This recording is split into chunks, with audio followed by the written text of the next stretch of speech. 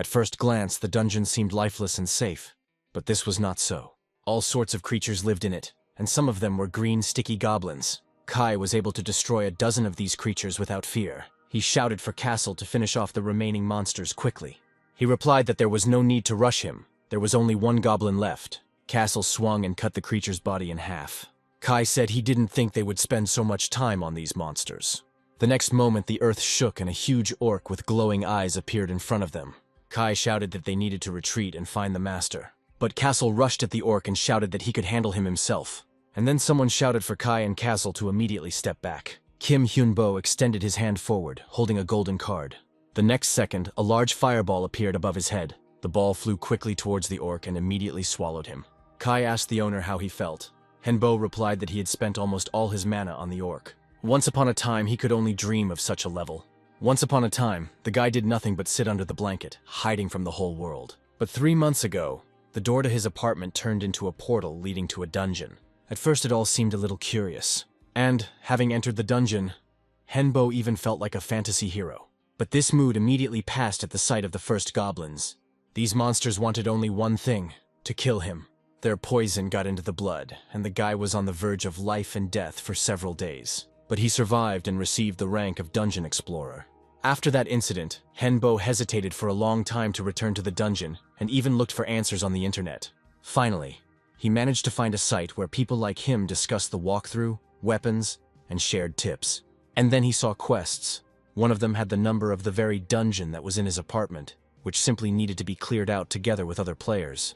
The guy was scared. Maybe the players could cope without him, but he had to go hunting because he needed money. Now he knew that the further he went into the dungeon, the more terrible the monsters were. Hyun-bo decided to kill ordinary goblins, and after some time the system reported that there were only 5 people left. But he couldn't shake the thought that these monsters themselves might come to him. And then the guy found a man who received the same quest as him, and was ready to fight him tomorrow. He was glad that he would not die, and that there were still those who were able to fight. Wrapping himself in a blanket to remain unnoticed, Hyun-bo tracked down the 3 goblins. And so, choosing the moment, he attacked one of them, waving his club. One blow was enough to knock him out in one go. A shield flew at the second one, knocking the goblin off his feet. And the third monster grabbed the wounded man and decided to run away. But the guy caught up with them. He threw the card onto the lying man's chest and exhaled. Taking out a stationary knife, Hyun-bo hoped that everything would work out. He made a small puncture and blood began to drip from his finger. The guy raised his hand over the map, and when everything around was illuminated by a blue glow, he realized that he had succeeded. Suddenly, Hyun-bo felt his stomach spin. As a result, he was left alone and tried to ignore what was happening, trying to find at least something on the site that could help him. But there were only comments about how there was no point in clinging to life. The only thing left was to die. There was no choice. I had to fight alone or stay with the dungeon forever. In the meantime, it was possible to evaluate one's skills. Seeing that he could have mana, concentration, and luck, he realized that he was a wizard. And thanks to these skills, he learned to subjugate goblins. But this could only be done a few times. The mana was exhausted. After taking a closer look at the site, something else became clear. Magic skills were quite rare and were more often used in group raids. But at that moment, Hyun-bo got scared and didn't take the chance to fight in the group. Now he was alone, with 272 days left before the raid failed. And the guy spent only 3 days in the dungeon. And then Hyun-bo heard some rustling behind the door. He abruptly opened the door and prepared to destroy the enemy together with the tamed goblins. But there was no one there. Only some kind of box was standing by the door. The employee asked if the chairman had sent another parcel. He replied that we need to invest in their future, since most of them will die within a year anyway. But those who survive will become very strong. The chairman added that, of course, this is not a small amount of money. But if you come to the rescue in a difficult moment, then this act will definitely be remembered. Even if only 1% survives, it will be a worthy investment. The chairman wanted to know what would come out of all this. Hyun-bo read the sender's name and realized that it was the chairman of the Wizards. He had seen his messages on the website. The letter said that the chairman was sending him 2 books because he thought that Hyun-bo was in a difficult situation. He looked at the reviews on the site from those who had already received such books, and they were not very flattering. Many considered them to be fakes. The instructions said that if the covers were removed from the books, they would certainly burn. But Hyun-bo did not experiment and only mentally thanked the chairman for such a gift. He sat down at the table and opened the book. Only after half an hour the guy managed to draw the correct magic circle. And using magic was somewhat reminiscent of knitting after drawing up a pattern. You had to imagine the image in your head. It took Henbo 4 days to study the books completely. The system reported that 20 hours were given for today's task, and if it was not completed, the player's level and skills would be reduced.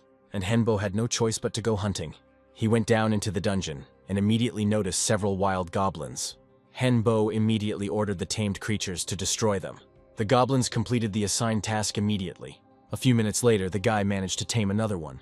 After studying the books, managing mana became much easier. At that moment, other monsters appeared. They were skeletons with glowing eyes. Henbo managed to hide and thought whether he should try his magic on them. The guy read the information about them. To tame someone, you need to mix your blood with the blood of the enemy. But there was no blood in the skeletons, there were only bones. However, this did not stop them from using some skills.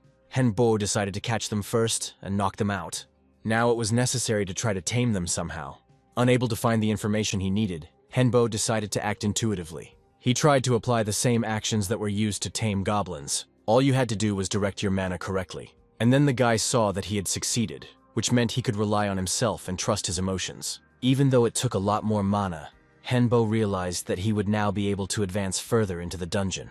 Thus, having received more assistance, he decided to return to his apartment. When Henbo returned, he looked closely at the skeleton and realized that it was female. The guy thought he needed to give her some name. He approached the monster and said that her name would be Christy. Henbo had already been in the dungeon for 7 days, and there were still 268 days left before the quest failed. He woke up the next morning dreaming of nothing but battles. Suddenly, a skeleton head appeared in front of Henbo and said good morning to him. He was surprised, and Christy added that his mana had such an effect on her. The skeleton said that after receiving a name, she was able to remember her previous life. Hyunbo really wanted to hear everything in detail. He asked how the name he had invented could be connected to her past. Christy replied that nothing happens for no reason. She added that the creature that received the name is already moving to a new level and already has its own personality. One day she lost her identity and soul, and that's why she ended up in the dungeon. When asked if Christy knew who took her name, the skeleton replied that she did not. She added that her memory has not yet fully recovered, but she remembers one thing for sure. This is some kind of creature that scares the living daylights out. Henbo looked at Christy and realized that he might have to fight some new unknown creature in the future. But if he dies, he too may lose his soul. And then Christy touched Henbo with her bony hand and said that she would not let her master die. He asked if Christy remembered anything else. Every little thing was important to him. She replied that she still didn't have enough strength to continue the conversation. She needed time to recover. Henbo suggested that Christy browse the internet to try to fully restore her speech and memories. And he himself began to study information about her. Henbo noticed that in addition to her strength, magic, and skill, her skills now also included giftedness. He had an idea that if he and Christy developed magic together, then during the battle, they could stand behind while the other skeletons fought. Henbo looked at the skeleton who was interested in studying the information, and decided that he could buy a computer for Christy. After some time, Henbo said that since she was a sorceress in her past life, she would teach him the skills of magic. She taught him how to draw magic circles correctly, how to accumulate mana and use it correctly. Christy patiently pointed out all his mistakes, and within a week, Henbo had already learned a lot. He was already impatient to go down into the dungeon to use all the knowledge he had gained. Christy said that the first thing they need to do is tame as many goblins as possible. After a few manipulations, she added that this amount would be enough for now. Christy approached one of the goblins and said that she wanted to check something that was related specifically to her. She reminded Hyunbo of the moment when they were gathering mana to go out, but the amount of her mana did not change. The next second, Chris grabbed one of the goblins and began to absorb his energy. The guy didn't understand what all this meant, but he didn't interfere. A minute later, Chris reminded her that she was undead. She added that after death one wants to live even more. Chris said that she can't store mana because she's already dead, and in order for the undead to be stronger, they need to take other people's lives. To survive, she needs to kill other creatures, and this is monstrous. Hyunbo gave Chris permission to kill others to become stronger. Otherwise, she would not be able to protect him. She looked at the guy and said that he was a very good person. Hyunbo replied that they just needed to survive at any cost. Chris added that there are still zombies in the dungeon, and unlike her, they need to eat their victims to become stronger. Henbo decided to test Christy's skills after what happened, but they did not improve. He decided that she needed to find someone stronger than the goblins. Suddenly, everyone saw a crowd of goblins rushing towards them. Christy said to leave it to her, and she could handle it on her own. The next second, she drew a magic circle in the air and created magic arrows. Arrows flew into the angry crowd and destroyed several goblins. Christy had used up almost all of her mana, and Henbo told her to rest and recover. He prepared for battle and directed the tamed goblins at the crowd. The creatures mixed together and a fierce battle began. The tamed goblins fought with all their might to protect their master. And then one of the monsters managed to get to Henbo and immediately got hit in the green face. The goblins decided to run away, but the guy ordered to catch up with them. He followed his own and then saw that all his tamed goblins were dead and the rest had disappeared. And then Henbo realized that he was wrong. The goblins did not run away, but lured him into their lair. He knew he didn't have enough mana to subdue them all. And then Christy came up from behind. She said not to be sad about the dead. These goblins were expendable anyway. Christy added that it was necessary to go back and heal the wounds. Once home, Henbo felt something unusual and asked Chris what she was doing. She replied that she was using the first circle of healing magic, quick healing. Once the wounds were completely gone, Chris said that she didn't think she would be able to use this skill as an undead, and was glad that she had succeeded. And then she leaned over to the guy and asked if it was time to buy better equipment, because the next trip could be even more dangerous. Hyunbo replied that the most basic set cost 150,000 won, but Chris said that it would not be enough. The guy replied that he didn't have enough money for anything else, to which the skeleton replied that they could create a page with paid advice and make money. Chris added that she could post tips on magic, then they would definitely have a lot of views, for which they would be well paid. Henbo didn't know that knowledge could be exchanged for money. He thought, surely there would be those who would need such advice. After some time, Henbo checked the status of his account and was horrified. Christy proudly said that now they can buy a new base, or rather move. She said that after payment you need to indicate the old address, then indicate the new address, then stay in the dungeon for half a day and then return to the new house. When Hyunbo said he wanted to move closer to people, Christy said that's what they would do. They paid a deposit, signed a 1-year contract, and moved into their new home 4 days later. Henbo went out onto the balcony. It seemed to him that there was someone behind all this who had sent him a parcel with magic books. Then Chris came up from behind and reminded them that they needed to go through the dungeon. The guy asked if there was any other way, but Chris replied that perhaps he does exist, but it is not a fact that he will be much more dangerous than the chosen one. She added that avoiding problems will not solve them. Hyunbo shouted that he just wanted to get out, and he would definitely manage it. The next second, everything around was illuminated by a bright blue glow, and Christy realized that this was what the owner's mana looked like. Now Henbo has another weapon, a mace, and it has become much easier to deal with enemies. In addition, his body's own mana awakened. Returning home, Christy explained that her owner got her for being able to overcome himself. She added that now he can definitely be called a wizard. From now on, Henbo was a magician of the first magic circle. He began to manipulate the magic circle. This was necessary in order to successfully complete the subjugation of the 2 captive skeletons. Henbo gave them the names Castle and Kai, but Christy suggested taking it slow. She added that it was not a fact that these 2 would be as obedient as she was. After all, the memories of life and death that appear in the body of the undead can affect them in unpredictable ways. A couple of hours later, they returned to the closet where the skeletons were locked. Henbo came closer and opened it. Christy touched one of the skeletons and said that their memories had returned. The guy replied that they seemed to understand him, but they couldn't answer anything. Christy said that they lack vocal cords, and she is an exception. She turned to the skeletons and said that today they had another chance. Christy pointed to Henbo and added that this was their new owner who saved them and gave them new names. She said that now Hyunbo is in danger, just as their world was once in danger. And so Kai and Castle must do what they failed to do in their past lives. Christy told the skeletons to swear allegiance to their master, and if they did not, they would die on the spot. Without saying a word, Kai and Casly telepathically swore an oath of allegiance to their master.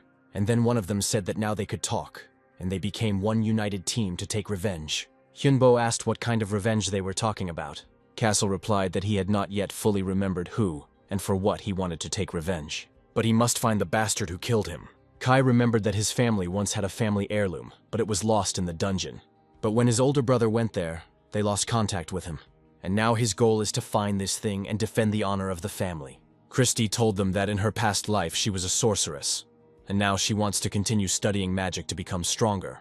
Hyunbo realized that he had to say something too, so he said his name and added that his goal was to survive. He was once on the verge of death, and he doesn't want to experience that fear and pain anymore. Hyunbo added that each of them, by going towards their own goal, helps him achieve his goal. Christy, Kai, and Casly responded that they were ready to help the owner and follow him.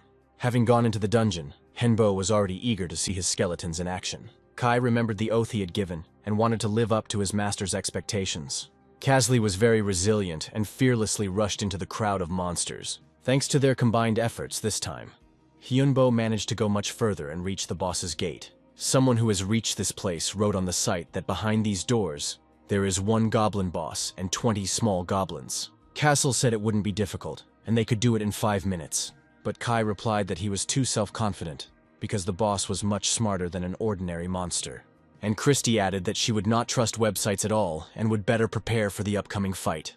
Henbo listened to Christy, and they all returned home together to prepare to fight the boss. A few minutes later, he reported that he had good news. Everyone's stats and skills had improved thanks to the battles they had fought. When he decided to look at information about himself, he saw that he had reached the highest level.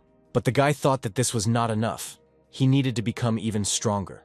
Kai said that they might need some magic crystal powder for the upcoming fight. Hyunbo went to the website and saw that 10 grams of the ingredient cost 1 million won. And when Christy added that they would need a whole kilogram, the guy replied that he didn't have that kind of money. Christy insisted, saying that they could buy what they needed on an installment plan. A few hours later, the package was delivered. Christy said mysteriously that she needed to create something and asked not to interfere. When she added that it could take several hours, the others decided to go down into the dungeon without her. Almost 300 units were destroyed. Kai said that the enemy was weak today. Casley replied that they had squandered almost all their luck. And then Hyunbo remembered that he had a skill called luck, which should help in difficult situations. But Kai replied that luck doesn't come easy, and if luck is on his side here, then in life it's most likely the other way around. Casley reminded them that perhaps they had not encountered suitable skeletons precisely because the owner had spent all his luck on them. They returned home. Everyone was eager to know what Chris had been doing without them. But she replied that she had not finished yet. Christy has tried several times to create the required ingredient, but it seems that luck is not on her side today. Hyunbo replied that it could be because he had used up all his luck in the battle. Christy replied that the owner had nothing to do with it. It was only her fault. She decided to go back to the room and try again. Although Christy said it would be a pleasant surprise, the others were eager to find out what was going on behind closed doors. And then the door suddenly opened, and Christy said dissatisfiedly that he was terribly disturbing her too.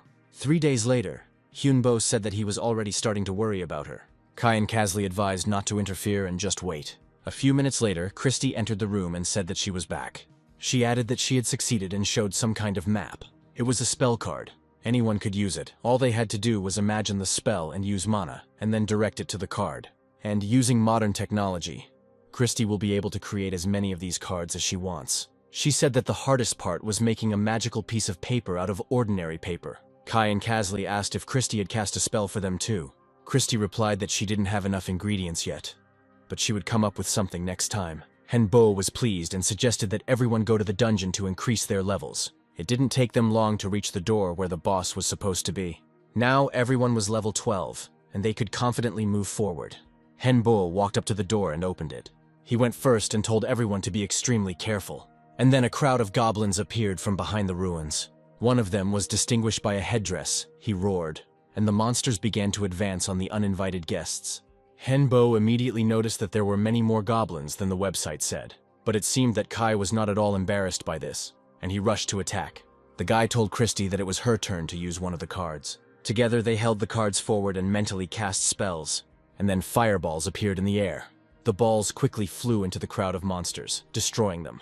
Casley rushed towards the survivors and shouted that they were finished. Once the regular goblins were dealt with, all that was left was to fight the main boss. Casley shouted that he would deal with him himself, and in that same second, he realized that he needed better equipment. He retreated and decided that if he survived, he would definitely acquire it. Casley rushed at the boss again and asked the owner for help. Henba drew another card in front of him and cast another spell. The boss, shrouded in lightning, wanted to run away, but Casley grabbed him tightly by the head. A few seconds later, he was already standing over the lifeless body of the monster. Kai noticed the surviving and wounded goblins and said that they needed to be finished off. After some time, Henbo lay on the ground and understood only one thing. They had won. The system reported that a participant named Hyunbo had cleared this dungeon quest first in 50 days and had received a reward of 1 million won. Tired and exhausted, they returned home alive. Henbo decided to lie down and rest for a while. He almost fell asleep, but when he opened his eyes, he saw a goblin's severed head in front of him. Henbo jumped up screaming and realized that he had fallen asleep right in the dungeon. He looked around and said that it was time for them to go back. Henboy glanced at the app page and noticed a new feature. Quick return. Christy said that she might appear after the boss is destroyed. The guy, without thinking, pressed it, and a door immediately appeared in front of them. He was just about to grab the handle when Christy got ahead of him. She suggested not to take any risks until she had fully examined the door. Henbo sat down on a rock and decided not to disturb Christy. He added that it was better to wait than to take risks. When Henbo woke up, he heard an argument about whether anyone had bought anything from the website. Someone sent them a package again, but everyone denied any involvement. Henbo carefully opened the box and saw chainmail inside. The letter contained congratulatory words about how he was making great progress in the dungeon and deserved such a gift. The guy thought that if it had been sent before the boss fight, it would have been quite useful. He decided that he needed to somehow thank the sender with a gift, but he didn't know what to offer him. Christy suggested that one of the magic cards she had created would work just fine. The chairman called his assistant, who, a few minutes later, appeared in his office. The chairman reminded him about the only surviving player. He added that the guy was doing well and was doing great in the dungeon quests, for which he received chainmail from him as a gift.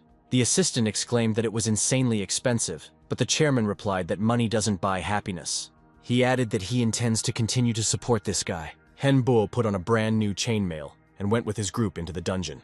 After defeating the boss, he advanced to the second level. Now, in addition to goblins and skeletons, there are also orcs. They looked like goblins, but they were huge and had fangs. On the master's orders, Kai and Kazli rushed to attack.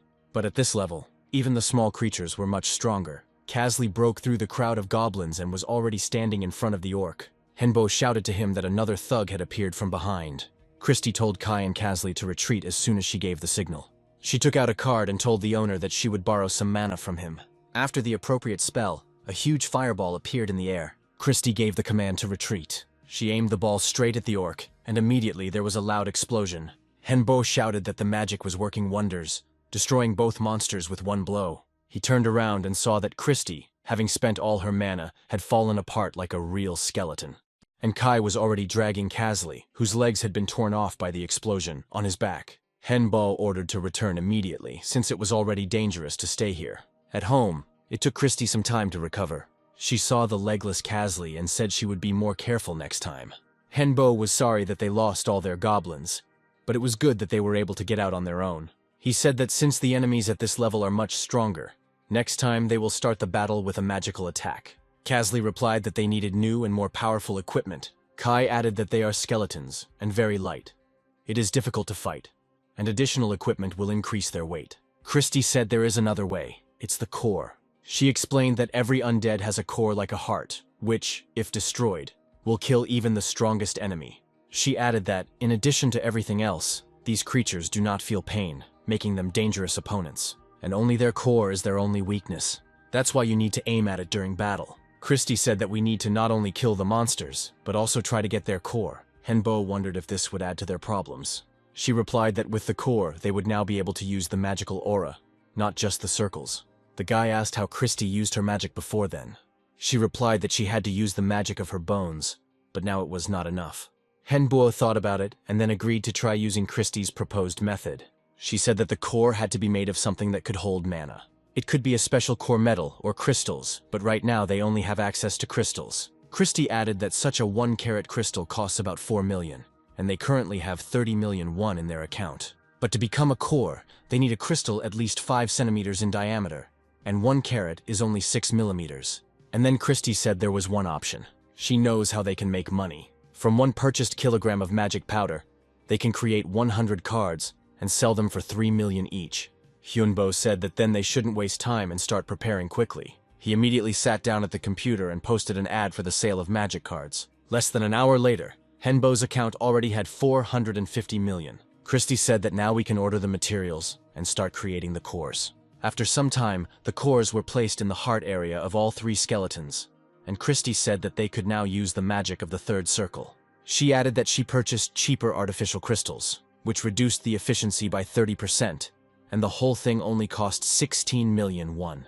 Therefore, each core contained 5 crystals that could be replaced. Christy suggested checking to see how much their numbers had changed. Hyunbo showed that they had increased, and that a new skill had appeared, Mastery. He added that now it remains to check the effect of the nuclei in the dungeon. But Christy replied that there was no need to rush, that they needed to monitor and test their effects outside of battle. Without going too far, Casley destroyed one of the goblins and said that he now had the sword whirlwind skill. Then Kai replied that now he would show what he was capable of. His weapon cut through the enemy like a piece of butter. Castle didn't want to be in second place and swung his sword again. But after a couple of seconds, he folded up just like Christy did last time. Christy said that this method takes a lot of mana, and the problem is that it takes a long time to recover. Henbo picked up Casley and suggested that he return home and sell the second batch of cards he had made, and then they realized that the road home would not be easy. A crowd of mouse gnomes stood in front of them. Henbo exclaimed that they couldn't cope without Castle, but Christy said not to worry and used Lightning Strike, and then she stopped the dwarves for a while using the Breath of Ice. Kai took advantage of this moment and rushed into the crowd of monsters. Swinging his sword left and right, he managed to destroy the entire crowd. Christy gave Henbo some advice. A wizard should never panic, otherwise he will not be able to use magic properly and will die. Returning home, Hyunbo went to bed feeling pleasantly tired, and then he found himself alone in a place unknown to him. Suddenly, Henbo noticed a faint blue glow in the area of his heart. He decided that it was just a dream, and he just needed to wait until he woke up. And if this is not a dream, then such an amount of mana can be dangerous. The next second, the sharp pain and the increased glow became unbearable. Henbo wanted to stop it, but he couldn't do anything. The mana was uncontrollable. A little more, and his heart will jump out of his chest or burst into pieces. Somewhere in the distance, the guy heard Christy's worried voice. He opened his eyes to see Kai, Casley, and Christy looking at him in horror. Hyunbo sat up on the bed and asked what happened. Christy said they saw a strange glow outside the door of his room, and when they entered, they saw that it had already filled the entire space. She added that if they had not woken up the owner, he could have died in his sleep. Henbo asked if Christy had helped him, but she replied that the attack had stopped on its own. He wondered if he could handle it on his own and keep his mana under control. Hyunbo was able to master the mana and control the situation.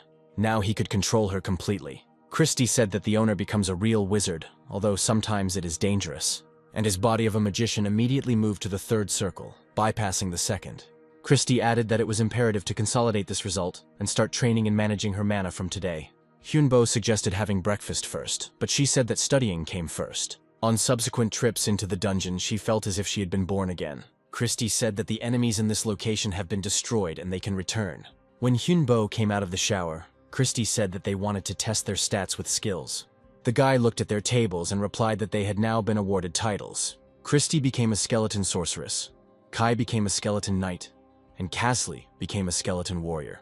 He added that, in addition to this, their performance indicators have improved. Casley said they feel it themselves, especially the changes in growth. Both skeletons stood in front of Henbo, and he was surprised by their enormous height. Christy said that she is changing too, but all these changes are happening inside. She added that when the owner became a third circle mage, it directly affected them as well. Henbo replied that since they had such improvements, they could go and clear the second floor, but Christy said that it was not ready yet. The guy didn't argue with the sorceress and decided to just wait. Casley added that their new weapons will not be ready until next week. Christy replied that she could still improve it with magic. And then the day came when new armor was delivered to Casley. Christy explained that after upgrading them, instant buffs and recovery became available. She added that she improved Kai's weapon, which became sharper and also recovers over time. Christy said she had a gift for the owner too. It was a cloak that also had protection and restoration. Christy added that she also worked on it and increased the capacity of its pockets. And although all this equipment is not cheap, it is still considered consumable. And Casley was already impatient to test the new equipment in battle. Christy replied that they were now ready to go underground and advance even further. The team had advanced quite a distance when they suddenly heard rustling sounds. They were goblins led by a huge orc. Casley said it was finally time for some real hunting. Christy pulled out a card and threw a fireball into the crowd. Casley got angry and reminded her that she had once inadvertently deprived him of his legs. Henbo asked not to sort things out, but to focus on the surviving goblins who could call others for help. The monster managed to escape, and Casley was angry that he was not given the chance to fight. 119 days had already passed since the beginning of the exploration of the dungeon, and 156 remained until the failure of the quest. Kai went on reconnaissance to see where the orc had escaped to. He returned half an hour later and reported that the escaped monster had called his comrades, of whom there were about 50. To save mana, Henbo suggested destroying them with one blow. The team walked forward a little and opened some kind of door in front of them. It looked like there was another monster lair here. Christy cast a spell and Henbo released a fireball forward. Some were destroyed, but the rest were enveloped in acrid clouds of smoke. And then a mouse gnome rushed towards them. Henbo didn't lose his composure and launched a magic arrow at him, and spears and swords flew after her. But despite the fact that the monster was not alone, some were still neutralized. Casley shouted that it was his turn and rushed into the angry crowd. Kai, brandishing his sword, rushed to his aid. The goblins, realizing that they were facing a strong enemy, began to run, saving themselves by flight. Henbo slammed his staff onto the ground, and a stone wall appeared in front of the monsters, blocking their path. Christie shouted that it was time for ice lightning. The goblins were immediately destroyed by ice shards. Casley reported that they also killed the mouse monsters. Henbo approached them and asked how their new equipment was. The skeletons replied that it was excellent, but there was a small problem. The problem is that there are too few enemies. Christie said that was enough for today, and they needed to go home. At home, she said she wanted to talk to the owner, and Henbo asked the skeletons to wait outside. When they were alone, Christie said that she had a very important conversation and asked Hyunbo to sit down. She said that all this time she'd been teaching the master various magics and asked what was easiest for him. Hyunbo replied that studying was very difficult for him and he got tired quickly. Christie replied that he should know as many options as possible, since in the future he would have to choose one. She asked if perhaps he had already decided on the teaching that he would apply. Hyunbo replied that he had made a decision and had chosen a certain subject. He would like to study Nyctomancy in more depth. This teaching is based on the summoning of undead, the creation of golems and chimeras, as well as the creation of curses, poisons, and antidotes. This science ranks 5th in magic, but is considered very dangerous. Christie said it was too early to choose this direction, since the owner did not fully know all the aspects. But Henbo reminded her of her words. If you take an oath, the mana level will increase to the general level of the chosen direction. Christie replied that this was true, but then it would be more difficult to study other sciences, and the chosen direction would then be impossible to change. Hyunbo replied that he was confident in his choice. He added that he had 2 good reasons for this. Firstly, this science comes easier to him than to others. He feels it. And the second reason is that she has Chris, Kai, and Casley. Hyunbo said he didn't think it was a coincidence that they ended up together. Christie reminded again that this is a very complex science, and the owner may be rejected by society. Hyunbo replied that he hoped this would not happen, and chose the Nyctomancy. Kai and Casley, who were eavesdropping on the conversation, could not resist, and, entering the room, exclaimed that the owner had made an excellent choice. Christie said she would no longer try to dissuade the owner. Henbo began to recite the oath, and the entire room was illuminated with a bright blue glow. Christie said that now he is officially a Nyctomancer. She hopes that everything will work out for him. Henbo asked where he could get books on Nyctomancy. Christie replied that all the necessary literature is on the website. But these books are very expensive, from 5 to 20 million won, depending on the circle of magic. Christie added that they can now afford to buy second-round books. She said that they come into this world empty-handed and leave behind everything they have acquired, so there is no need to be afraid to spend while you are alive. After going down into the dungeon, Henbo asked not to interfere. He wanted to try out new powers alone. Having destroyed the skeletons, he began to revive the skeleton archers. Now they had a small army of tamed and reanimated skeletons. Hyunbo said he could raise a few more. Kai said he hoped they would be stronger than they were on the first floor. But at that moment a crowd of mouse gnomes appeared, and Henbo ordered to attack them. The animated archers immediately carried out their master's order. They not only fired arrows, but also fought selflessly in close combat. Hyunbo said it wasn't difficult at all, and Casley replied that with a good weapon they would have dealt with it much faster. Christie asked the owner what was wrong with his mana, and Henbo replied that everything was fine. The chairman was upset. None of the guild players were able to complete the quest successfully, and Assistant Mark said that they still have to buy these cards. The chairman ordered to bring the already purchased parcel. A minute later, he looked at the sender's address and realized that the seller of the cards was the very guy they had been helping. The chairman said he would personally examine the cards and ordered Mark to buy more. He added that it would be much more useful if they could make them themselves. Christie reported that the next batch of cards sold out immediately and more needed to be made. She added that they had competitors and showed their maps posted on the website. Christie said that for now it is just a fake, but a competitor will quickly be able to recognize the technology and start producing a better product. Therefore, while they are afloat, we need to sell as many original cards as possible. Going down into the dungeon, Christie said that ghouls and slimes might appear below, on the 3rd floor. Henbo replied that he had read that one should be careful with them, as the poison of these creatures could destroy their equipment.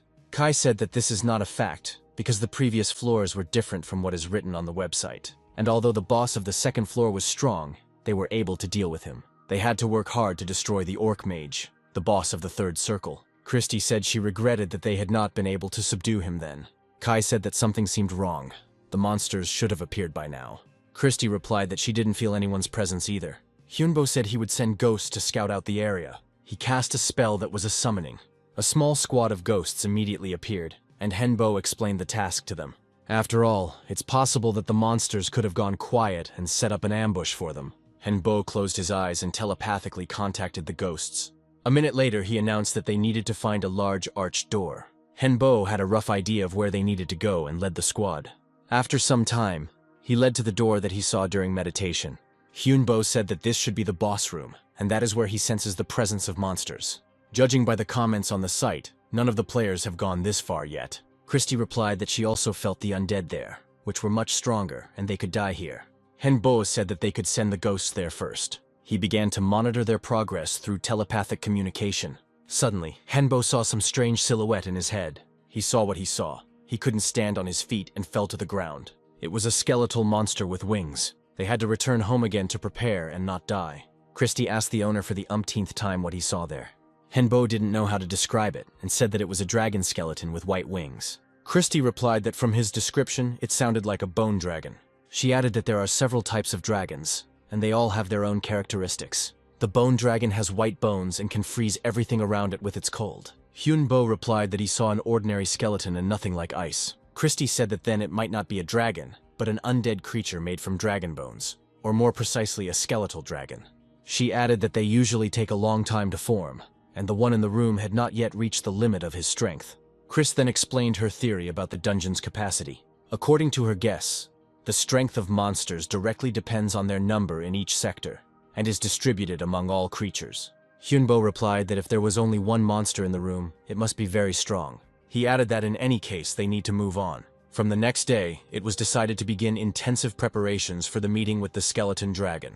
Only 3 months later, they descended into the dungeon again and stood in front of the now familiar door. Hyunbo warned that it would be a very tough battle and opened the doors. At that moment, the skeletons that were guarding the boss began to crawl towards them. Henbo cast a spell and summoned his assistants.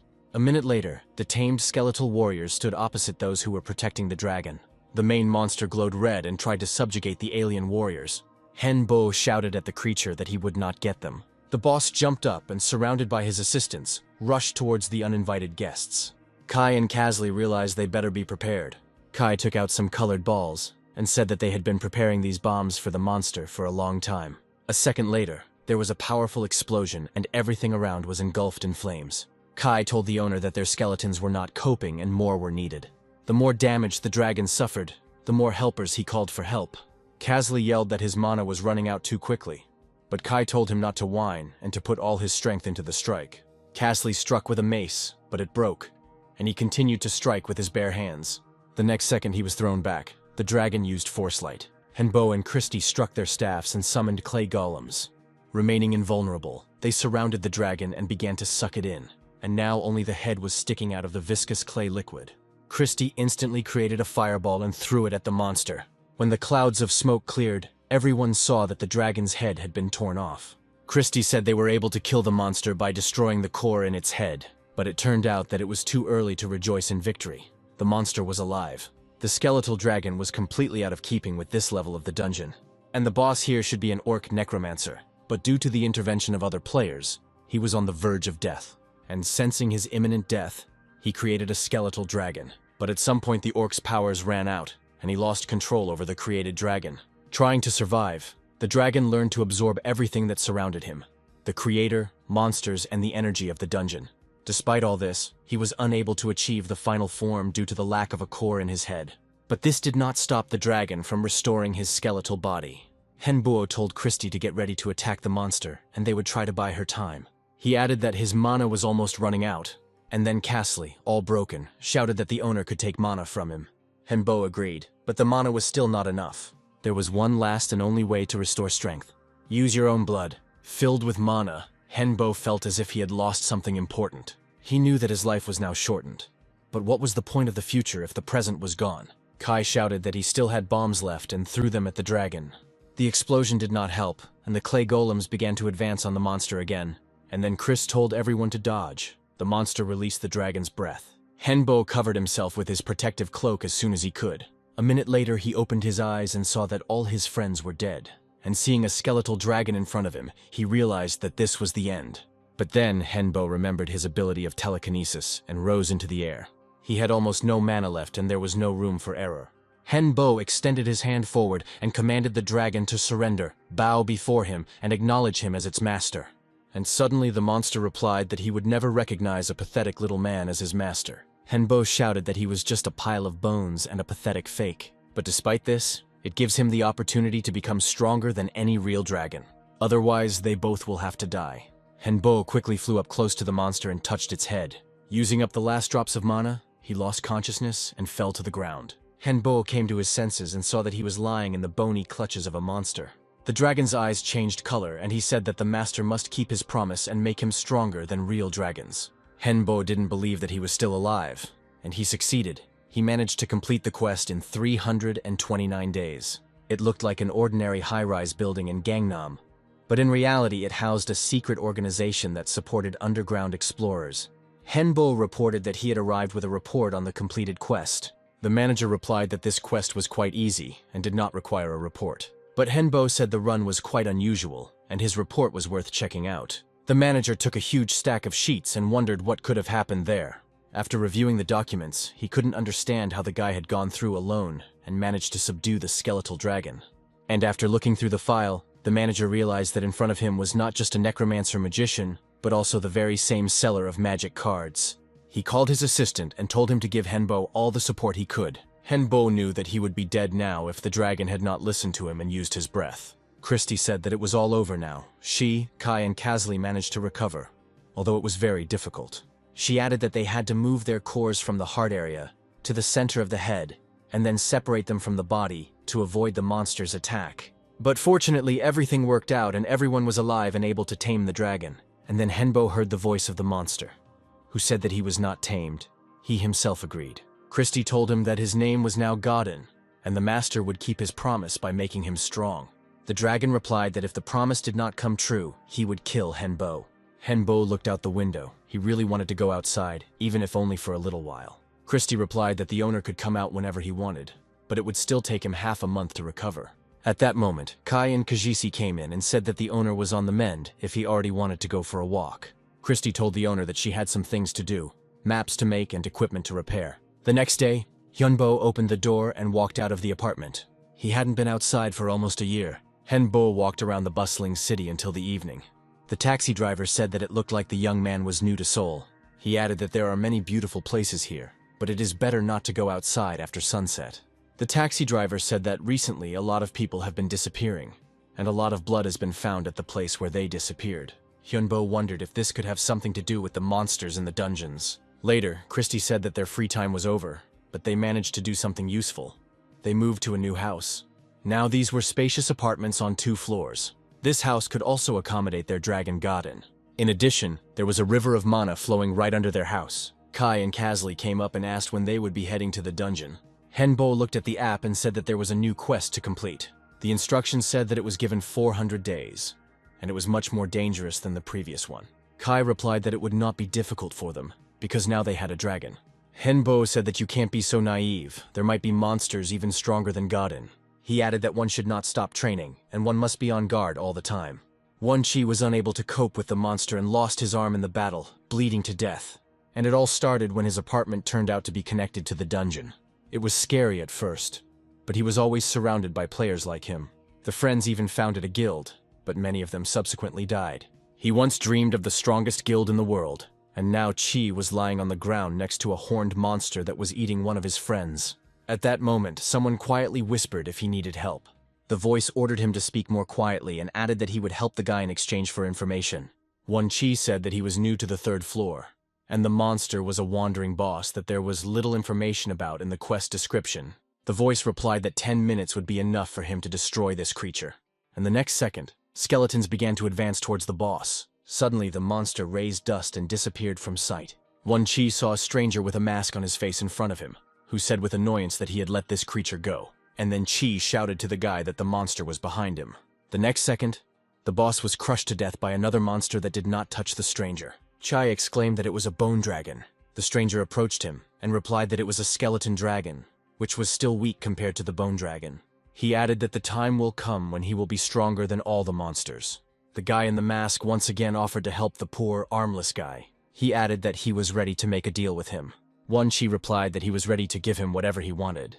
The stranger pointed his finger at him and said that his soul would be enough. He added that he could return the guy's hand if he agreed to sign a contract with him. Of course, it was hard to believe, so I had to prove it in practice. The stranger sat down next to the wounded man and used the skill of restoration and healing. Wan Chi looked at his hand and couldn't believe his eyes. He looked up at the masked guy and said he was ready to sign a contract. That day, Henbo found more wounded and received 21 souls. He told me to remember 2 rules: to keep silent about what happened and to give him mana crystals from each raid. Later, Henbo gave them a magic book with information about the spell cards. Kai was surprised that someone was capable of signing such contracts. Hyunbo replied that in order to protect himself, he needs to develop and strengthen his defense. He added that one of the main points is non-disclosure. No one will know what connects them all. At that moment, a message about a new quest arrived on the phone. 500 days were allotted for its completion, and a reward of 5 million won was given. Castle walked ahead, angry that they hadn't met any monsters yet. And then Henbo told everyone to stop. He felt something. He closed his eyes and said that there were other underground explorers nearby. People, and they are 20 minutes away. One has a crossbow. The others also have some kind of weapon. Hyunbo put on his mask and told everyone not to relax and to be ready for an attack. They walked forward and met a group of explorers. One of the guys extended his hand and said that his name was Kim Jin, and he was the head of this clan. Hyunbo shook his hand and replied that his name was Wonhye. Jin asked who his team was. Henbo replied that it was the undead that he had managed to subdue in the first quest. The guy expressed his admiration and offered to join his clan, because mages are well suited for teamwork. Jin brought him to his clan to introduce him and tell him about the reunion. At home, Hyunbo had already looked into the information about this clan in more detail, and learned that 16 of their people had died. Kasley said that was not surprising, as most researchers had poor skills. It was even surprising how they managed to survive at all. Kasley handed the owner Kim Jin's business card and said that he was online. He added that this clan cannot be ignored. If all the remaining ones gather into one squad, then there will be much more strength. Kai replied that he didn't really want to trust this Jin. Henbo said what they didn't like about this leader. Kai replied that he was a shady guy, and the whole clan did not inspire confidence. And Kasley added that he saw the faces of guys who could only say good things to their boss to his face, but their looks said something completely different. Christie said that these are just guesses, and you can't rely on your own opinion alone. Kasley was outraged. Did Chris really trust this Kim Jin? She replied that she just needed to make sure first, but she had her reasons for not bothering with this guy. Henbo listened to the information and decided to completely agree with Christie. He said that they needed to get rid of Kim Jin's team before it was too late. On the site, they found his post, where he called on other players to unite to complete the quest and gather at a specified location on a specified date to discuss a plan together. Christie said they had 3 days to prepare. 3 days later, Kim Jin gathered volunteers who wanted to unite in a safe place in the dungeon. He added that if everyone was here, he was ready to begin his speech. Jin spoke about the danger of the next quest and about his dead comrades. He talked about his squad, which was prepared to meet the monsters, but their numbers were insufficient. But this does not mean that the dungeon is impassable. You need to combine forces and skills to increase the chance of victory. Kim Jin was silent for a moment, and then added that there was one problem: money. Of course, they get a bonus for killing monsters, but with such a large number of people, the profit will decrease significantly. It is possible that this may lead to conflicts within the group. Therefore, in order to maintain order, Jin suggested creating a guild with responsibilities distributed among the members. Henbo listened carefully to the guy. Now he understood his true intentions. And Kim Jin has already put forward his candidacy for the position of guild master. He said that there was a good reason why he should be the leader of the guild.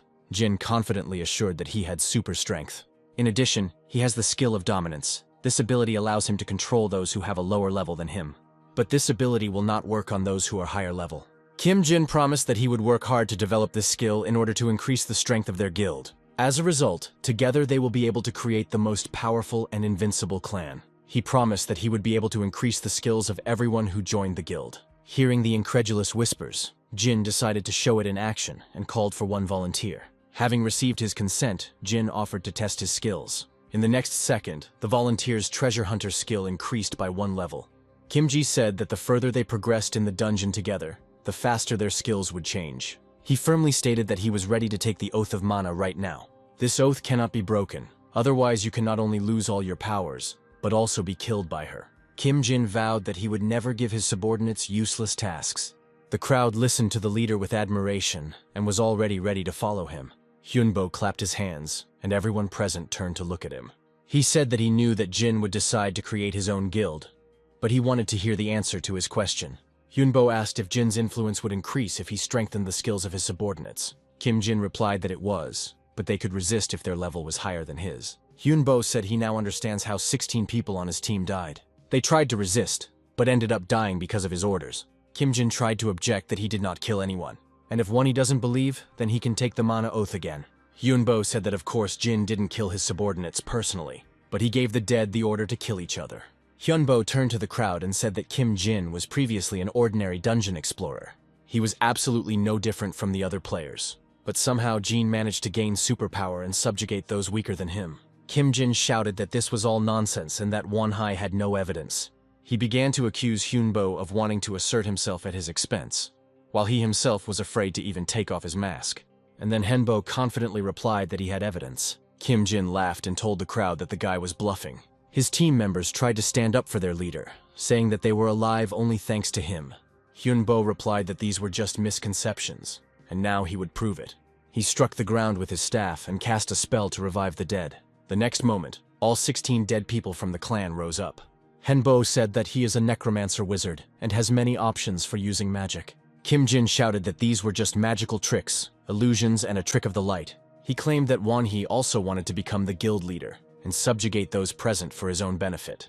But the people no longer trusted Kim Jin very much and were sure that he would do the same to them as he did to the dead. They started shouting that they would never choose him as guildmaster. Kim Jin couldn't stand it, pulled out his sword and rushed at Hyunbo. But then Castle came to the rescue and parried his blow. Kim Jin shouted to those who were still on his side to destroy Wonhee and his team. The subordinates rushed to help their leader. Kai shouted that they needed to be stopped, but in a way that would not harm them, since they were not guilty of anything. A minute later, he realized that the enemy was much stronger than he thought. Kim Jin laughed and said that they couldn't handle his people. Christie decided it was time to intervene and took out a magic card. Kim Jin's team was scattered across the ground. The leader shouted that now he would show all the power of submission. He raised his people and gave them even greater strength.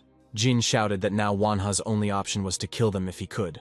Kai and Kasley began to repel the enemy's attack again. Christie pulled out a second card and fired ice arrows. And Kim Jin swung his sword and shouted that now his bony toys would fight on his side.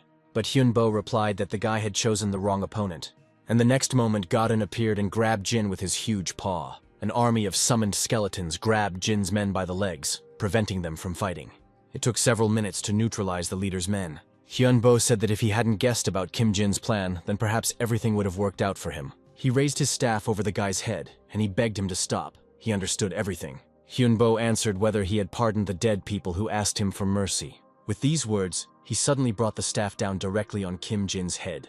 Hyunbo hadn't left the restroom for half an hour.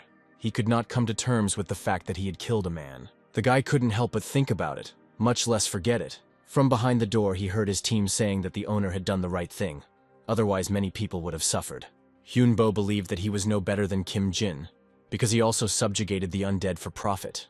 He opened the door and said that he would like to be alone today. The guy headed to his room and, closing the door behind him, collapsed onto the bed. Hyunbo tried to convince himself that this was the only way out, otherwise they would die. The next morning, he woke up to his skeletons entering his bedroom and telling him that the master had moved on to the fourth circle. Hyunbo sat up in bed and didn't understand when this could have happened, because they weren't fighting monsters. Christie explained that yesterday his determination was able to improve the master's skills, and he became a fourth circle mage. The guy wondered if he had really gotten a promotion by accepting his sins. Christie took the owner's hands and said that he shouldn't blame himself for getting a new level in this way. She added that a lot had happened recently and everyone needed a good rest. Christie said that there are a lot of people in the dungeon now.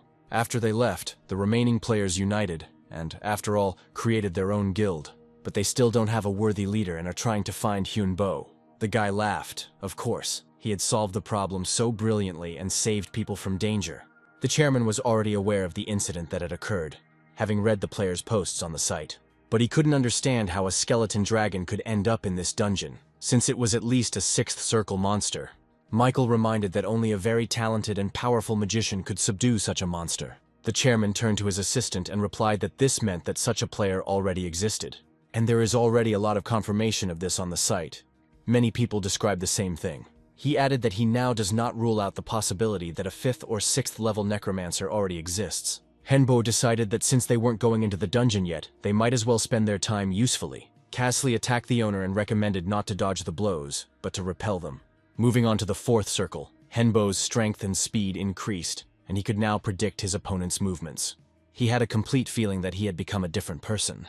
Kai, who was sitting at the computer, reported that 13 more people had died in the dungeon. He added that the guys who named their guild normal were too hasty and they still need a leader. Christie noticed that Hyunbo was deep in thought, and said that they needed to focus on improving their skills for now. Even if the owner wants to go down into the dungeon again, it is better to endure it. Hyunbo replied that he didn't seem to be planning to go there. Christie replied that since training was over, they could start planning their next trip.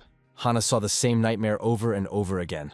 In his dream, Kim Jin again subdued her and forced her to attack the monsters. The girl woke up and sat up in bed. She knew that the leader was dead, but she saw him again in her dreams. Hana remembered that last battle in which she remained alive. She heard Wonhee's words in the mask that from the moment Jin died, he would begin to suffer real torment. Wonhee grabbed the leader and threw him into the crowd of resurrected. He told them that they could do whatever they wanted with him. That day, Hana realized that she could move. She was alive. The next second, she saw the ghost of her sister among the resurrected. Hana knelt before her and cried. She felt guilty for her death. The ghost smiled and said that her sister had to survive for both of them. Hana clenched her fists. She shouldn't just sit at home and cry. She must become stronger and more resilient. Henbo looked at the plan Christie had drawn up and asked why they needed a base. She replied that there were many dungeons in that world, and they could not explore each of them. If they make a mistake during the passage, the rest of the explorers may become undead like her. And it is possible that someday monsters from the dungeon will be able to penetrate this world. Hyunbo remembered the taxi driver's words that it was dangerous to go out in the evening. Many people were disappearing, and Christie continued, saying that the base was necessary to protect the survivors. It would be a safe place for researchers in need. Henbo replied that construction needed to begin as soon as possible, but Christie said there was another issue to consider. She explained that the cards are not selling very well now, and construction requires a lot of money. Christie added that most people continue to buy counterfeit cards at a lower price. She said they could start selling magical artifacts. Hengbo responded that competitors might again try to learn the technology behind their production. Christie said that with the cards it was easier, but with the artifacts, she will try to give it her all. She added that if the owner takes an active part, they will do it much faster. The next day, lessons on making magical artifacts began. Christie tried to be very patient, but from time to time she still punished Henbo. And the punishment was medicine, disgusting to the taste, but good for the body. It was sweet, salty, bitter, and spicy all at the same time. It took 3 months to complete the training. Christie said the owner is now ready to fight the new boss. Unable to find anyone more worthy, the researchers chose Hana as the guildmaster. She said that they wouldn't wait for anyone else and would handle it themselves. Hana stood in front of the crowd and gave a pep talk. And at that moment, footsteps were heard in the distance. It was Wonhee and his team. 108 days have passed since the start of the quest.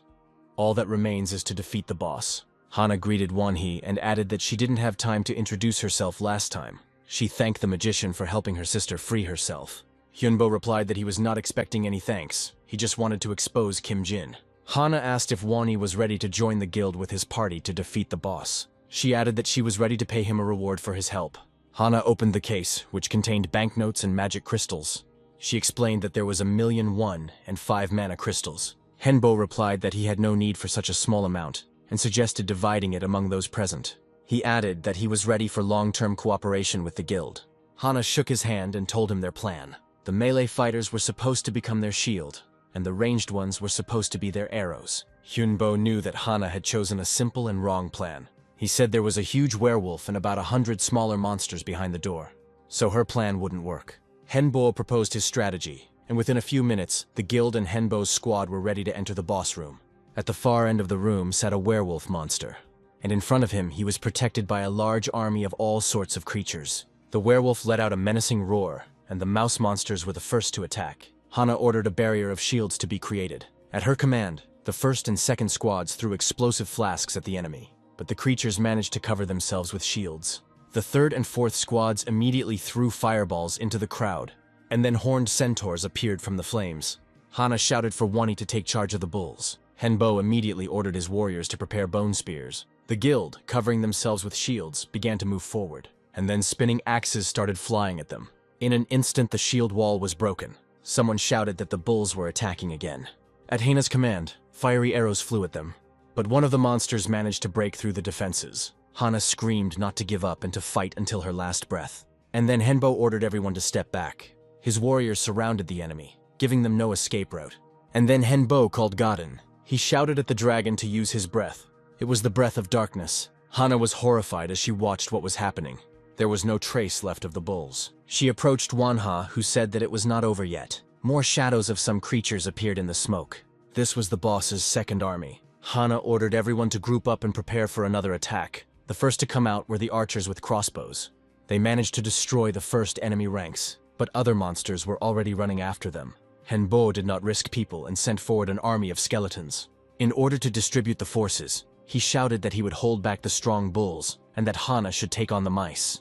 Henbo ordered Kai and Kazli to attack the bulls, and Christie used lightning strike. The monsters received multiple injuries, but they had the ability to regenerate, and their wounds began to heal right before our eyes. But Hyunbo insisted that they still had a chance to win, and he sent Kai and Kazli into the attack again.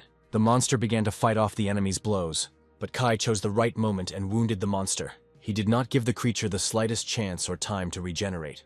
But the monster still managed to recover, and Kazli shouted that his head needed to be cut off.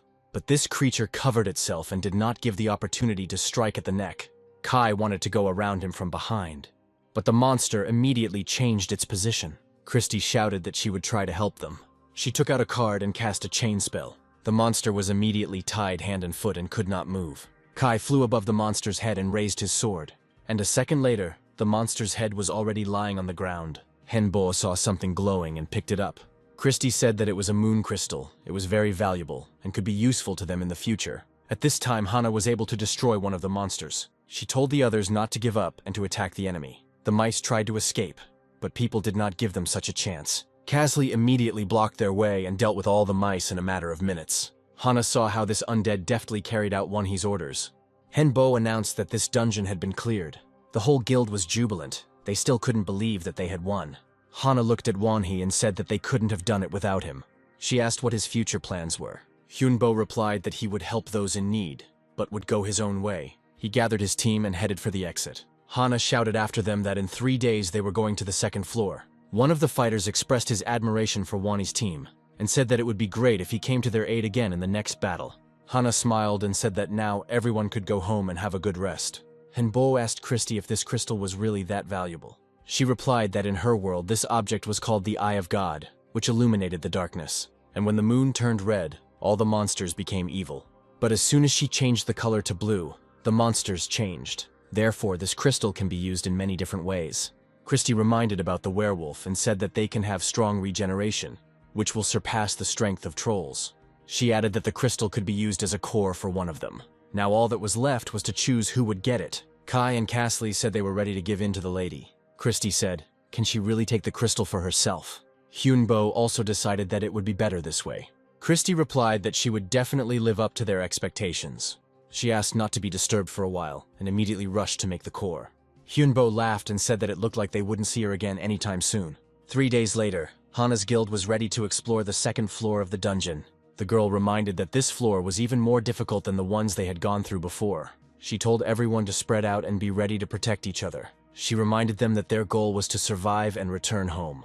They walked down the slippery stairs for a while, and Hana finally said that she saw an exit ahead. She added that it is unknown what might await them ahead, and everyone should be careful. After passing through the dark tunnel, everyone saw a bright light ahead. No one could understand how there could be a sky in the dungeon, and ahead of them lay a dense forest and the unknown. The detachment did not move from its place, and waited for instructions from the commander. Henbo watched the guild's progress with interest, and was also puzzled as to where the sky came from in the dungeon. Kai replied that this could happen, but only in dungeons that were of a higher class. Henbo decided to ask Christie for advice, and looked at the closed door. She replied that this could happen even in ordinary dungeons, and in such places the monsters are even stronger and more resilient. Christie added that such places are called field-type dungeons. She said that there are no boss rooms in such dungeons, and they roam throughout the area. But the goal remains the same: kill the bosses and clear the dungeon. After this, Chris returned to the room and closed the door behind her. and Hyunbo decided to go to training to prepare better. A few days later, Henbo and Christy came up with a plan and contacted the guild. Hana read the message and reported that he was not asking to join, but was only warning about the dangers of this dungeon. Kai said that we need to hurry up and dig faster. He said that if the wall was not strong, they would die first and become undead like him. Hyunbo said that thanks to the guild's help, the work was going much faster. This time he asked for help, and in return offered to conduct training and teach magic. Thus, a good defensive camp was built. Casley reported after reconnaissance that they now knew of the existence of the great ape, the red ape, and the rhinoceros beetle. The beetle was the size of a human head, could fly, and had a large horn that posed some danger. Hyunbo said there was not enough information and advised caution. And at that moment, Kai was conducting training for the guild. After the training, Hyunbo personally conducted the magic training, saying that a true magician should give as much as he received. After all the classes, many stayed overnight in the dungeon to accumulate as much mana as possible. And Hyunbo trained hard, meditated, and also worked on accumulating mana. Almost 3 months passed like this. Casley shouted that they needed to run as fast as they could, and from somewhere in the forest, huge stones were already flying. At this point, huge boulders blocked the path of retreat, and on the other side, a crowd of monsters was already approaching the guild. Hana ordered us to split into groups and stand back to back to defend ourselves. Casley lunged at the nearest creature to protect the others, but then he received a heavy blow to the head. He flew back to the rock, and the monster was already flying towards him, waving its huge paws. And then Hana appeared in his path, and covered herself with a shield. She fainted and knocked the monster off his feet. Then one of the guys with a crossbow jumped up to help the commander finish off the creature. Casley said that thanks to her, he stayed alive. But there were still monsters that were already running towards the guild team. The boys stood back to back again, and on command began to beat the creatures. One of the monsters jumped too close and was immediately hit in the head by Hana. Casley swung his sword, cutting through bodies and severing limbs. It seemed like this fight would never end. Suddenly fireballs began flying, and Casley realized that the monsters had increased their activity. He almost missed the monkey's attack, but immediately responded with a blow. And now another monster has fallen dead to the ground. Casley shouted that the red monkey was dead. Things should be easier now. But he was very wrong. A white monkey was hanging right above him. It was one of those wandering bosses. Casley managed to dodge, but some of the guys were not so lucky. He looked around and realized that he was left alone with this huge monster. Here the boss let out a menacing roar and looked somewhere to the side. In front of the monkey stood a monster of the master necromancer. It was a stone golem of the 4th circle. He arrived just in time. There was no one left to fight. The golem received the order and rushed at the monkey. Casley came to his senses and saw his owner. The monkey hesitated and did not advance, but the stone golem was in no hurry either. Kai told the owner to be careful. No one knows how this creature will behave. The monster stood up to its full height and let out a loud, inviting roar. The sound was so loud that Hyunbo had to cover his ears, but it was not just a roar. The monkey called his assistants. These were 2-headed blood wolves that, like the monkey, were wandering bosses. Christy managed to get around the wounded, using cards and a healing spell.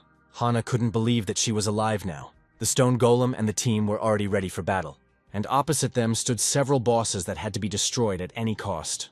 And then the first wolf rushed forward, and the golem had already raised its stone hand to strike. A second later, there was no trace left of the predatory face. Kai was also ready to cut these creatures into pieces. Henbo raised his staff and sent a pile of rocks towards the approaching monsters. The next second, he shouted a spell to modify the stone golem.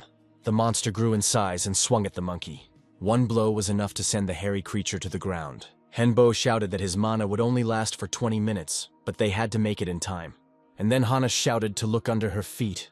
There were crawling pieces of a 2-headed wolf. Henbo ordered that these pieces not be allowed to join together into one whole. And then Christy said it was time to show the strength of her core. With one movement, she summoned an entire army of enraged Meiji skeletons. Henbo now knew what the power of the moon crystal was capable of. But that was not all the skeletons. As they moved forward, they began to acquire armor and turn into skeleton knights. The first of them had already broken through the enemy crowd and pierced the wolf with a spear. Now none of the monsters could escape the deadly blows of the knightly army. The white monkey standing behind lifted a huge stone boulder above itself and let out a victorious roar. At that moment, a huge golem hand appeared above his head. She squeezed the huge boulder in one motion, and a bunch of stones flew at the boss. The entire team remained under the cover of the stone golem and knew that any interference would be dangerous to their lives. The 2-headed monster opened both its mouths, and bloody breath came out of them. Henbo used his defense skill and managed to catapult everyone out of the dangerous perimeter. The guys were thrown back to a safe distance. The next moment, Henbo summoned his dragon again. He waited for the right moment and ordered Godin to release his counter-breath. The bloody breath became stronger, and the dragon began to back away. Henbo put his hand on his body and shouted that he would give him all his mana so that he could show the boss his full strength. A second later, Godin opened his mouth and used corrupted breath. Henbo lost his strength and fell to the ground unconscious. When he opened his eyes, Christy, Kai, and Kasley were standing over him. The guy didn't remember anything and asked what happened. Friends replied that he had used up all his mana, that the owner was completely exhausted and needed rest. Hyunbo asked what was wrong with Hana and her guild. Kasley replied that everything ended well and everyone was safe. But there was one problem. Because of Godhin's pride, they could lose. Kasley added that after the battle, Hana's team conducted reconnaissance and discovered a new monster. "This is a huge boss with a horn on its forehead and fangs," the boy exclaimed. Was he really even bigger than those they had fought? Kai said that it was a low-class monster, slightly smaller than a white monkey, and its name was a weak giant. He added that fighting him could be difficult as magic does not work on him. Despite its name, the boss has high intelligence. It is possible that he is the most dangerous of all, and we need to come up with a method to combat him. Then Godin appeared and said that he would kill him himself. He added that he would not need help and asked not to interfere with him, as last time. Christy quietly said that such behavior of the dragon could not be ignored. She added that now the owner needs to rest, and then they will take care of his upbringing. None of the dungeon explorers could have imagined that the monsters had a main master, or rather a mistress. Humans were able to defeat the two-headed wolves easily, and it became boring. She said it was time to play big and spun the roulette wheel. The sign stopped in front of one of the windows. The hostess chuckled. Actually, she wanted to save it for dessert. But now you can start your meal with something sweet. The guild people did not waste time and prepared for the next battle. Henbo took the crystal he had mined and looked at it in the light. He showed the stone to Hana and said that this is what a goblin's heart looks like. It drains mana from the environment and is very useful for summoning golems.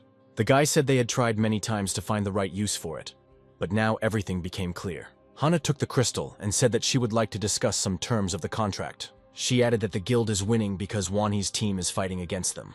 Hana said that after the last fight, she was convinced of how powerful a mage Wanhee is. But now, as the leader, she made a decision.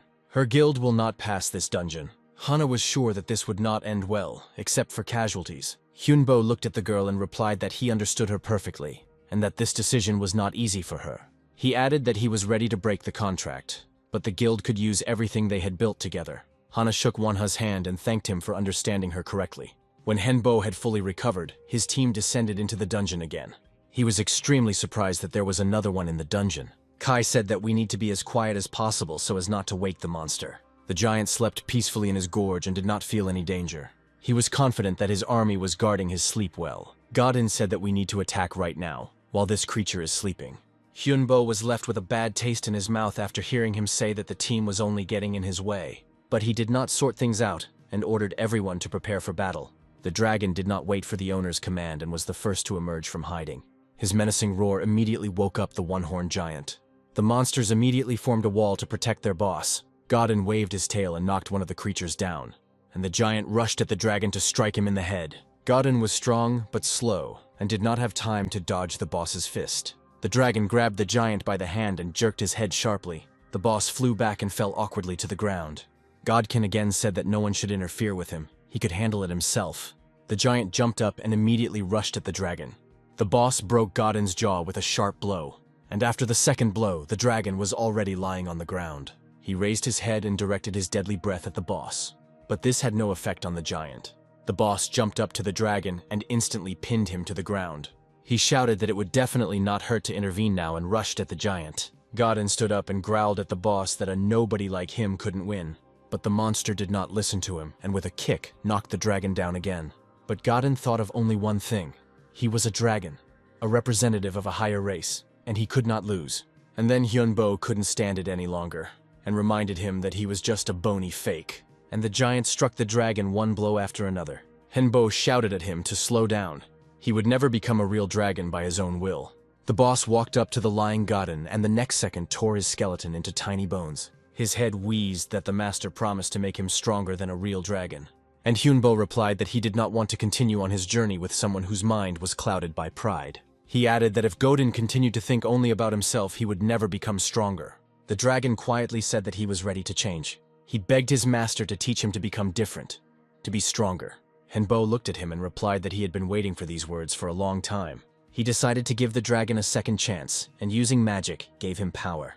Godhyun instantly pulled himself together and stood before the boss again, full of strength. Henbo jumped on the dragon and shouted that it was time to get rid of the monster. He added that Godin now has ghost armor, negative energy, and unholy weapons. To become stronger, the dragon must learn to use all of this right now.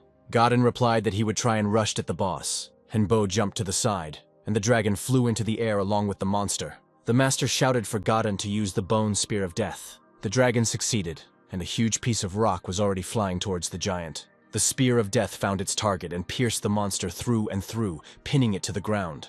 The earth began to swallow the monster, and soon it went completely underground. Christie said that Godin now looked like a real dragon. And then the earth trembled in the place where the boss's body had disappeared. Everyone hurried there and saw that in the place where the giant had disappeared, some kind of glowing hill had appeared. The next second, a ball rose from the ground, with a giant inside. No one could understand what was happening, because they were able to kill him. Hyunbo shouted that he didn't like this area, and told everyone to be careful. He added that there was a feeling that someone was nearby and was now watching them.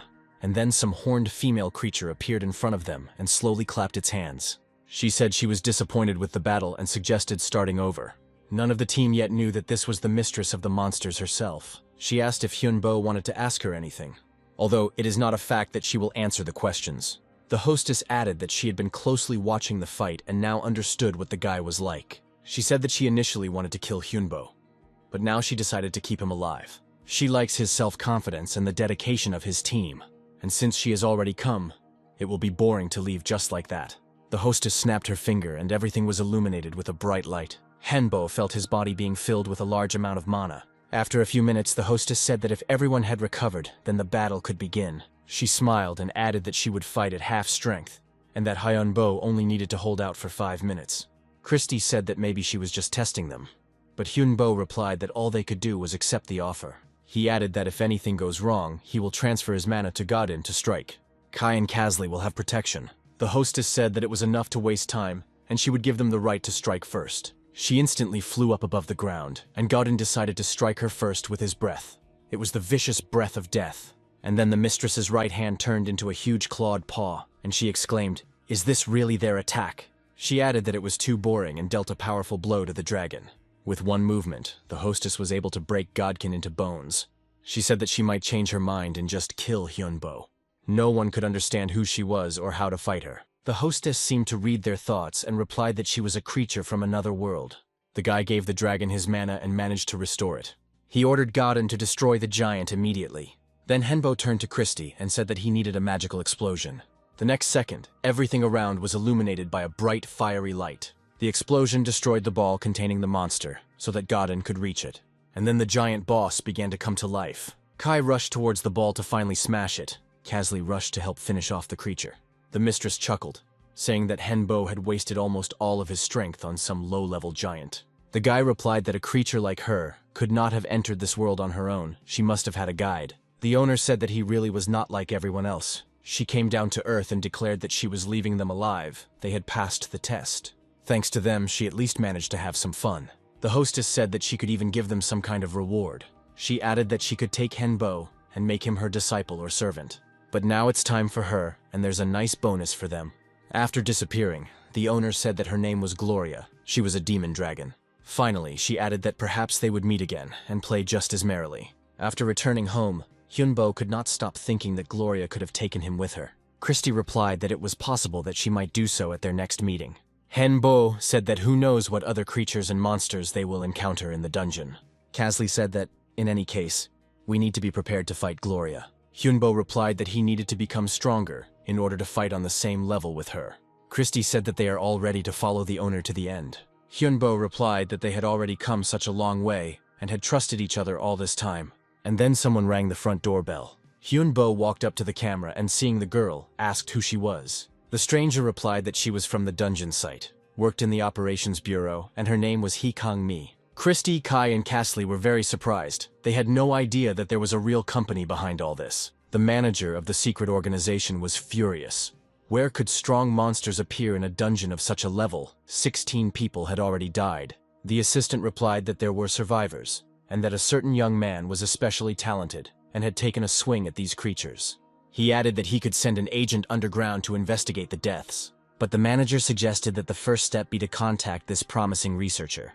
Entering the room, Kanmi explained that their organization manages the site, sends out requested items using the technology of higher beings, and also deals with money turnover. Christie asked what kind of creatures these were, and if their organization could contact them at any time. Kanmi heard the talking skeleton and was speechless at first, but then she remembered that this was her job and continued.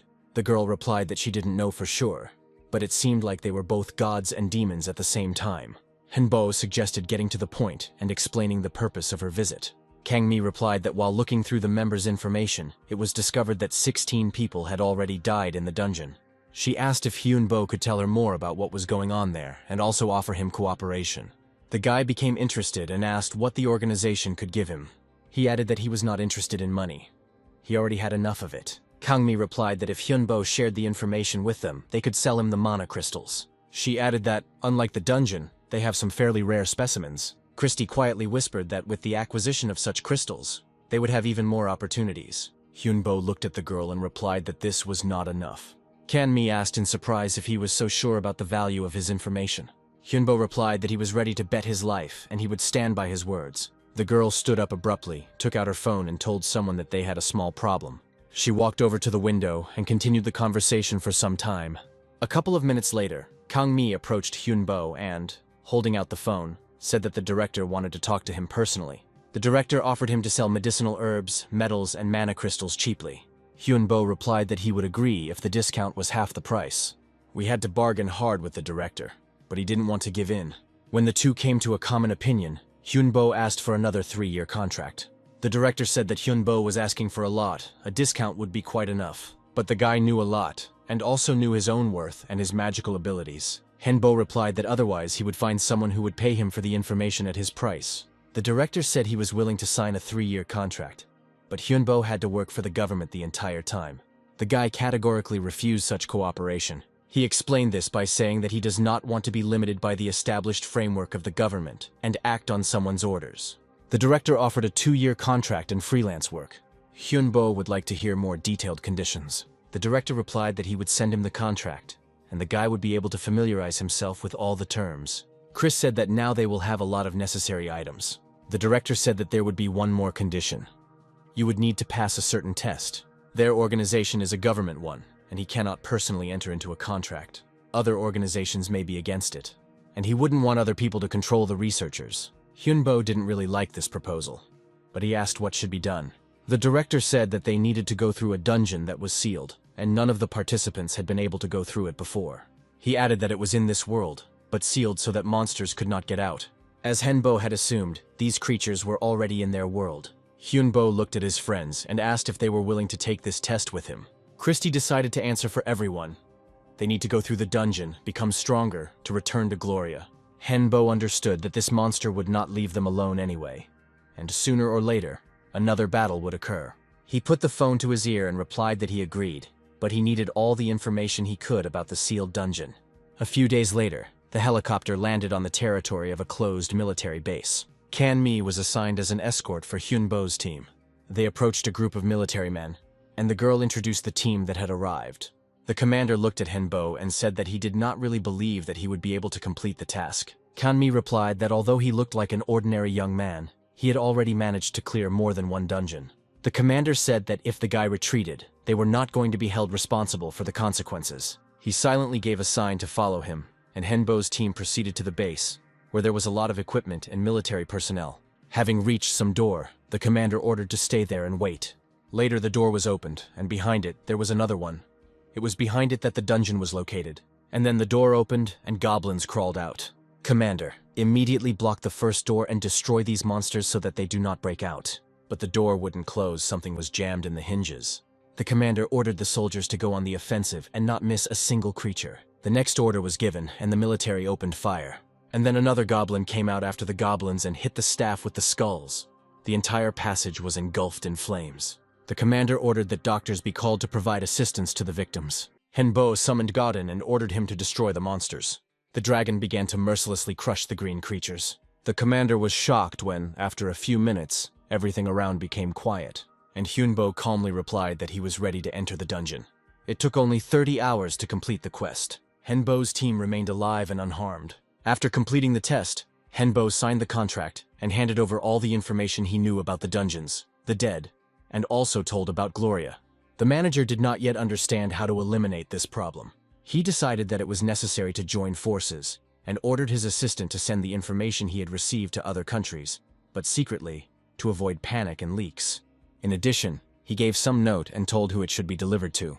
Christie opened the secret section of the site and asked the owner what could be purchased from the materials presented. Hyunbo replied that even with the discount provided, everything was still very expensive. But Christie would like to buy almost everything. Many useful things can be made from this material. Recently, Hyunbo and his team moved house again, and now had a full-fledged office for Christie on the second floor. On the first floor there were bedrooms with a living room, and on the third there was a training room. The house also had passages into the dungeon, and Kai decided to apply magic circles to the walls to protect them from possible penetration by monsters. Kanmi came to them again and praised their choice of a beautiful house. Hyunbo asked with displeasure why the girl had not informed him of the visit. Kanmi reminded them that today was their last free day, and tomorrow their house would turn into a portal to the dungeon. She added that she already has information about which dungeon will go to Hyunbo. The girl said that besides him, there would be 35 more researchers in the dungeon. Together with them, the guy will need to explore the Cave of Doubts. And then Hyunbo said that he refused. He explained that he would not be able to protect such a large crowd of people, and that conflicts were possible, and he could only gather information about the dungeon. The girl handed Henbo a flash drive, saying that it contained information about upcoming quests, general and additional, after completing which the player would receive points. After going down into the dungeon, Henbo said that from this point on, the dungeons now had names, and they needed to get into the Cave of Doubt. Kai said that it was very dark here and the owner could practice seeing in the dark. He suggested that Henbo go down a little lower than he usually walked and observe the movement of the air. Kai added that the owner can use magic to replace the missing feelings. Henbo concentrated and felt everything that Mana touched, and then Christie exclaimed that these people from the company had deceived them. She handed the owner a phone, where there was information that with the points received, she could buy herself freedom for a day. But there was a limit. Only 30 people. Christie panicked. If they had known about this earlier, they would have accumulated more points. When they tried to calm her down, she said that they needed to buy something for Godin. She explained that his bones were held together by mana, but he had no organ to close the mana control circle. In simple terms, Godin does not have a dragon heart. To become a real dragon, it needs a core. But there are downsides here too. Now his body is a vessel for the soul. If the body dies, the soul will remain. But if the core is destroyed, Godin will die. The dragon was upset and replied that he didn't care. He was and would remain a fake. Henbo noticed that after meeting and fighting Gloria, Godin had changed a lot. Kasley reported that while they were talking, he decided to look around and noticed signs of an ambush. It seemed as if the monsters had begun to act deliberately. Their actions are similar to waging a guerrilla war against the researchers. Henbo took note of this and suggested moving on. After passing through the tunnel, the team came to the camp of the researchers that Kanmi had spoken of. Henbo saw the guys sorting things out and immediately figured out who the instigators were. It was Kim Tae-han, the guildmaster appointed by the central office. The second one was named Kim Ji-ho, the master of the Kanjin Guild. Then Park Guk-han, the master of the Taemo Guild, approached them and suggested that they stop fighting. And behind them walked Seo Jin-won, the master of the Haimosu Guild, who was carrying a wounded man. And then Guk-han saw how some girl injured a tamed monster, mistaking it for an enemy. It was Choi Mi-yeon, the master of the Survivors Guild, who claimed that he could attack them at any moment. At that moment, the earth shook. The guild members became alarmed and grabbed their weapons. Jin-won shouted to check the situation immediately. The girl found herself on the roof of the tallest building in a few jumps. Her name was Lee So-ri. She was the deputy and second in command of the Himosu Guild. The girl looked down into the distance and was horrified. She shouted to prepare for attack immediately. A whole army of skeletons was approaching the camp. The monsters appeared in the researchers' territory in a matter of seconds, and Jin-won struck the nearest monster. And then he saw that his sword was melting from contact with the creature. Jin-won shouted that weapons couldn't kill the monsters. They had to be burned. Several guys grabbed the cylinders and threw them into the crowd of creatures. Several powerful explosions occurred immediately thereafter. Several roofs of buildings were engulfed in flames due to the intense fire. Burning debris fell down and the researchers tried to avoid it. At that moment, a horned creature appeared in the sky and spread an icy fog. Ji-ho shouted that noise had protected them from the flames. Lee So-ri ordered not to look back and continue attacking the monsters. The guys immediately brought another cylinder and prepared for the attack. Git Khan ordered to try to gather all the creatures in one place, but the skeletons started to run. The team tried to cut off their escape route. Several cylinders flew into the air and the entire camp was engulfed in flames. And then everyone saw how monsters' riders on some green creatures emerged from the cave. It seemed that with the first attack, the monsters wanted to deprive the researchers of their weapons. Miyaon told some of the guys to give their mana to Noes. A minute later, ice spears were thrown at the monsters. Taehan rushed at the creatures with his bare hands and shouted that they would not give up so easily. The riders attacked the tamed monster and stabbed it with several spears. Someone shouted that they could not fight without weapons and that they would all die.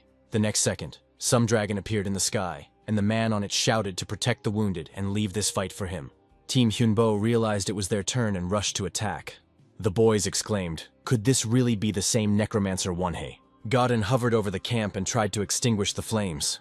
The monster riders looked at each other and decided to retreat. The army of monsters turned their green creatures and fled.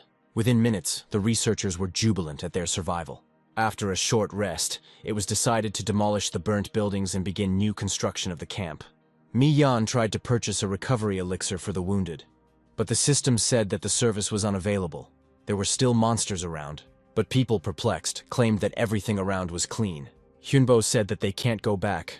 There are probably monsters among them. One of the guild masters asked how they could tell the difference between a monster and a real person. Henbo replied that he didn't have an answer yet. Jin 1 said that we could try sending people home in groups. If a group can't be sent, it means there is a monster in it, and this way, they can be identified. Jiho objected. In the end, there would be monsters and a small group of researchers left, and it was unlikely that anyone would agree to that. He suggested leaving at least a few trusted people for protection. The guild leaders got together and began to think about how best to solve this problem. Gukhan suggested either drawing lots or playing rock, paper, scissors. Kai told them that if they continued to perceive what was happening as a game, then by tomorrow they would all be dead. He added that they lacked concentration, observation, and toughness. Min Yeon asked if he was suggesting that they go home and sit there. Kai replied that he was. He looked at the girl and added that they would sort it out themselves. Kai said that their team will cope without losses, since they are already undead. Taehan asked Wonhai if they really didn't need the guild's help.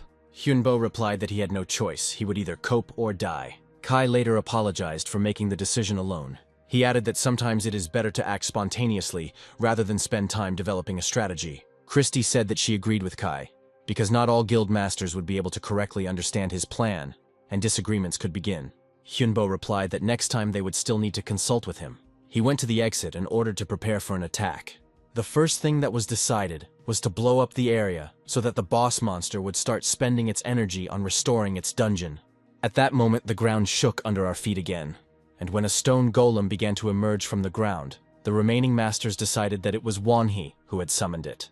Henbo shouted that it wasn't him. Perhaps this monster was a kind of home for the creatures. The golem slammed his stone fists into the ground with force, and the craftsman began to run. And then, from its stone depths, riders on green lizards appeared again. Kasley took out the traps and pressed the buttons. The traps worked, and one of the masters shouted that we needed to get rid of the monsters quickly. Henbo stood on Godin and shouted at the creatures that their end had come. The dragon used a vicious breath, and the monsters' corpses began to melt. But the next second, these bloody masses rushed towards the dragon. Henbo couldn't believe that these monsters were capable of such a thing. They thought and acted like rational people. This shapeless mass was a double, an incomplete copy of the Master of the Dungeon of Doubts. Henbo looked at the mass flying towards him and realized that he would have to deal with this monster. Godin used the vicious flare and directed it at the bloody mass. Having broken the red liquid into separate fragments, Henbo knew that there was no time to hesitate. They could not be allowed to come together again. Henbo ordered Kai and Kasley to destroy the remains of the monster immediately.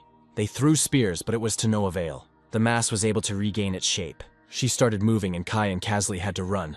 And at this moment, the guild masters had already managed to destroy the stone golem. Christy pulled out her staff and used paralysis on the bloody mass. The boys heard an explosion and saw the mass shatter into pieces. One of the pieces fell right in front of Taehan and continued to move. Christy shouted at him to destroy the piece of the monster immediately. It was difficult. The creature was trying to gather itself into a single being again. The masters united and tried to destroy the creatures together. One of the pieces took the form of a bull and hissed that it would destroy the pathetic humans. Jiho ran too close and the mass swallowed his body. The master could not move and began to choke. Hyunbo threw a bone spear to try to free Jiho. The monster retreated, but the master was unconscious. Henbo ordered to collect the wounded and immediately run for cover. The bloody monster screamed that it was his turn to die. The guy was left alone with the monsters, and they surrounded him. Henbo cast a spell and summoned the skeleton knights. At his command, the tamed undead rushed to fight the creatures. Kasley, Kai, and Christy also rushed to help. Christy raised her staff and pointed it at one of the monsters. The bloody creature flew into pieces again. But after a few seconds, she stood unharmed again. It seemed like a vicious circle, and there was no end in sight to the battle. This bloody mess was stronger than the summoned skeletons. Hyunbo decided to use the last possible method. The pieces began to shrink in size and lose their strength. In Henbo's hands was a mana storage. It was a type of trap that took away mana from the enemy. The last remaining monster was still trying to fight with all its might. He said that even if a human destroyed his dungeon, the monster's mana would still be released. Henbo stretched out his hand, threw a spear at him, and replied that this would not happen. He added that at the end of his spear is part of his mana, which can destroy the monster. Henbo shouted at Godin to finish off the bloody creature and the remaining doubles. The dragon soared into the sky and once again directed its vicious breath at the enemy. The next moment, the bloody monster changed its form and shouted, "If it weren't for them, it could have become perfection itself." The monster didn't have time to finish speaking and burned in the flames of Godin's breath. And then the monster's doubles began to melt before our eyes, losing their strength. Henbo sat on the ground. He had almost no mana left. Kai approached him and said that, thanks to the owner, they managed. Returning home, Hyunbo could neither eat nor sleep, realizing how close he was to death. Kasley entered the room and said that he had an unusual request for the owner. He said that he would like to leave the house and meet his friends. Henbo turned to Christy for help, and together they began to create a face for the skeleton so that it could go outside. Christy put her ear back and told Henbo that she wasn't capable of that yet. The guy chuckled and said he could add a skill to Kasley so he could taste food and alcohol at the meeting. When everything was ready, Kasley went out to see him off and told him to return before midnight. Back at the house, Christy suggested starting mass production of the doubles. Kasley returned cheerful and drunk, and Henbo noticed that if he didn't leave the house, his free time didn't decrease. And then an interesting idea popped into his head. You can use the images of doubles outside. Time until the quest stops and there is no need to fight. Henbo sat down at the computer and saw that a new feature had appeared on the website, a mercenary system.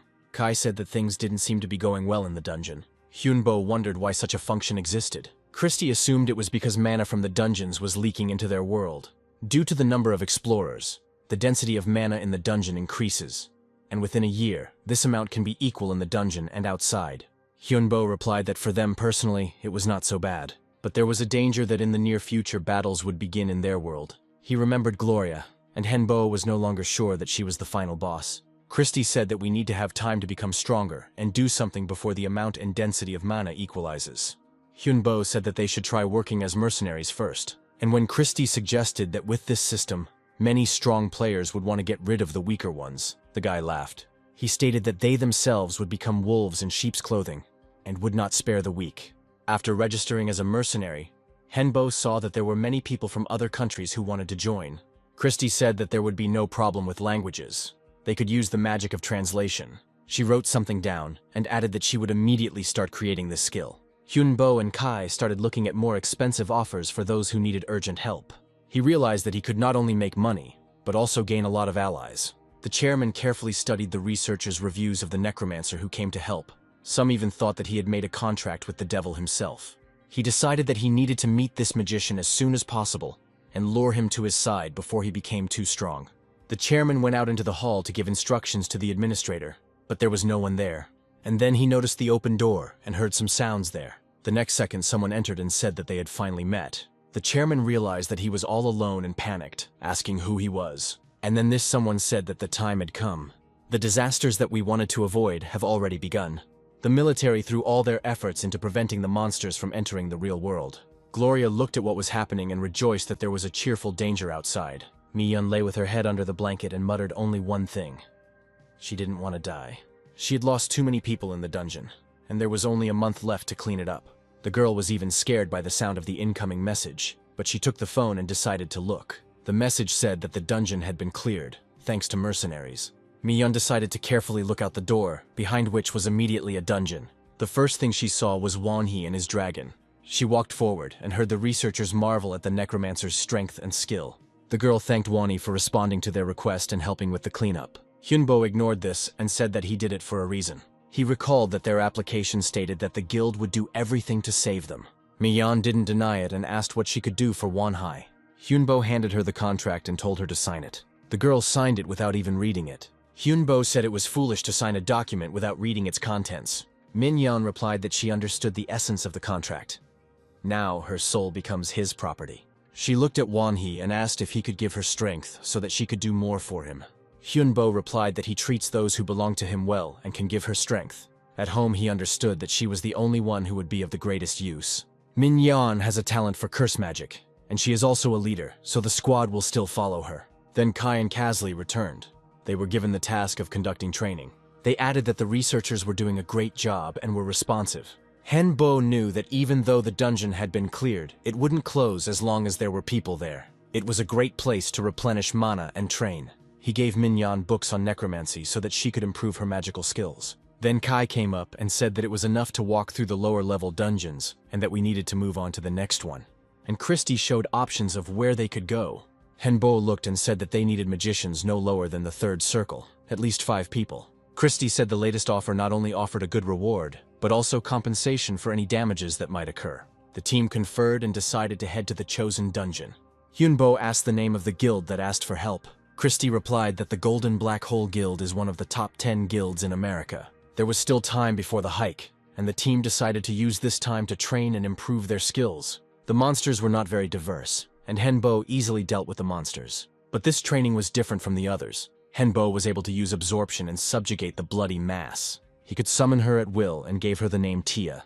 And so the day came when Hyunbo's team was to meet with the Golden Black Hole Guild. Having passed through a narrow gorge, they were suddenly blinded by a bright light. Hyunbo said his name was Won-hai and asked them to turn off the lights, but someone told him they were doing it for safety reasons. A minute later, Hyunbo saw the guild leader and his men. The chairman said his name was Richard Leon Hart, and he was the one who hired him. He added that he considers himself the director of all magicians.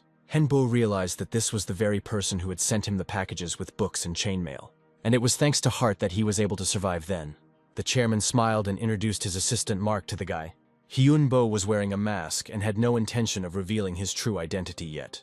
Hart said that although they don't know each other, he hopes they will get along and find common ground. He invited us to sit at the table and drink tea. Hyunbo took off his mask and the chairman said that it seemed like he had his own reasons for wearing it. When the others joined in, Hart offered to begin negotiations. He said that his guild was engaged in a complete clearing of the dungeons. According to his calculations, the work could take no more than a month. Kai liked these terms. He was already tired of constantly going down and back. After resolving a few issues, Hart said that he was glad that a necromancer mage of such a high level had appeared in their ranks. He was sure that Won-hee would never accept his offer to join his guild, so he didn't bring it up. The chairman said he knew about the tamed dragon, but he hoped his help would not be needed. Hart later led Hyunbo's team to the location where they would begin the cleanup. Hyunbo told Kasley to gather as much information as possible about this location. He added that he does not rule out the possibility that they will have to meet with Gloria again. Hyunbo turned to Hart and said that he had encountered dungeons of this type, and there could be a large number of strong monsters there. Mark told the director that he hoped the battle would end without major losses. Hyunbo added that in one of the dungeons he managed to meet one creature. Her name is Gloria, and she considers herself a demon dragon of disaster. She is different in that she feeds off other bosses to survive. Hyunbo revealed that Gloria had no intention of killing him, but was merely testing him with a fight. He noticed that she used 3 bosses in a 5-minute fight. She eventually acknowledged the force and said that he had passed. Hart asked how many men he needed to defeat Gloria, but the boy refused to help. The chairman handed him the bracelet and explained that it was a magical communication item. He wished Won-hee's team good luck and hoped that they would succeed. One of the previous days, Kasley suddenly said that they needed transportation. He explained that they spend a lot of time moving around the dungeon on foot. Christy added that you can summon a dragon and ride on it. Hyunbo replied that it would use up too much mana. He suggested another way of transportation, which everyone supported unanimously. Kai pressed the gas as hard as he could, and the car sped across the sandy area. The chairman and his assistant looked after them in surprise. They did not expect to see such a thing in the dungeon. Richard gave the order, and the guild began to build a fortified defensive camp. Hyunbo said that, according to his calculations, they would be there in about 30 minutes. Having explored the area, the team did not encounter a single monster. Hyunbo reported the current situation and said that they were returning. The car made a sharp turn and headed towards the camp. Henbo looked around and asked Kai if they were going back the right way. After some time, the car stopped and everyone got out to look around. Christy said there was two pieces of news, good and bad. Henbo chose to hear the bad news, which would have to be resolved anyway. Christy said that they were stuck in the sand and magic alone wouldn't help now. She added that she checked the area, distributing the mana around, and saw that it stopped in one place. Mana is difficult to control and moves from one place to another on its own. Christy said it was no coincidence, and the same could happen to them. She explained that the lowest circle of teleportation magic is the 5th. For groups, it is the 7th, and for long distances, it is already the 8th, which means that they were blocked here by a being of the 8th circle. The good news is that the creature closed itself off as well. Henbo suggested that if this creature wasn't killing them, perhaps it could save them. At this moment, the camp was attacked by sand monsters. But despite the fact that there were too many of them, the guild managed to repel the attack. The chairman said that it was necessary to take care of the wounded and begin restoring the defense. The next moment, a ghost of some girl appeared and said that they were very smart. She looked at Michael and added that she liked his way of thinking. The girl said that they only had 1 hour to rest, and then the battle would begin again. She asked what they choose, quality or quantity. Richard asked if he could choose both options. The girl said that this was the third option, and added that it would be so. She explained that the next opponents would be stronger, and there would be more of them. Having reminded about the remaining time, the girl disappeared. The chairman ordered immediate preparations to meet the enemy. He thought she was testing them and would want to use them later. When everything was ready, the chairman said that with the appearance of the dungeons, strange creatures also began to appear. He reminded people of what he told Manhwa about Gloria. It is possible that this girl is also one of the types of dragons here. She is testing them and may not attack herself, but you need to be prepared for anything. Richard said the battle would be difficult, and it was unknown how many people would die. He added that no one would be forgotten, and if he died, he asked that they remember him. The battle began at the appointed hour. The monsters were much larger and stronger than the previous ones. But thanks to excellent preparation, the guild won this battle with virtually no losses. The girl appeared again and asked what they wanted to increase this time. Quality, quantity, or emotions. Richard asked if it was possible to increase the defense instead of everything suggested, and the girl replied that the next battle was in 2 hours. Although the battle lasted much longer than the previous ones, the guild won it too. Before the next 3 battles, Richard called out other things. It seemed he understood the rules of the game. During the next break, the chairman said that they had already asked for more time off, but there were fewer and fewer options left. And after the 9th battle, the rules changed, and the girl made her own choice. During another battle, Richard said that the monsters had improved equipment, and they had become more intelligent. The girl clapped her hands and said that in honor of the 20th battle, she was ready to increase the rest time again. But then the chairman replied that he wanted to reduce the detachment. The girl looked at the chairman in surprise, and he explained that he wanted to send half of the people home. She agreed to save half and offered to choose the one who would remain alive. After giving her time to think, the girl said that the next battle was in 21 days and disappeared. Without looking at his assistant, Richard said that he was going home. He added that one of them must remain alive to rule the guild. The chairman said that the entire country was counting on the Golden Black Hole Guild, and they couldn't let them down. The team decided who should leave and who should stay, who had an important position in the battle, and who had a small child at home. Finally, the selection was made. Richard said that he would take care of everything here. The remaining 60 fighters could only gather strength and prepare for the upcoming battle. The chairman ordered everyone to undergo appropriate treatment and spend time on light training. In the last hour, Richard gave parting words and encouraged the fighters that there was always hope. He believed in them and in victory.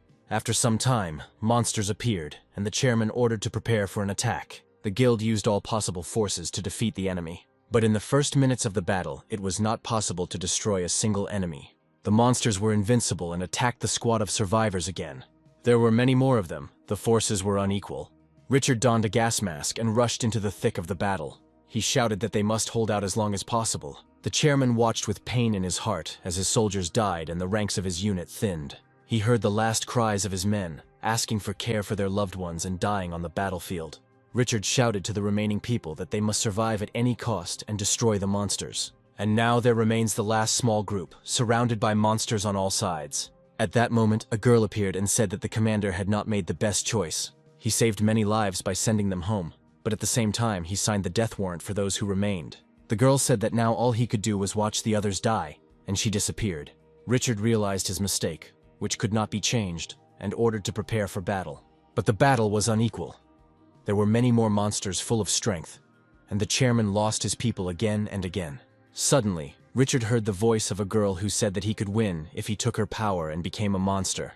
He decided he had no choice and raised his hand up. Suddenly Wani appeared, grabbed the chairman's hand, and said that once he became a monster, he would never be forgiven. Hyunbo tried to help the chairman by using his magic. Richard asked if Wani had heard about what had been offered to him. Hyunbo replied that he was a little late, but he realized that he had already begun to be brainwashed. The chairman said that they might be able to cope with his help now, but they needed to become stronger. Hyunbo replied that strength alone was not enough. Something else was needed. Richard said it seemed like he forgot to turn on his brain and lost a lot of people. Suddenly, one of the fighters dealt a powerful blow to the commander. He said that one must take responsibility for what one has done. The next second, the enraged fighters also rushed at the chairman, striking him. One of them said that they wanted to follow a man, not a monster. Henbo replied that they did not need to follow the monster and ordered his team to destroy the enemy. After a few minutes, Kai shouted that they were finished, and then the girl appeared again. She angrily told Hyunbo that everything worked out because of him. The girl added that she would not be able to defeat her, and asked which opponent he would choose this time. Hyunbo sharply replied that there was none. The girl said that this was not an answer, and he would soon say goodbye to his life. Hyunbo replied that he had no intention of dying. He still had too much unfinished business. He added that she would not be able to harm him, much less kill him. The girl released her claws and shouted that no one dared to talk down to her. Henbo realized that she was strong, which meant that somewhere in the dungeon there must be the source of her power. He said that the girl had spent too much energy on her soldiers, and she could not support herself. Hyunbo added that he had figured out her secret, and she would not have enough strength for another attack. He became stronger by overcoming the barrier. That's the first reason. The second is that he is a necromancer, and can control his own team of undead. But she made a mistake by dividing her soul and power among the monsters of her army. And the job of a necromancer is to subjugate the soul and give it a physical shell. The necromancer has a choice, to subjugate the soul or destroy it. And, thanks to the fifth circle mage, Henbo can use these souls to create a powerful explosion. Thus, by destroying her soldiers, he was able to weaken her as well. So it is unlikely that she will be able to recover soon. The girl shouted that this was not their last meeting. She would definitely kill him, and immediately disappeared. The final battle ended, and the surviving fighters were able to leave the dungeon. A hospital was set up in the dungeon so that the wounded could recover faster, filling up with mana. Hyunbo stayed there to control the whole situation. At that moment, Richard came in and said that the guy had a great appetite. Hyunbo asked how he was feeling. The chairman replied that according to doctors, the recovery would be long. He added that the sand dungeon had disappeared, and they were unlikely to be able to return there. The guy replied that then they could agree to another mission. Richard asked if Wanhee would like to stay in America. It would be an honor for them to accept him into their guild. Hyunbo once again refused, and added that he was thinking about creating his own guild. The chairman said that he understood his decision. In any case, they could work together. The guy replied that the first thing he was going to do was return to Korea. Richard smiled and said that he was grateful to Wanhee. He did everything to ensure that the Golden Black Hole Guild remained alive. He added that he would definitely repay him for the help he provided. Hyunbo replied that he hoped for an additional reward, since he had done more than they had agreed on. Left alone, Henbo heard Kai say that if it weren't for the master, the guild wouldn't have survived. And Casley added that they need to try to become stronger. Henbo remembered the girl and suggested that she might be connected to the Legion. He said that the Legion is a top-class monster that is almost impossible to kill. In other words, the Legion is a ghost that controls other monsters. There are many similar ghosts, but only this one can control his dolls. But she is not undead, since she had a physical body. In any case, Hyunbo had no desire to meet her again. Then Godin appeared and said that it would be a good idea to absorb her soul to become stronger. Henbo replied that it was a great idea. If the dragon became stronger, it would be better for all of them. He said that while they were in America, they needed to gather as many souls as possible. When Henbo got better, he came to Richard's gym, who allowed him to train there. He was already on the 5th lap, but he still felt that he had not achieved what he wanted. Henbo could already use coordinates instead of points, which indicated his correct development. He managed to teach Godin to also use coordinates so that the vicious breath would be even more precise. Gloria looked at the girl and said that she looked like a tiny bug. The girl screamed why she left that guy alive and let them go. She added that she would not leave it like that. Gloria chuckled and replied that she too couldn't do what she wanted and retreated. She added that the girl is still very far from being a demon, even though she considers herself one. Gloria said that she was alive only because of her. The girl screamed that the time would come and she would kill both her and that guy. Henbo went out into the streets of Washington and said it was pretty nice here. The chairman noted that everything here was new to the guy. The guy said he was a necromancer and could see much more. If they could rise above the city, then Richard would understand what he meant. And within an hour, they were already sitting in the helicopter. Henbo cast a spell and used Deadeye. The chairman looked at the city from above in horror and was shocked. And the guy said that now Richard sees what happens to the dead. These were the souls of people who did not find peace after death. The chairman understood that all this was happening because of mana. Hyunbo added that these are not just souls, they can evolve. They can absorb other souls, and this is the law of survival of the undead. Richard grabbed his head and said that this was very bad news. But the guy calmed him down and replied that there was one way to stop this. At this time, the American president was going about his business in the White House office. In response to the news received from his assistant, the president said that he considered the ghosts' attack on the city's residents to be complete nonsense. When persistently argued, he said that they were really asking him to buy crosses, silver bullets, and holy water. And then the walls of the office began to shake, throwing everyone into panic. The ghosts have entered and have already filled the entire room. The president was ordered to evacuate immediately. The next moment, some red substance blocked the road and the guards opened fire. And then one of the employees said that this is precisely why the president needs to pay more attention to what is happening in the country. The president shouted what all this meant. The army commander-in-chief explained that it was just a setup. But this can happen in the country quite realistically in just 1 year. The president saw strangers and asked who these people were. He was informed that one of them was Richard Leon Hart, the master of the Golden Black Hole Guild, and he was responsible for the demonstration. And the second one in the mask is the best necromancer. The commander-in-chief said that they had already managed to convince everyone except the president of the danger.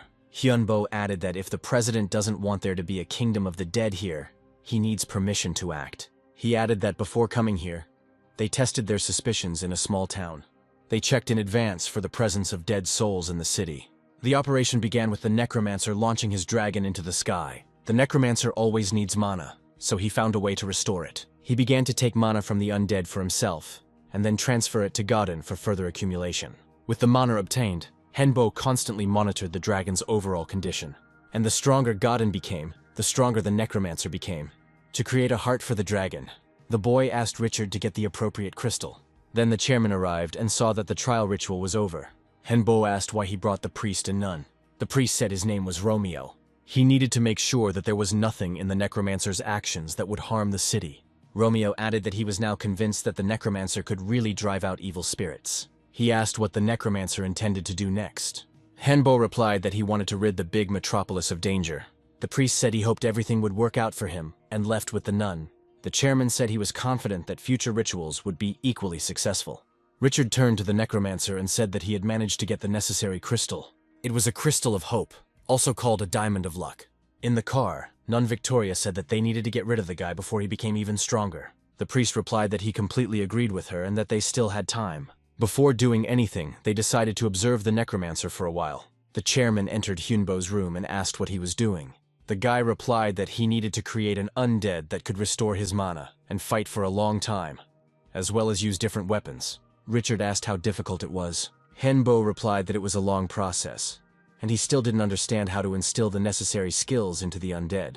The chairman thought for a moment and then suggested that the boys study robotics. He suggested that these processes are very similar. 2 more rituals were later performed, and over 1,000 undead were used to create mana for Godhin. One of the cities chosen for the ritual was Las Vegas. There were many events taking place here, and they managed to disguise their ritual as one of them, so as not to cause panic among the population. People were amazed by the event, not even suspecting what was really going on. The residents weren't even scared by the dragon that hovered over the city. Everyone thought that it cost a lot of money to create such a robot for the show. And Henbo himself was dressed as a magician, and did not arouse any suspicion or fear. But most of all, the residents liked the fact that they themselves could take part in the festival of exorcism. They were given all sorts of weapons that looked like game weapons. Hyunbo was in control of the situation, and was glad that he could test the weapon in a real situation in this way. Once the city was cleared, Henbo realized it was time to end this circus.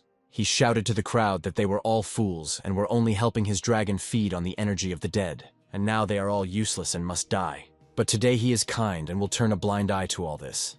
Hyunbo added playfully that they wouldn't get off so easily next time. After these words, the magician flew away on his dragon, and the holiday ended. Henbo was about to leave this city, but he realized that it would not be so easy. In the crowd he saw knights with crosses and holy signs. They shouted that they would not let this vile creature escape unpunished. The chairman realized that they were Knights of the Catholic Church, but they claimed that they would fully support this event. He immediately found the priest and said that they had broken the agreement, but Romeo replied that he did not understand what the chairman was talking about. The priest added that he had warned everyone, but apparently not everyone decided to listen to him. Richard immediately reported to Henbo that helicopters and tanks were heading their way, and then a soldier came up from behind and said that there was no need to worry anymore. He immediately transmitted over the radio that they knew of the traitor and ordered them not to touch the necromancer. The chairman was surprised and asked if they had deliberately delayed their actions in order to identify the traitor. The military man replied that this was indeed the case.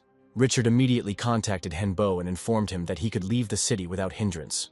But he suddenly replied that he would not do this. He was going to change the script.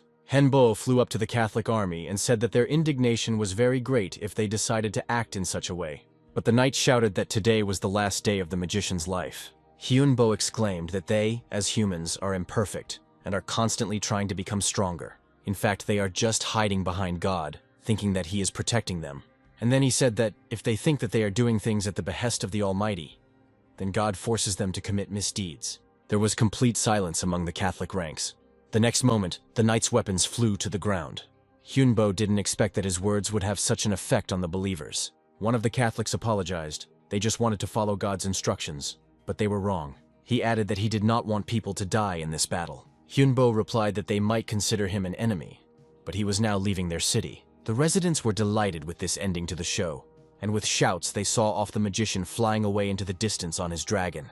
Having found a safe place, Hungbo thought that he did not expect such an outcome and so many problems. He looked at the dragon's skills and asked why it was still under his control, when its stats were already much higher than his. Godin replied that it was most likely because of the oath. Hyunbo said that although it will always remain a fake, he will try to make the dragon stronger and better than the original. The dragon replied that he could share this power with his master. And then Christie said that the owner became the master of the dragon. He has complete power over him thanks to the oath. Hyunbo replied, that means that by working together they can all become stronger. A month later, the second stage of the cleanup began, and it also ended successfully. And Christie, Kai, and Kazli were able to get a lot of negative mana, and Hyunbo was able to raise his level even higher. After successfully completing the third stage, Hyunbo informed the chairman that it was time for them to return. Richard wished the guy good luck, and added that he would always be glad to meet him. Hyunbo was extremely surprised when Kang Mi met him at the airport, and then two guys whom she didn't know approached the girl and asked who they were. The red-haired guy laughed and replied that they had already met. Kang Mi looked closely and recognized him as Kai. Looking at the second one, she realized it was Kazli. Kai said that they got really good in the States, and now they look like this. A minute later, the girl handed Henbo a letter and said that it was from the director. It was a talisman that had a certain power.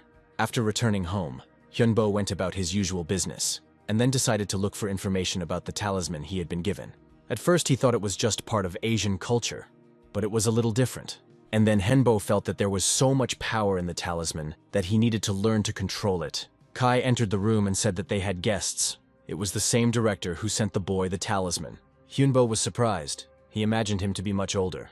He said that the director came personally. Doesn't he know how dangerous magicians are? He replied that he himself had fought the undead. They really are crazy guys. Henbo asked if magic already existed on Earth.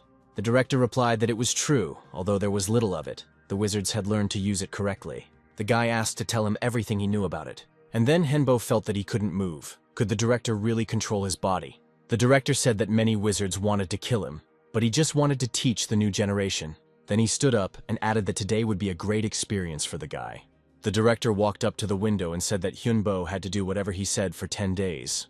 And if the guy succeeds, he will receive a great bonus. Henbo had no choice but to agree to this proposal. As he left, the director added that they would communicate using the amulet they had received, since it was not a fact that the phones would work. It was a mystery to the boy how the director could use magic of this level. The skeletons said that they needed to prepare well. The director's tasks would probably be difficult. Henbo wanted to understand what it was, paralysis or some kind of pressure, or maybe a stop in time. And Christie said that either way, it was terrible. The next day, Kanmi showed up and said that these 5 trucks weighed 10 tons each, her director told her. Then she handed over 3 books and added that the director had also given these. These were books for modern wizards, the Book of the Dead and the Book of Talismans. A couple of days later, Hyunbo received an assignment and needed the chairman's help. Richard was able to obtain for him 1.5 tons of silver and 18 tons of iron. Henbo summoned the golems and ordered them to carry the cargo inside. After some time, he came to check how his task was being carried out. The work began with creating good protection.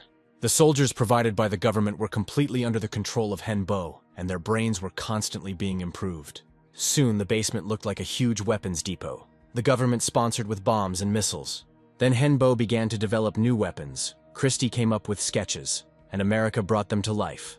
And spell cards were now mass-produced in huge quantities. In exchange for the cards he made, Henbo received crystals from America. Soon, information was received that this task was completed. Hyunbo understood that the world was preparing as much as possible for something global. The changes also affected the dungeons. Explorers could not enter them. There were no new quests or tasks, but this did not reduce the skills and abilities. The manager really didn't want to go to work on the first day of the new year.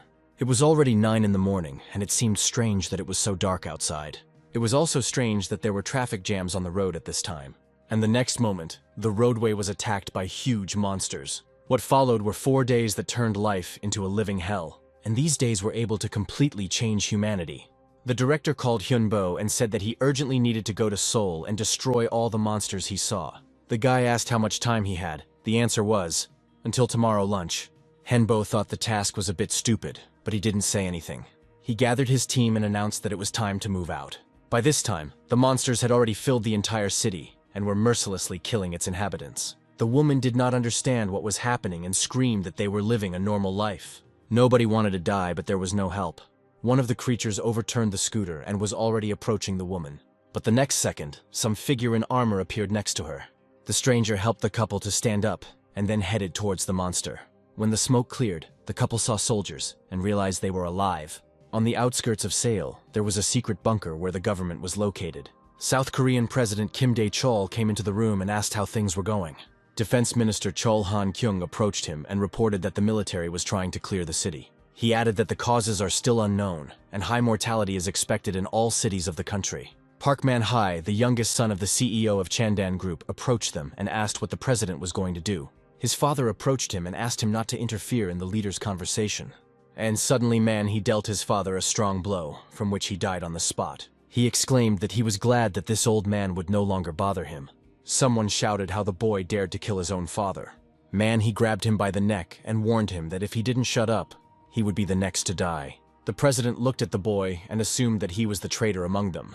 He spread his arms wide and said that he had chosen the side of strength, and no one could blame him for it.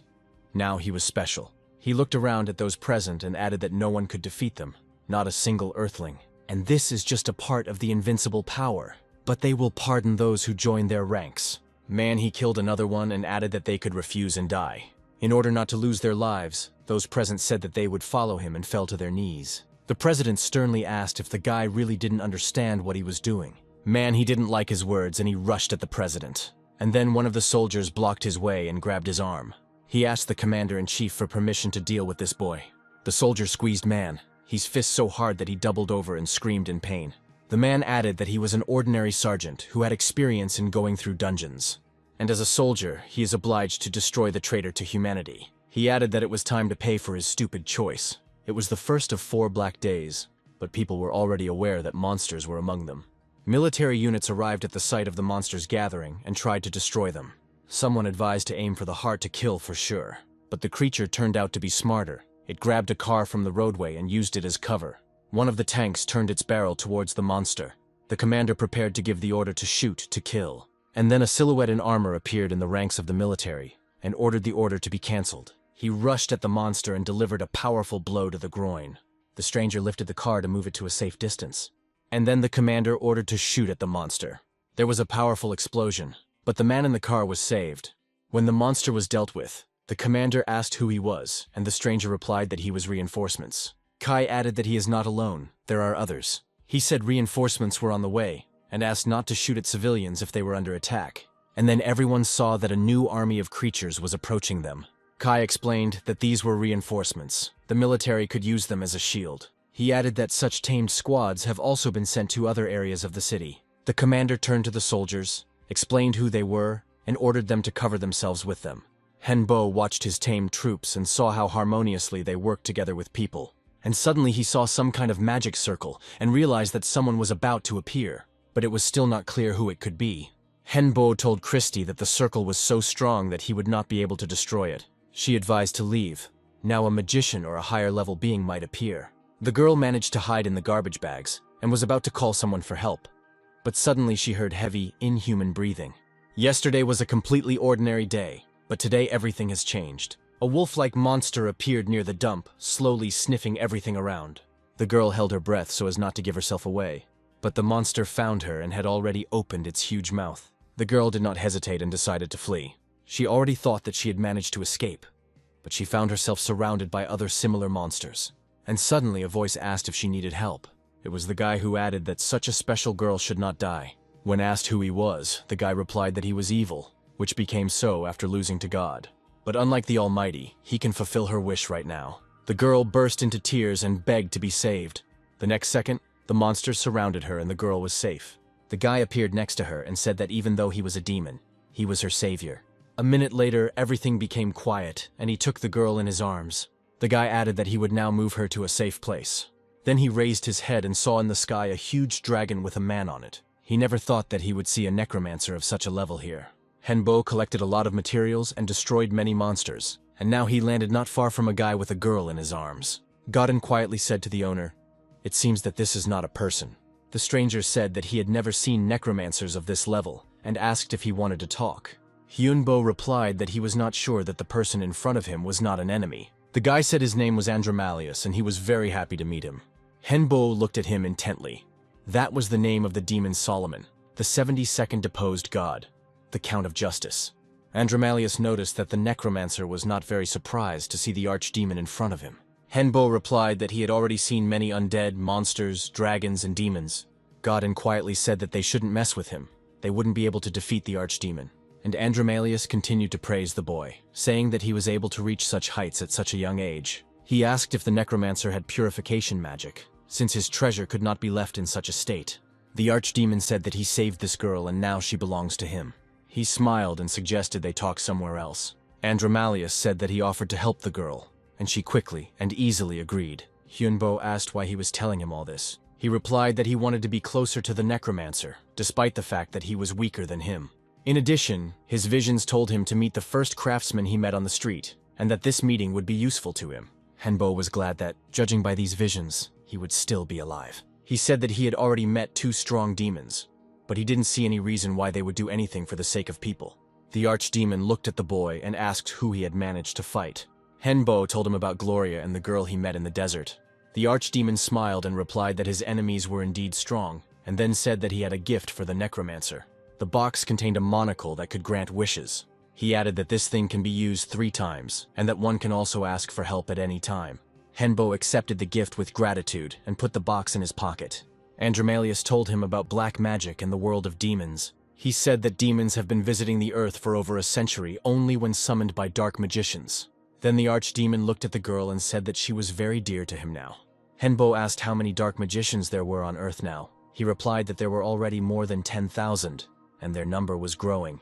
He added that he has a book that contains all the information about dark magic. The archdemon took it out and handed it to the necromancer. Besides the book, he gave Hyunbo some kind of ticket. The guy looked carefully and saw some coordinates and a route.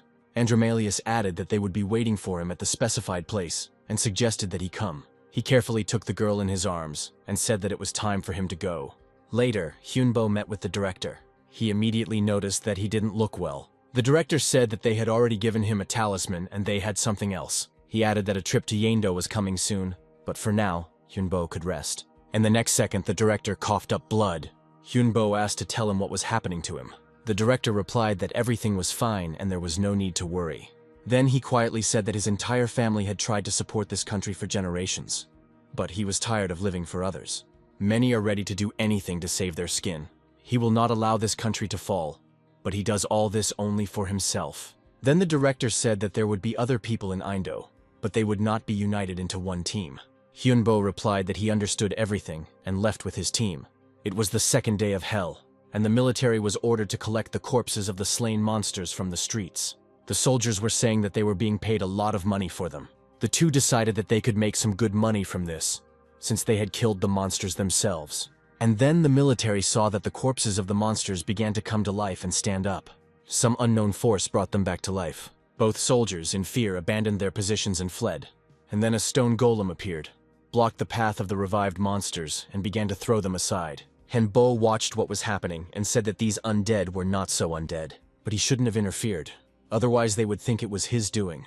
Then Hyunbo decided to give someone a test. As a result of the infection, a new race emerged. The genie. It was a new being, neither an angel nor a demon. Henbo summoned the tamed Agni, who was glad to finally be called to work. Agni was a genie of fire and could grant his master's wishes. Henbo ordered him to burn everyone except people and those who were under his command. Agni soared into the sky, and everything around was illuminated by fiery light. Christie said that he would burn down the entire city, to which Hyunbo replied that Seoul would never be the same again. The guy turned to Christie and reminded her that they were heading to Yeongdo tomorrow. Having completed the work, Agni returned to the owner and said that he wanted to see that very magic circle. Looking down, he guessed that this circle was calling someone. Henbo asked how much time they had, but the genie replied that they had none and suggested that they look around. And then Henbo saw that more of the same circles had appeared, and they were activated. The next second, a huge monster appeared from the ground, resembling a mammoth with glowing eyes. Agni said that this is the king of the earth, the king of monsters, one of the two best monsters on earth, and his name is Behemoth. The genie exclaimed that he could defeat him. He was stronger than this monster, although this was not the case before. At this time, the light from the magic circles became brighter, and Henbo decided to use the amulets. He gave each of his team an amulet. Then he remembered the glasses he had given her and handed them to Christie. Godin began to attack and spread a vicious breath, but neither the genie nor the dragon could defeat the monster. The amulets only held him back a little, and Henbo sent Kai and Castley forward. But the monster's skin was too tough. Neither sword nor spear could pierce it. Then a genie flew up and delivered a powerful blow right to the eye. The monster only let out a hoarse roar, but remained on its feet. Behemoth shouted that it was time to finish off this hairy creature and rushed at him again. Henbo looked up and hit the ground with his staff. The next second, hundreds of bone spears pierced the monster's body. But nothing helped. This creature was impenetrable. The mammoth suddenly grabbed the genie's hand and squeezed it tightly. And then he swung and threw it back. Henbo shouted to the genie to gather his strength. More fire was needed. He summoned the undead to distract the monster, at least for a while. Kai ran up to Henbo and asked him for the amulet. He had an idea. And now the undead cooperated with the undead, obeying Kai. He imbued the skeletons with powerful strength and directed them at the mammoth. Leading a squad of undead, Kai rushed at the monster. Agni managed to gather his strength and also rushed to help. And the dragon attacked from above, using a dark blast. The team tried their best to deal the monster a fatal blow. Henbo shouted for everyone to get ready. He was going to use reverse gravity now. The ground instantly dropped out from under their feet, and the team had to find the right position in the air. On Hyunbo's command, the genie and Kai simultaneously struck the monster's head. He later admitted that his lack of strong attacks was his weakness. Is there really no way to increase negative mana? Christie replied that he had attributes of death and curses, so anything was possible. But only by uniting all forces at the same time can we win faster. And so, thanks to joint actions, the mammoth monster was defeated. Behemoth exclaimed that it was a great attack. And then Henbo saw that Christ had lost her limbs. He reassured her by saying that he could restore her body. The genie flew into the sky and shouted enthusiastically that everyone deserved a great rest. Thus ended the third day of hell. But on the fourth day, people realized that after the monsters, nature would become their enemy. In the face of fear of death, they were willing to do anything to survive. And at that moment they met angels and demons. People were ready to accept help from any of them, just so as not to die. People were offered to give up their souls for salvation, and they agreed. The demon in human form said that he was ready to make a contract with anyone. Many were afraid that the demon would take their souls, but he wanted something completely different. The demons gave their subordinates dark power, and so dark magicians appeared. But at that moment, bright angels also appeared to people. They helped to restore what was destroyed, returning the cities to their former appearance. The angels called for us to unite and act together. This is how people with sacred powers appeared. Dungeon explorer skills have also increased. The day the gods descended to Earth was the beginning of a new world. In order to protect humanity, people formed associations and called themselves defenders. The department whose chief gave Hyunbo the amulets was disbanded. In its place appeared the Great Market, created by beings of another world for commercial purposes only, who maintained neutrality. Henbo looked at the ceiling. It was that red substance he called Tia. She jumped to the floor and took on the human form that Christie had designed for her. Tia reported that she was able to get into one office where people were talking about how her owner was a danger and needed to be gotten rid of. Hyunbo thought that they might be military or politicians, but he wouldn't be scared that easily, and Hyunbo went to their new home. Kasley looked around and exclaimed that in such a big house, everyone would have their own room. Hyunbo lay down to rest and asked Christy to order something for dinner. He recalled the words of the director who predicted the coming chaos. Then Tuya came up and said that they had an important guest. Andromalius appeared on the threshold and said that the guy had settled in well. He pointed to his friend and said that this was Ser. He was also a demon. He was also called the Duke of the Underworld. Ser held out the box and politely said that he had heard a lot about the necromancer. He explained that it was the horn of Baphomet, which might be useful to him. Andromalius said that he also had a gift, and handed Hyunbo a magic cloak. The guy thanked them for the gifts, and only now noticed the dark-haired girl with them. The archdemon explained that it was Lady Su. This was the same girl whom Andromalius called his treasure. He asked Hyunbo to become her teacher. Hyunbo looked at the girl and was surprised by such a request. Andromalius announced that he was heading to China with the Asian Union. This union arose after the collapse of China into several states. Hyunbo guessed that because of the war, many people had made contracts with demons. The archdemon added that there were many monsters in Korea as well, and they still needed to deal with the creatures in Japan. He said that he could only entrust this treasure to Manhwa. Hyunbo listened and said that he would have several conditions. Firstly, you need to be prepared for the fact that the girl may get injured during training. Su looked at her master capriciously, but he replied that this was necessary so that she could become stronger. The girl sighed and agreed. Hyunbo continued and said that before training, some research needs to be done. This time, Su replied that she herself would like to know more about herself. Third, Hyunbo needs her blood and hair. This is necessary to summon the great demon. There was no turning back, and the girl agreed. In conclusion of his demands, Hyunbo said that all tuition costs would have to be covered. Andromalius took out his phone and replied that he could transfer the specified amount right now. A few minutes later, he shook Hyunbo's hand and said that he hoped for a good result. 3 days passed, and Su had no intention of starting her studies. To Hyunbo's displeasure, Su replied that it was none of his business, but Hyunbo insisted that it was time for them to talk. He needs to learn how to properly develop her mana. To somehow motivate the girl to study, he said that if you drink her blood or eat her flesh, you can become stronger. Therefore, her body can become a target for monsters. But Hyunbo promised to protect her if she started studying, and she needs to learn to become stronger herself in order to be able to protect herself. When she started testing, Christy said the Sumana had 10 times more than the owner. The next test showed that with the help of dark magic or mana, she could keep coins in the air for up to 30 minutes. During the break, Christy noticed that the owner was unhappy about something. Hyunbo said that he was not afraid of anything in this world, but the fact that the girl existed made him nervous. Christy replied that anger and envy are not the best feelings. She once felt the same way when her master grew stronger every day. Christy was able to suppress them, realizing that she could still become stronger than she was. She added that one needs to learn to use these feelings correctly. Later, Su tried to use the magical aura. When she failed, the girl said she needed to use another spell. Hyunbo replied that she did not come to learn spells, but to learn how to defend herself. He added that she needed a definite goal and not to give up, and then they will be able to choose the right workouts. At this time, a group of dark magicians did not sit idle and held a meeting at the Abyss headquarters. The director asked how things were going.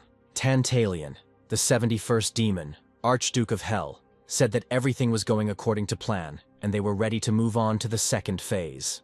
The director ordered the information to be spread that Lady Su was with Wonhee, and then added that he was looking forward to the moment when they would respond to the danger. In the Gangnam area of Seoul, there were communities: Guardians, Hunters, Abyss, and Necropolis. And they all obeyed one leader. The assistant reported that the demon Andromalius and the demon Ser were spotted in the Asian Federation. In addition, the Abyss's informants said that a witch was spotted there. He added that Tantalion is responsible for the people of Japan and Korea who sign contracts with demons. The boss asked about Necropolis. The assistant replied that this information was not yet available. The boss said that we need to find a way to get rid of the demons and their followers. He asked what about the necromancer. The assistant replied that no traces of him had been found yet. The boss added that we need to find him and his followers, who are also not the last ones in this game. The assistant bowed and left the office. During one of the training sessions, Hyunbo told Su to use as much of his energy as possible. The girl concentrated, and the entire training room was illuminated with bright light. Su collapsed to the floor, exhausted, and Hyunbo reminded her that this was only the 9th day of training. When the girl came to, the guy said that she had become stronger, and now the training would be special. Henbo placed a goblin in front of her and ordered her to kill it using her power. Sue had to do it without magic and mana, with her own hands. The girl took the knife and approached the goblin. And the next second, she plunged the knife into the monster's chest with all her might. The goblin fell to the floor dead. Hyunbo said that it was now time to start new training. He ordered the girl to attack him, and Sue resolutely rushed at Henbo, but the guy immediately protected her with a dome, which began to hurt her. The girl screamed, "Why is he doing this to her?" Hyunbo replied that she should know how terrible it is to take someone else's life. She must be prepared to be hated for making a dark contract. A girl who agreed to cooperate with a demon will become a target for those with a holy attribute. Sue exclaimed that she just wanted to live and didn't know that things would turn out like this. God did not answer her requests, so she asked the demons for help. Hyunbo replied that the world was unfair and they had two options. The first is to kill for the sake of survival, and the second is to give up and die. When the girl fell to her knees and began to sob, Hyunbo decided that training was over for the day. He sent her to rest, and Sue fell asleep instantly. After some time, Tia reported that some people were constantly circling near their house. At first she thought they were ordinary people, but that turned out to be not the case. It seemed to Tai that their mana was of the holy attribute, and it was possible that they might start attacking. She also heard the military talking about some kind of offensive. Hyunbo asked Christy about the protection for Sue. She replied that everything would be finished today. The guy added that it would be necessary to test it in a real battle. Henbo looked out the window. There were indeed some people standing near the house. During lunch, Sue asked for a second serving of noodles. Hatem she asked for pizza, chicken, and hamburger. After finishing the last slice of pizza, Sue firmly declared that she did not want to die and was ready to kill. Hyunbo was glad that the girl made this decision herself and replied that there would be a lot of things to do soon. Evening came, and Henbai was ready for any actions of the people near the house. He walked into Christie's room and she said everything was ready. She added that she managed to obtain demonic magic from Sumanu. But the magic inside the girl has not yet fully formed, and everything will be like two dishes on one plate. Hyunbo wanted to know how different she was from the other contractors. If not demons, but gods had responded to her requests. Everything would have been different. Sue could have become an incredibly powerful priestess. And Amalia said that two forces were fighting in her body. One was striving to rise upward, and the other wanted destruction. Henbo said that he wanted to ask the genie Agni about the girl. Jin replied that she was terribly strong. If you get her flesh and blood, you can become much stronger yourself. Hyunbo told Christy that he now understood why Sue was entrusted to him. But before they could finish speaking, an attack began outside. The guy immediately rushed into the girl's room and saw that she was cowering in fear and lying on the floor. Henbo told her to calm down and run to the basement immediately. He shouted that he expected an attack, but did not think it would happen so soon. Looking out the window, Henbo saw that the house was surrounded. He said that they were all aimed at destroying contract soldiers. The girl replied that she understood perfectly well what was happening. Henbo looked at Sue and ordered him to prepare for battle. The girl instantly transformed and was illuminated by the light of mana. The guy handed her the staff and added that it would help her control her power. Hyunbo added that he had already prepared everything to deal with everyone. The commander shouted to the soldiers that their target was a necromancer and a witch. Henbo summoned the undead and sent them to repel the military attack. The commander gave the order to hit to kill, but the ranks of the undead were replenished again and again, and the military did not have time to destroy them. And then people with the holy attribute turned to God for help. The commander decided it was time to use the ammunition located underground. He quickly gave the order for all troops to retreat. And a few seconds later, combat missiles appeared from the ground. After the explosion, the commander ordered that no one had time to leave the building. Hyunbo held the girl's hand tightly and ran quickly through the corridors of the house. He understood that there was no way to escape in the basement, and that he needed to immediately leave the burning building. After escaping through the back door, Hyunbo said that he would not be able to protect the girl if he was attacked. He will try to do everything to protect her, but he only has one life. Sue was scared and asked not to leave her alone. Hyunbo replied that there was no need to count on him. The girl should pull herself together and not act like a child.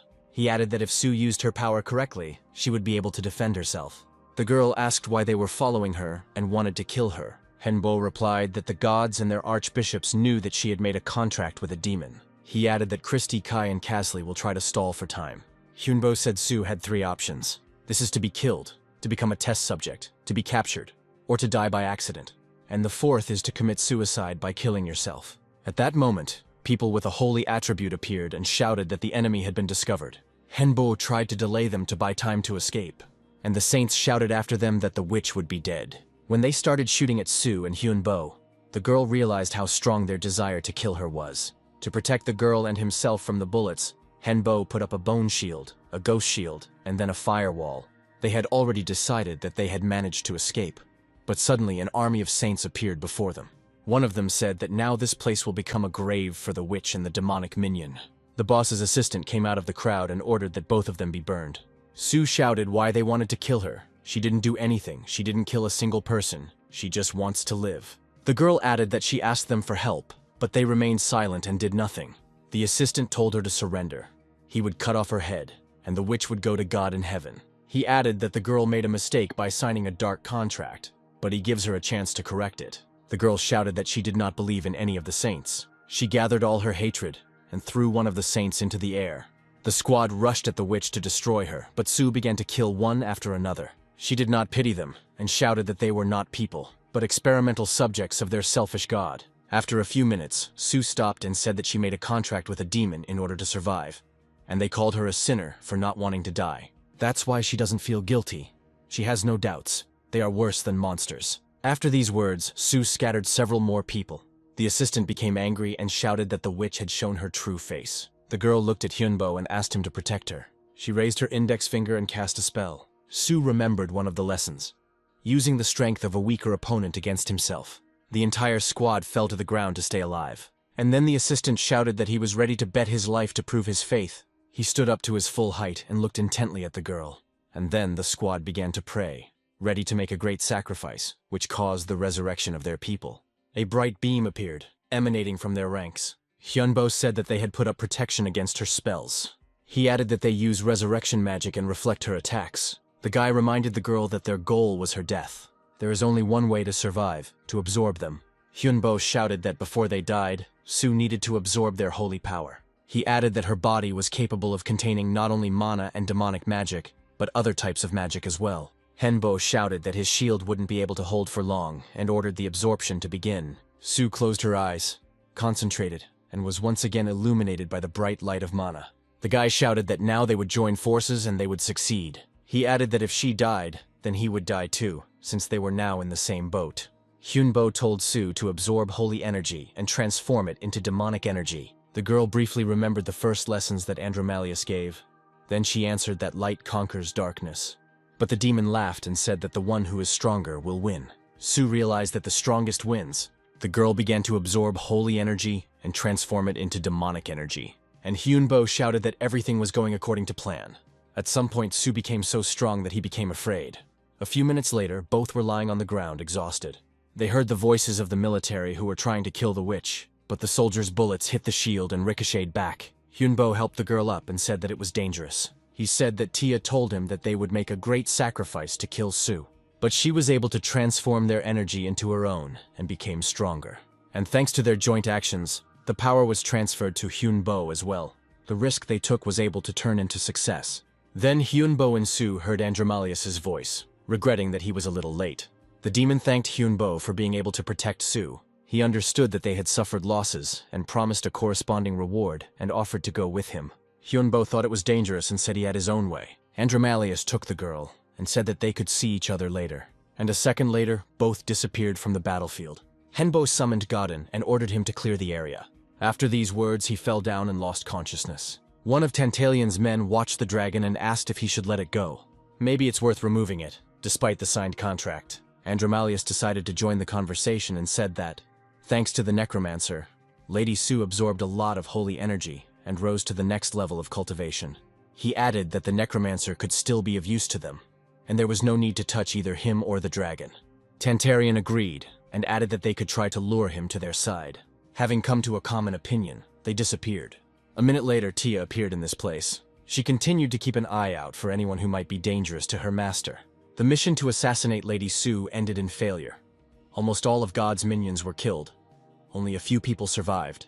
Video from city street cameras has become the most discussed topic. The media were quick to report on the strange behavior of the henchmen, and the government, the military, the associations of hunters, guardians, and other communities began an operation to suppress them. The factions tried to get rid of the minions, and some even sacrificed them for the sake of the status of the chosen ones. Henbo slept for 30 days after the hard battle. After watching the news, he learned that thousands of his henchmen had been taken into custody. Special equipment was even used to obtain metals and rare elements from prisoners. Now money had no meaning in the world. The world was turned upside down. Christie said that once upon a time the idea was good, there was magic in it, and magical creatures lived in the world. But the main thing is that dragons existed there. As Tantalian said, dragons left this earth long ago and now live in other worlds. It was then that the era of myths began, when gods and demons began to share power. Christie added that this world was dangerous for people, and she was fine there. While Hyunbo was sleeping, his body changed twice due to the union with Lady Sue. Christie said it was amazing that both dark and light magic existed in his body. She wanted to add that they had two problems, but Hyunbo replied that he already knew how to solve them. Hyunbo asked everyone to take human form and said that they were going to the abyss. A joyful Lady Sue ran out to meet him. Kai asked why she was here. Didn't she need to hide? The girl laughed and replied that everything was fine. She was using a mask. She thanked Hyunbo again for saving her and teaching her so much. From the outside, the entrance looked like an ordinary building with a store sign. But when they entered inside, everyone was surprised. It looked like a small town with an office building and its own shopping area. It felt like we were in another world. An elf girl came out to meet Hyunbo and greeted him politely. He knew that the elves hated the undead, and besides, it seemed to him that she knew that he was a necromancer. Then another elf came out and apologized for the new employee, Anna, saying that she still didn't know a lot. The man added that he was ready to offer guests goods and provide a discount. He was the manager of the Korean branch of the Grey Market. His name was Bellaran. Hyunbo wanted to introduce himself, but the man said that they were very famous. At the market, Hyunbo picked up one of the stones and said that it was an excellent mana crystal. Bellaran replied that he had good taste.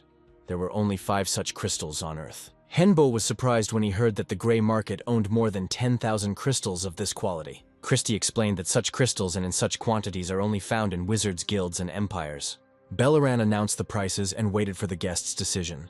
Sue immediately began choosing and saying that they were ready to buy a large batch. Bellaran was surprised that someone in Korea could buy more than 10 kilograms. Hyunbo said that he too couldn't pass by such nice prices. The manager said that he had something else for such important clients. He handed over 2 envelopes and asked not to open them here. Once outside, Kai couldn't forget the manager's surprised face when they bought such a pile. Sue was eager to find out what was in the envelope. She opened it and read the message. It said that tomorrow there would be an invasion of Earth, which would be like 4 for hell. Hyunbo looked at the girl's frightened face and opened his envelope. He said that they were returning to base immediately. Sue said she didn't expect him to agree, but she still invited Hyunbo to join them. He replied that he did not trust these demons and was forced to refuse. The girl looked at Hyunbo and said that she hoped that they would meet again. He summoned the dragon and they headed to the base. Arriving in North Korea, it was clear that the country was destroyed by monsters. The first thing was to understand how mana behaves, to feel its origins and paths of displacement. After going down below the base, Hyunbo didn't feel anything special, but then Godin said that changes had occurred in him. Hyunbo looked closely and saw that the dragon had scales. In addition, his strength also increased. Godin said that this was not all, now he could sleep. Hyunbo replied that he would like to investigate his changes, but there is no time for that now. Christie said they could at least examine the scales. Hyunbo agreed and began by studying his mana. Christie created a vessel that contained the dragon's elixir.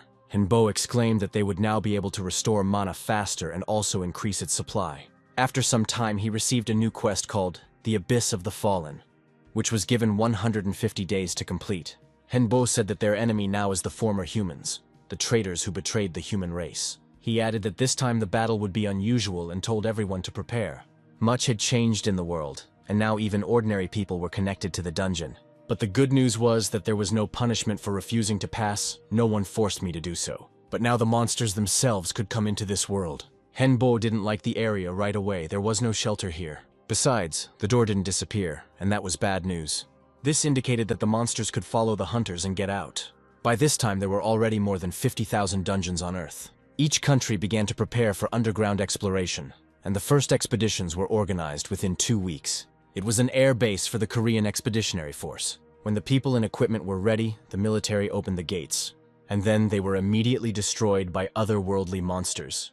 Later, more than 1,500 guardians and the same number of military personnel, as well as 1,000 hunters, were called up, and the Abyss had to call upon the heavenly guards who have light powers. Hai Kwan, the general of the Hunters Association, said that the Necropolis forces will move together with Wanhai. Kang Hyun Chol, commander-in-chief of the Expeditionary Force, said that there is little information about the enemy, and they are fighting on their territory. But they must fight and win, be ready to die for their country. But there were too many monsters. The forces were unequal. There were truly previously unknown creatures that were impossible to deal with. We tried using protective magic, but it was useless. At some point, the sky was illuminated by a bright glow. It was Wonhee who arrived with his team. He summoned his undead and sent them at the crowd of monsters. Christy, Kai, and Kasley also rushed to attack. The Survivors Guild, led by Mi-yeon, also came to the rescue. Henbo saw that everything was going according to plan, but there were too many wounded and killed. He cast a spell and used mass healing. The soldiers began to rise and gain strength. Finally, the battle was over and the monsters were destroyed. In just 10 minutes, about 500 people died and could not be healed or resurrected. The commander-in-chief said that they were able to win thanks to Won-hyun and Mi-yeon. The girl apologized for her squad arriving so late, but Hyun-chul wanted to hear the reason for being late. And then Henbo said that it was he who told her to wait. He explained that he immediately realized that the monsters would try to get to the door. Chul said that they intentionally hid this information for their own benefit, which makes them traitors to the country. But Henbo replied that all this was done so that the war would end in victory. And then he added that the expedition had not organized a place to spend the night, or food for 4 days. Hyunbo said that they went to places like this to stop the invasion, and the military always didn't care about the opinions of others. Chul replied that because of his beliefs, they had lost more than 500 people. Hyunbo reminded that this is a war, and if there are more survivors than dead, then he does not see a problem. Then Mi-yeon said that you can't say that, because necromancers understand how valuable human life is, and if Wonhee continues to hold this opinion, then the necropolis will not be able to follow him. She reminded them of the first rule: as long as there is hope, they will try to save every life. Hyunbo replied that he was not a member of the necropolis and this was not his rule. Mi-yeon looked at the necromancer and declared that from now on the necropolis would not follow Wonhee. Not only was not everyone ready to follow the necromancer, but enemies also appeared. Hyunbo said that he would not change his mind. He would kill anyone who attempted to take his life. The commander-in-chief replied that more soldiers would arrive tomorrow, and almost all of them would be from the necropolis. Henbo didn't pay attention to his words, but only handed over a paper with information about the dungeon, as well as a map of the area around the door. Chul looked at the documents carefully, and Hyunbo added that he would contact him if he found out anything else. Hyunbo returned to his team and announced that there would be a new attack tomorrow. In the meantime, it was necessary to walk around and look around. Godin said that he knows that this dungeon is of space class. Hyunbo replied that he had not encountered this yet and had no idea how they should act. He scanned the area and felt something alive. There were no more than 500 meters left to fly. Henbo assumed that if they were destroyed, they would be able to avoid being attacked tomorrow. And the next moment he couldn't believe his eyes.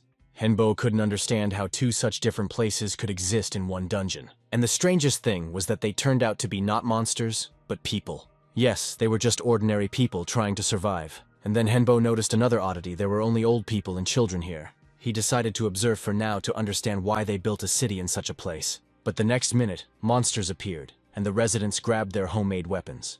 Someone in the crowd gave the command to protect the women and children, and the monsters were already advancing closer and closer. The old man who tried to take the children away realized that they could not escape. He turned sharply and rushed at the nearest creature with his bare hands, but the next second he was grabbed by the monster's huge paw. The creature had already opened its mouth to devour the poor old man, but then a strong blow fell on her face. Henbo realized that he had to intervene and ordered the dragon to destroy the monsters. A minute later, the residents saw how the creatures began to fall dead to the ground. Henbo cast the healing spell again, spreading it to all the city's inhabitants. People fell to their knees before Henbo and began to thank him for saving them. Henbo called on the people to follow him since they were not fallen, and the people agreed. Rumors quickly spread throughout the expedition camp that Wonhee had prevented the monster invasion, and those who had considered him their enemy changed their minds and were ready to follow him. The rescued residents sat around the fires and discussed the recent battle. After some time, the elder of the city came to Henbo to thank the savior. He then asked why Wonhee helped them since he was not interested in the general welfare. Hyunbo replied that he had his own benefit in doing so. He added that if an elder seeks a god, he can give him power instead, and in return he demanded his faith and soul. Henbo explained that after death, the elder's soul would go not to God, but to him.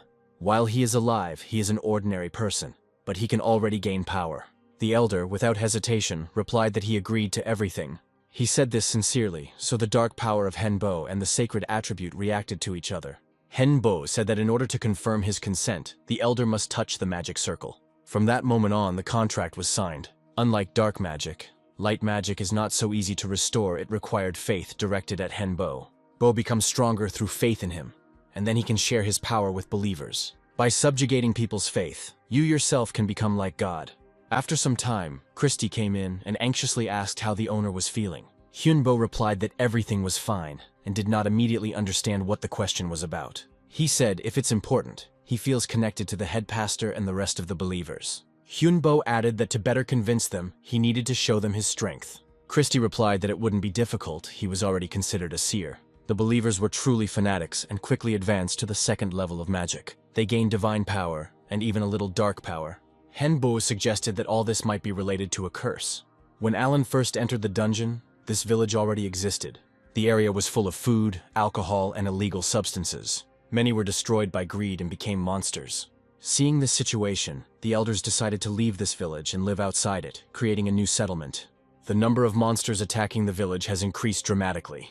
But the saddest thing was that those who got into the village could no longer leave. Henbo said that the village had ideal conditions for mutation, and it would be difficult to get rid of the curse. He didn't understand why no one wanted to become stronger to fight the monsters. Perhaps the inhabitants mismanaged their mana, spending it only on maintaining life. Henbo said that he would try to free the people from the curse, and asked Christy to bring him any old man from the village. Chal gathered the people, and asked if there were any reports on the current situation. One of the soldiers reported that everything was under control for now, but there was a shortage of water and food. The commander-in-chief reported that they were already thinking about getting water from the dungeon, since only weeds were growing around. Chal asked if anyone had contacted Wanhei, but was told that they had not yet contacted him. At this moment, information was received that a village with people had been found. Henbo immediately learned that the military had learned about the village. He wanted to make at least half of the inhabitants his apostles. But for now, it was difficult. Many quarreled with each other, not thinking about the attacks of monsters, the death of friends and family. At present, there were 215 people on Henbo's side. More than 1,000 had chosen another path. Having assembled a detachment, the military headed to the discovered village. They met a resident who repeated that those who become monsters will meet the prophet. The military assumed that this was about Vanhe. Apparently he had already been here. Chal ordered to move on, but under no circumstances to touch the food without first checking. Having explored the village, the detachment headed back to camp, and then their way was blocked by disgruntled residents. They were locked here forever. The next second, the inhabitants took the form of monsters to destroy the uninvited guests. The commander-in-chief ordered an immediate retreat and preparation for an attack, and then Chal heard Wanhe's voice from behind. He turned around and asked if he was the prophet, and Henbo replied that he was. Chal said they would talk about it later, and ordered the soldiers to go on the offensive. But then Henbo raised his hand and ordered his men to listen to his commands. Chal exclaimed, "Could he really force ordinary people to fight?" Henbo replied that now the commander-in-chief would see everything with his own eyes. The next moment, the inhabitants were illuminated by a bright light. There was dark magic in them. Monsters appeared in their ranks. These were fire demons. Henbo said that it was quite possible for a dark magician to obtain such power. This is possible if you use other people's souls correctly. The Chol squad did not understand how it was possible to use dark and holy powers at the same time. Henbo replied that the power of the god of life and the god of death was not yet capable of such a thing. He raised his hand to the sky and used Chaos Strike. Everything around was illuminated by a blindingly bright light. Within a minute, the monster inhabitants were finished. The commander-in-chief approached Wanha to thank her for her help, and wanted to say something else, but Hyunbo interrupted him. Handing the papers to Chal, he said that this was a new map, although incomplete, but it showed the monster's lair. But the commander-in-chief couldn't help but ask where Wani got the strength to use dark and light magic. And what gods of death and life did he talk about? Henbo replied that he was a dark power mage who was chosen to be the one who was given the light power. And seeing his powers, people cannot help but believe him. And then Chal asked if something similar could happen to him. Hyunbo was pleasantly surprised. He could only dream of such a chance. He replied that several conditions were needed for this. The first thing is to make people believe in it. Second, you need to voluntarily receive their souls. Third, you need to be willing to give them your power. Chol replied that these demands were feasible, and asked if Wanhee could make him a god too. Hyunbo said that it was possible, you just need to sign the contract. The commander-in-chief, without hesitation, signed the contract in blood. From that moment on, he too became a seer, to whom he would give everything, even his life and soul.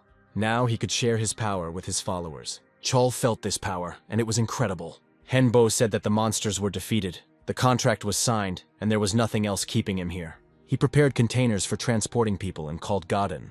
And at that moment, When the military was watching Wanhee, a monster's head emerged from the ground behind them, and looking around, realized that a necromancer had just been there. Deciding that now was not the time, he went back underground. At that moment, Tia appeared and followed him. Henbo found a place where people could be accommodated. He told his team that they could rest for a whole week. He gave the former residents a day to rest, and then ordered them to return to training. There were 105 days left until the end of the quest, and Henbo had not yet fully figured out this dungeon. After some time, he decided to take Christy down to the basement laboratory. She showed her owner her new developments, robots with good protection. Christy said that upon returning, Henbo had not yet checked his stats and skills. Now he saw that the received dark power and holy magic were officially confirmed by the system, and the indicators showed that he was worthy of being called a prophet. But we cannot stop there. The weaker the prophet, the weaker his followers. Soon Tia returned and joyfully hugged her owner. Henbo looked at the map she made. He knew that this was the basement of a dungeon. Monsters like to build their lairs in places like this. Tia said that besides the monsters, there is a boss there and she can show him. At first, Tia regained her original liquid form, and then she transformed into the one she met in the basements of the dungeon. Looking at the created boss, Christy asked if Tia noticed anything unusual about him. Tia replied that those he had met were unable to defeat him. He also said that such attacks would not work on him. And then Kai said that only he should kill him.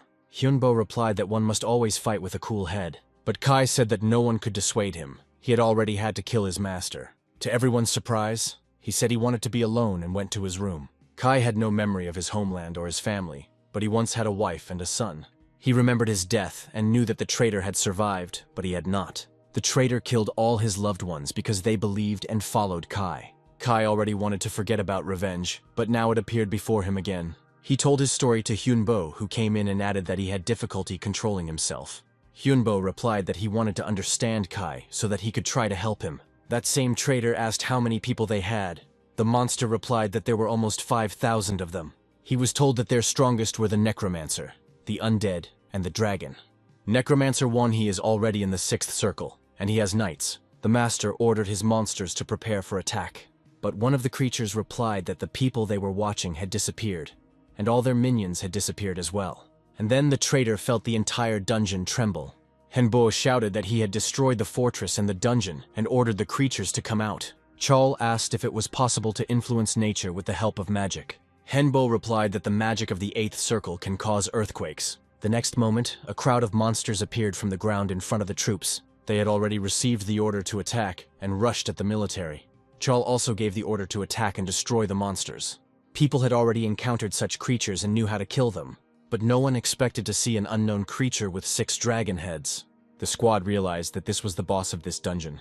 The monster spewed out green lava and directed it at the enemy ranks. Henbai extended his hand and used Poison Eater. People looked on in surprise. Was Wanhee able to absorb the boss's attack? Henbo realized that he would need help and called on Angie. The genie that appeared said that the master had become stronger, and Agni would be able to have fun longer. He directed the devouring flame at the crowd of monsters, destroying them with his fire. The boss realized that his attack had failed, and said that he would not allow himself to be ignored. Henbo foresaw what the boss would do in the next second. The monster released ice shards from all 6 of its mouths, directing them towards the enemy. But the detachment was able to fight back and was not harmed. The boss asked in surprise how they managed to repel his attacks. Hyunbo replied that they knew enough about him.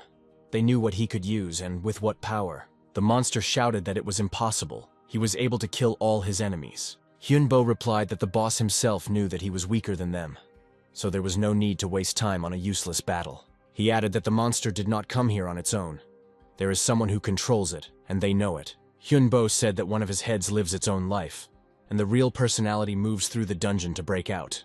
The boss realized that it was time to move on to the next act and began to transform. Hyunbo called Kai and said that it was his turn now. The same traitor stood before him and was angry that his memories were returned to him after death. Kai said that the traitor is alive only to get what he deserves, and he exclaimed in response, was he really going to defend himself with his toys? Kai replied that he had not come to defend himself, but to kill him. He cast a spell and sent a pillar of fire towards the monsters. The traitor exclaimed that no one had the right to touch his servants. Kai replied that it was he who taught him that in order to win, you need to do everything. He added that he remembered his name. It was Glance, and now he had a disgusting feeling. The traitor replied that now he also understood who stood before him. He also remembered him. He became filled with anger and added that he was ready to kill him again, like last time. The next second he took the form of a huge lizard. Kai said that even now he looks like trash and raised his sword up. He sharply directed the beam at the enemy and said that this was light magic that the master had given him. Hyunbo added that the name of this gift is Judgment. The lizard hissed that he would now destroy his entire army. He started grabbing monsters and devouring them, but that was a big mistake. The undead were also filled with holy magic. The squad did not waste time and attacked the lizard. Kai jumped closer to the monster to strike him, and he tried to attack using all his strength. He didn't understand why his attacks weren't working. The lizard said that this was not the end, and red glowing pillars appeared around him. He said that they would pay for taking the inhabitants of his village. It turned out that this was the same Garan, and Kai remembered his name. The lizard swung its clawed paws, but Kai parried its attacks. And then Garan managed to deal Kai a powerful blow, and he fell to the ground. The lizard stood over his headless body, grinning and asking what losing and dying tasted like. But the next moment, I felt pain throughout my body, and did not immediately understand what had happened. Kai's head looked at the traitor and said it was checkmate.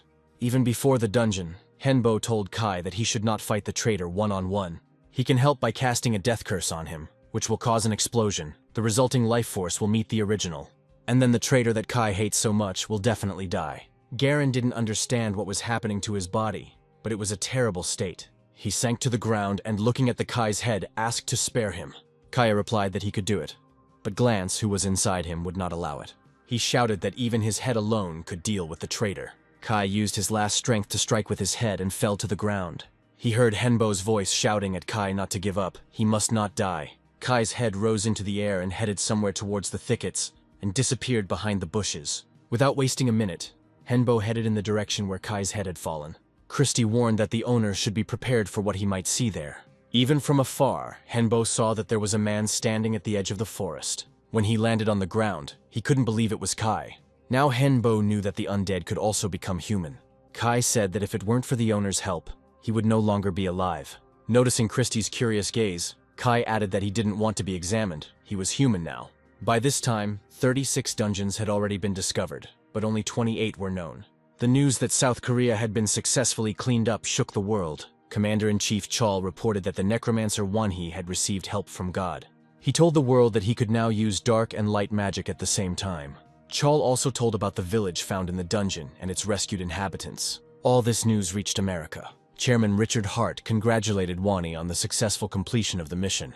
Henbao told him about the Goliaths and asked if it was possible to set up their production in America. The chairman replied that everything was possible with money, but it was not a fact that it would be as good as expected. The guy said that the Goliaths are different from his toys. Although they are not very developed, they are easier to control.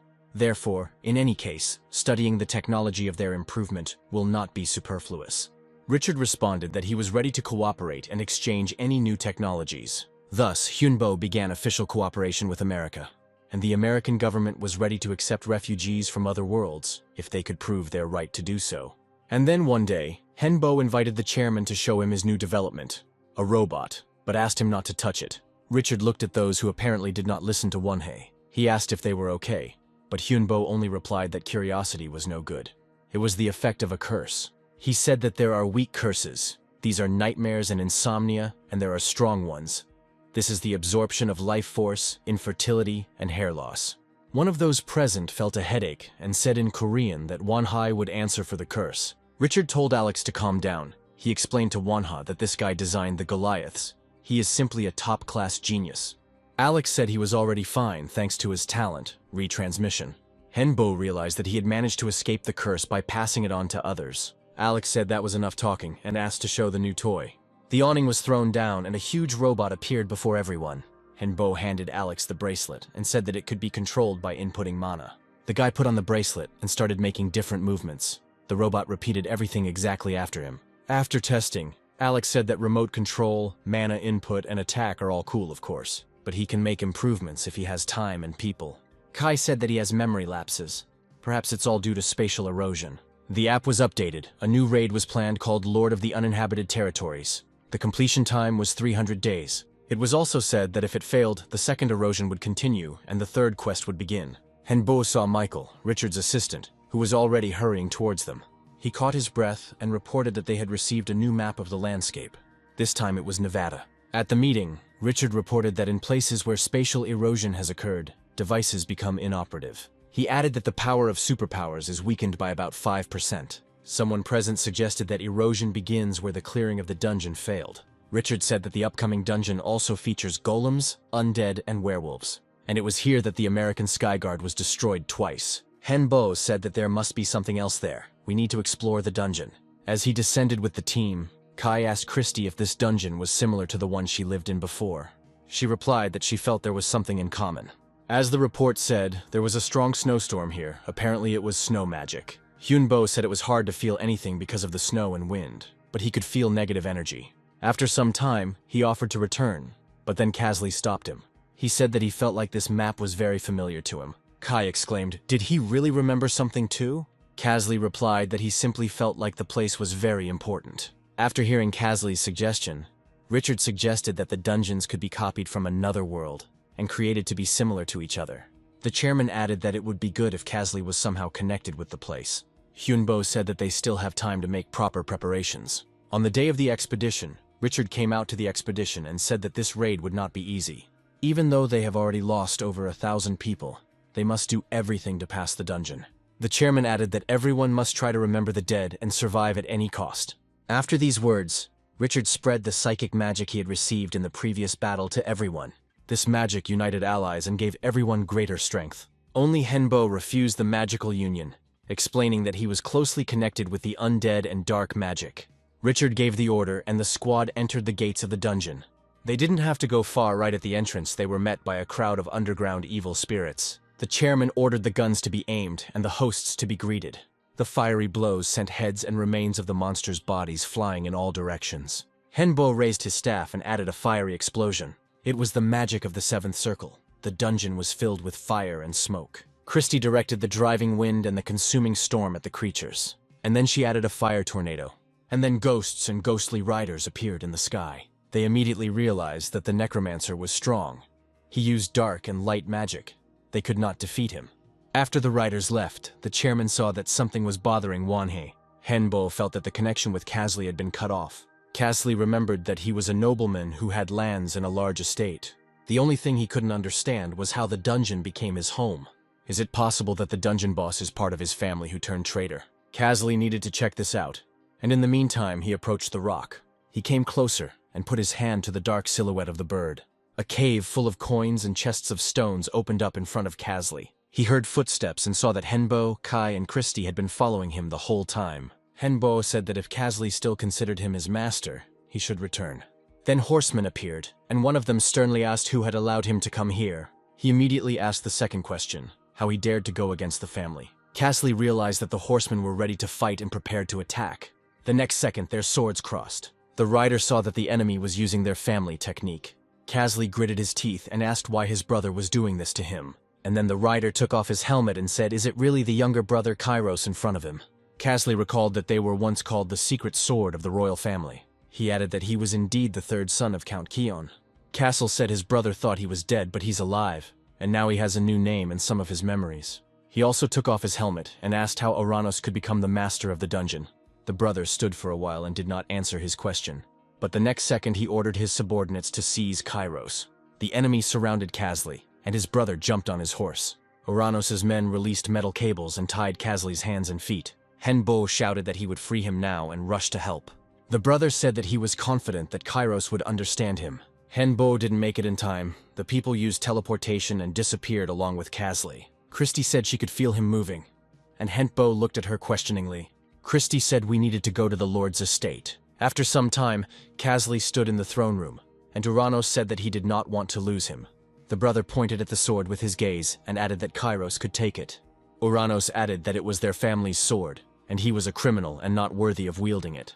The brother looked at Kairos and said that it seemed like he still wanted to know how he became a traitor and the master of the dungeon. A minute later, Oranos stood up and ordered them to follow him. They came to a door sealed with some kind of sign. The brother snapped his finger and the gate opened. In a large room there were crystals in which there were some people. Kasley approached one of them and recognized their middle brother, Reynos. He exclaimed what was wrong with his brother and why he was in the dungeon. The elder brother said that all members of their family were alive. He led Kairos to one of the crystals and added that he froze everyone for the sake of his wife. It was Beatrice and the third child who was never born. Uranos said that by using the life force of the family, he could save his wife and son. When he was on the brink of life and death after a failed raid, he was saved by a vampire. In battles he was just a pawn, but she was always there. Uranos fell in love with her, but there was no chance to escape. So he decided to make the dungeon his own. But the previous owner warned them that they would never return to normal life and cursed them. To break this curse, blood was needed. It had to be a sacrifice of one blood, so the whole family is here. If he decides to leave the dungeon, the entire Kion family will be destroyed. Soon, the attackers were attacking not only the families of the survivors who had gone over to the invaders and become traitors. Their family could also be in danger, so he secretly met with their third brother, Rhinos. And later, after the meeting, Uranos learned that his brother and family had fallen. But he found Rhinos, put him to sleep, and began to transfer life force to him. If he sacrifices the others, his brother will be able to wake up alive, as well as his wife and child. Uranos looked at Kairos and said that he had to help him, and for that they needed a necromancer. Kazli realized that this was about betrayal of Henbo. But on the other hand, all the people dear to him will be able to return to life. Christie found the way, and Henbo entered the chambers of the Lord's castle. Kazli came out to him and said that he didn't think the owner would find him so quickly. Hyunbo replied that he was worried about him and then asked why Kazli was so gloomy. He replied that he was asked to make a choice. He added that he must always obey his master, but was a little confused. Hyunbo paused, then said he would like to give one piece of advice. Whatever choice he makes will lead to pain and loneliness, so he must choose what is more beneficial for him.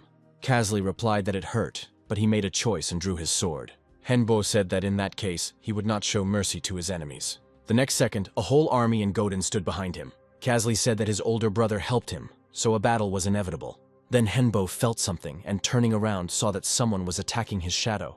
This meant only one thing: there was a vampire here. Kazli took advantage of this moment, jumped up to his owner and sharply hit him in the stomach, causing Henbo to lose consciousness. Kai, not believing his eyes, rushed towards Henbo, but the monsters blocked the way for him and the squad, not allowing them to approach the owner. When Kazli picked up Henbo and started to walk away, Kai realized that he couldn't do anything. He just called out to his partner. Kazli paused for a moment, turned around and apologized.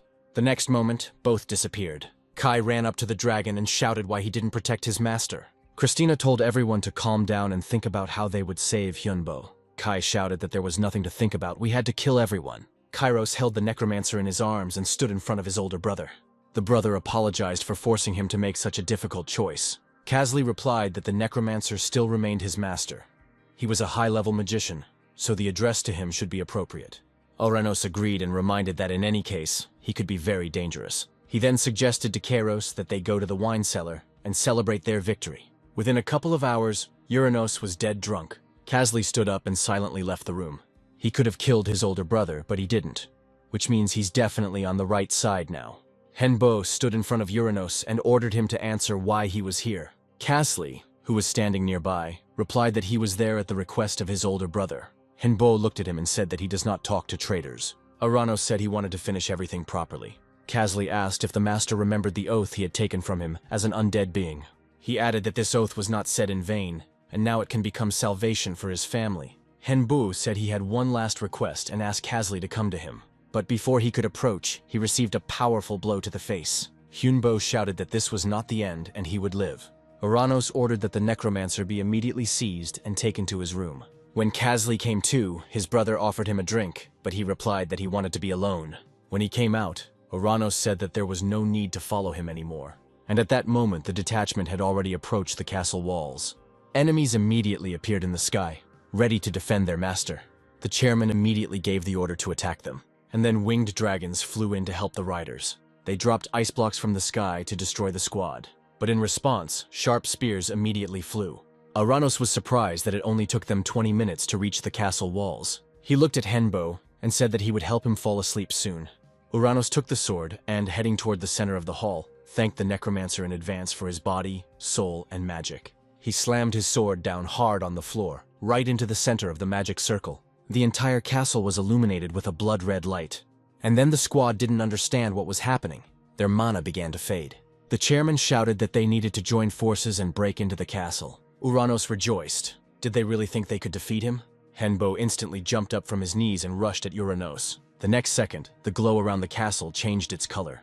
Uranos turned around and screamed what he was doing. Hyunbo replied that he exchanged the energy of the living for the energy of the dead. Uranos became even more angry and swung his sword at the necromancer. But the next second, he came across the sword of brother Kairos. The older brother shouted what was going on, because he was on his side. Kazli said his master told him to look for profit. He added that Uranos could still abandon his goal and side with the earth. Of course, Kazli understood how much mana and life energy were needed for his brother's wife and child.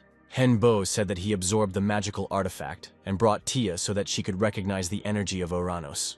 And Kazli added that life energy also exists on Earth. The elder brother replied that he knew about it and had no intention of becoming a traitor. But they don't understand anything. He is just a grain of sand in this huge world. He cannot betray those who gave him strength. Kazli replied that they had already encountered demon dragons of this level. They use souls by burying them in the sand and then control them. He added that they are also scared of them, but they continue to fight. Uranos turned away and said that he had been a fool to believe that his brother would help him. But Kazli replied that he needed to come to his senses and understand that nothing would work out. The next second, the wall of the hall collapsed and Richard's squad appeared in the opening. The chairman said that the land would be happy to receive Uranos and suggested that his proposal be accepted. But Uranos replied that this was all nonsense. He did not believe in it. He added that their army could not cope with him. He would defend himself. Henbo replied that one Kairos would be enough, but Uranos stood his ground. They could not defeat him. Kazli jumped up to his brother and shouted that they could check it out. And Henbo sat on the floor and concentrated on making Kazli stronger. Uranos rushed at his brother and swung his sword, but Kazli managed to get ahead of him and cut off his right hand. Uranos abruptly grabbed the sword in his other hand and put the tip to his brother's face. He said that he was not going to give up, and offered Kairos one last time to come over to his side. But Uranos heard a negative answer and that he would still lose. He cut his brother's body in a few moves and said that no one would stop him from becoming the winner, and his hand instantly regenerated. And suddenly the severed limb grabbed Uranos by the hair, and Kairos stood before him, alive and well, saying that his brother had probably forgotten that he was no longer undead. The elder brother looked at Kairos and replied that then he would fight with full force. He shouted that he would now show the true power of the monsters, and turned the sword towards himself. The next second, blood gushed from Uranos' body and he let out a loud scream. Now standing in front of Kazli was not his older brother, but a huge monster. He said that now Kairos would feel what he felt, and sharply chopped his brother on the left hand. Uranos aimed a fire table at Kazli and sent him flying with a shockwave. Kazli decided that things couldn't end like this, and he couldn't die again. And then he heard the words of Henbo, who asked him to trust him and do as he said. Kazli shouted that he trusted his master completely. Henbo shouted that the only way out was to absorb Uranos, become a part of him, and begin to control him. Kazli abruptly threw out his sword and prepared to absorb. As the owner said, this was the only way out, if only there was enough strength, mana, and energy for it. The next second, Uranos raised his hands to the sky and let out a sharp, piercing cry. The frightened people scattered in all directions, and only Henbo's detachment did not move from their place. Kai shouted that something had to be done, otherwise Kazli wouldn't last long. Henbo looked at Christy and said that it was her turn now. She replied that it would be difficult, and told everyone to hold on. Now Christy entered the battle using her energy and spells. Kai shouted that there was not much left, but his strength was running out. Henbo said that he himself then approached Uranos. He was glad that Kazli had managed and was stronger than the damned soul. He had managed to get inside, and now Henbo needed to call him back. Uranos let out a final scream, and his shell shattered into pieces. Henbo approached Kazli and said that he was the winner in this battle. Kazli came to his senses, and the first thing he did was look at his brother. He told Hyunbo that something needed to be done, but he replied that he might already be dying. Kazli exclaimed, "Was this all because he interfered?" Uranos, without opening his eyes, quietly said that this was the price of his curse. This curse made him stronger, but it only took one loss for his soul to be destroyed. The brother smiled and added that Kairos should not be sad. He had seen with his own eyes what loyalty was. Uranos said he had one last request. He told his brother to take his soul and body to become stronger. Uranos asked Kairos to take care of his daughter. His last words were a wish for his brother to be happy. And the moment Uranos disappeared, the entire castle began to shake. Henbo saw that everything around him began to change. And suddenly Beatrice, the wife of Uranos, appeared before everyone. She fell to her knees and began to sob for her departed husband. Kazli said he regretted what happened. The girl replied that she knew everything. She saw everything. Kazli helped Beatrice up. She was barely able to stand on her feet. Henbo offered to examine the girl and came closer. But the next second, Beatrice made a sharp swing of her hand and cut off Henbo's head. She was jubilant that her clever trick had worked.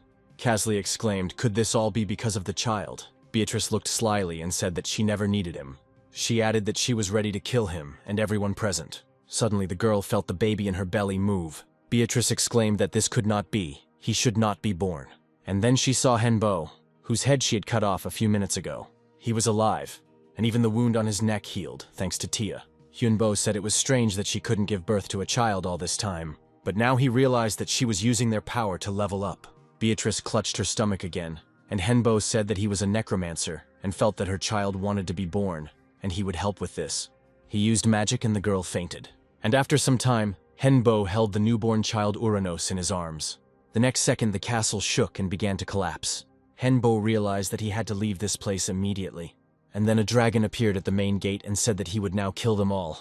Kairos asked Henbo for permission to deal with him himself. The necromancer wanted to warn him that it was dangerous to fight alone, but he had already taken to the sky. Kairos said that he had no intention of fighting alone. Kai asked Henbo what kind of ghosts were around him. The necromancer replied that these were undead, loner squads and spirits. Meanwhile, Kairos formed a legion of summoned undead. The dragon hissed that this would not save them from certain death. The legion rushed to attack, and the dragon began to defend itself and try to kill the undead. Kairos shouted that this fight would soon end. His spirits were stronger than the dragon. The dragon exclaimed that she should not just die like that. Kairos replied that he had no intention of killing her right away. He added that she would die in terrible agony, and that it would be a lesson for everyone. After a few minutes, the dragon was dealt with, and Henbo said that the clearing of the third dungeon was complete, and it was time for them to return. He looked at Kairos, and didn't even ask whether he would return with them or stay here. Hyunbo spent some time in the hospital to recuperate.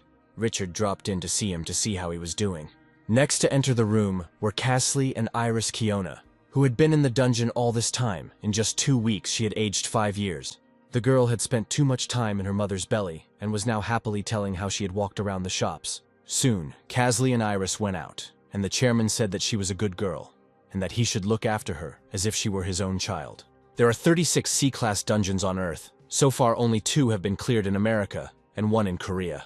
Hyunbo said that the mission becomes more and more difficult each time. But after some time, 12 dungeons were cleared all over the world. It happened in Europe, France, Germany, England, Italy, Greece, and Russia. And in Asia, the undergrounds of China, Japan, and Indonesia were cleared. Henbo said that someone other than them was doing the cleanup and supported not only Henbo's squad, but also the Golden Black Hole. Richard replied that he had no information. The government was keeping it a top secret.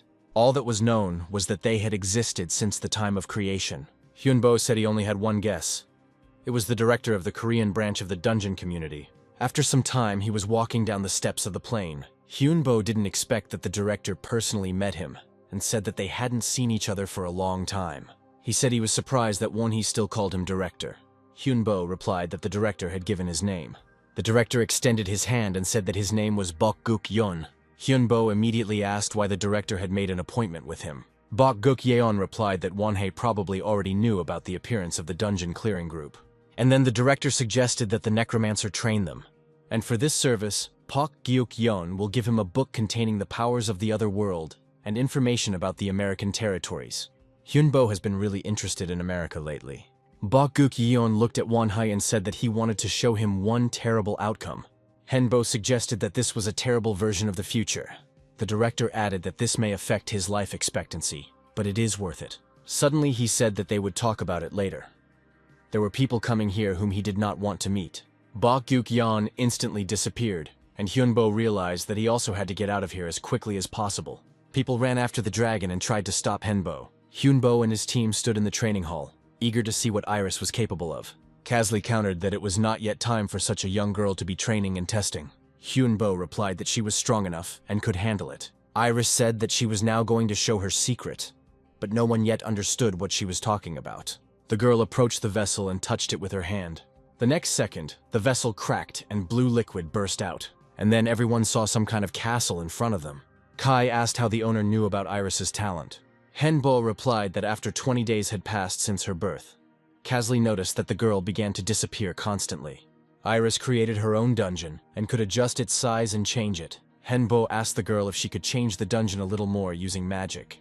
And then the dungeon really started to change. A second later, everyone was surrounded by a forest, and Iris said that she had invented a forest labyrinth and created her own monsters. Casley didn't really like what was happening, and he offered to take Iris to Seoul under the pretext of showing her the real world. Hyunbo replied that he was sure that the girl would really like the city. A couple of days later, Casley and Iris left, and the team sat in a cafe and talked about how the world had changed. Hyunbo turned halfway around and asked if Kang Hyun-chul agreed with their discussion. The commander-in-chief was surprised by Won-hee's insight and replied that he was already a general. He added that he had heard that the cleanup operation in America had been successful. Hyunbo replied that it was all thanks to his loyal comrades. He said he had a gift for Chol. Hyunbo took out a pouch of space expansion magic from his inner pocket and handed it to the general. Chol replied that he would probably need it. The commander-in-chief thanked Won-hee once again and left. And then a woman came up to the table. She said that she was under the command of the Red Lord, who ranks 9th in the Magic Association.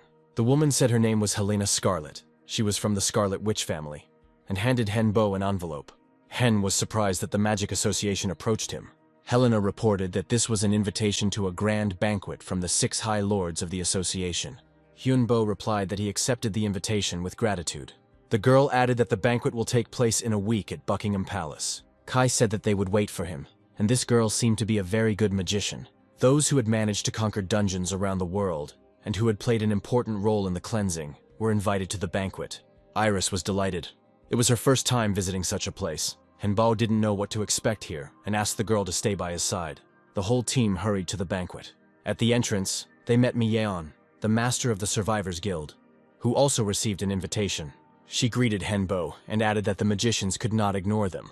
Andromalius was also invited to the banquet and came up to greet the necromancer. Mi Yeon said that she heard that Won-hee managed to conquer 2 C-class dungeons. When he replied that he almost died, the girl said that dungeons of that level did not seem too difficult to her. She also managed to destroy one dungeon in China called the Garden of the Fallen Giant King. The girl encountered huge bears, trolls, ogres, and storm giants, and they were all bosses. She said only the storm giants caused minor difficulties. Hyunbo asked in surprise, "Didn't these monsters attack from behind and set traps?" Mi Yeon replied that nothing like that happened. They walked calmly along the road until they saw the boss's castle. Hyunbo couldn't understand why there was such a difference in the difficulty of the passage. Richard joined in and said that it was typical for monsters to attack suddenly. When the girl replied that there was nothing like that in her dungeon, Hyunbo realized that their dungeons were special. Richard said that there was nothing surprising and the girl was just lucky. And then Aresta Crowley, the first of the magicians of the Magical Association, came out to the guests. He added that from tomorrow onwards, other high-ranking magicians will also be present at the reception. Hyunbo quietly told the chairman that this association was more like a group of monsters. Suddenly Iris felt ill, and Casley managed to pick her up in his arms. Richard said that it seemed like it wasn't easy for the little girl to be around so many mages. Aresta walked up to Hyunbo's team with a smile and said that the baby seemed to be in shock. He apologized for any inconvenience this might have caused and, pricking his finger, offered his blood. The next second, a few drops fell into Iris's mouth. The girl instantly came to her senses and said that she felt something sweet. Hyunbo wanted to know how the mage knew that Iris was a vampire. The magician announced that he was leaving and wished everyone a good party. Hyunbo told Richard that today was not the last day of the reception, and that after attending the opening ceremony, they intended to leave. The banquet lasted for 6 days, and every evening a high-ranking mage of rank 1 to 6 would appear. On the second day, Tesla, the lightning magician, came. On the third day, Maha, the earth mage, arrived. On the fourth, Gaia is the tree mage. And on the fifth day there was Arya, the healing mage. On the sixth day, Arista came out to the guests and announced that he was ready to get to the point. He said their association has influence in Europe, the Middle East and Africa, which is currently occupied by invaders from another world. So, by the end of the reception, he had made a serious decision. The association intended to carry out a great conquest with the aim of restoring Africa. The magician added that many dungeons still remain under enemy control, but first, they need to conquer the dungeons created for humans, and for this they are ready to actively cooperate with other factions. As a gift for consent, the association is ready to give everyone present a magical new weapon absolutely free of charge. And in 2 weeks a special test will be organized. Anyone present, as well as anyone worthy throughout the world, can take part. And the gift is an item that contains the magic of pre-space, lightweight, and stabilization. Hyunbo told Kai that he didn't think they could get something like this. Noticing the question in his eyes, the necromancer said that he intended to participate. It would be a great experience. Information about the reception and the upcoming competition instantly spread throughout the world. But when it was announced that only 100,000 people could take part in the competition, panic began. After all, for superhumans this was an excellent opportunity to show their abilities and declare themselves. And so, by the appointed day, transportation to the competition site was organized. The ship stopped in the middle of the sea, but there was nothing around. The next moment the sea surface began to come to life. A huge militarized platform emerged from somewhere in the depths of the sea. A hologram of the first magician appeared in the sky, thanking everyone who arrived. The image of Ariast informed them that they were in Atlantis, a city of magic and science. After landing on the platform, Henbo said that this place did not look like it would be suitable for holding a competition. Kai replied that there would probably be some kind of epic entrance like in the movies. The next moment, one of the walls began to change, sliding apart like a gate. All participants saw a huge arena, similar to the one in ancient Rome. Having settled into one of the hotel rooms, Hengbo wanted to know if it was possible to obtain permission to inspect the building. But Kasley said that Arista invited him to dinner today. Henbo remembered that the mage had shown interest in Iris, and thought that he would have to be careful. By the appointed hour, the magician was already waiting for his command in a spacious gazebo. Arista said he didn't know their food preferences, so he prepared according to his own taste. During dinner, the magician suddenly asked if Henbo would like to become his disciple. The guy was surprised how he could know his real name. The old man said that it was not difficult for him to find the necessary information about the necromancer. He added that his actions indicated that the magician was very interested in Henbo. The guy asked why him, because there were other worthy researchers. The magician replied that it was all about his talent for magic. Hyunbo said he thought it was all down to luck and meeting Kai, Kasley, and Christie, and if it weren't for Godin's help, he would already be dead.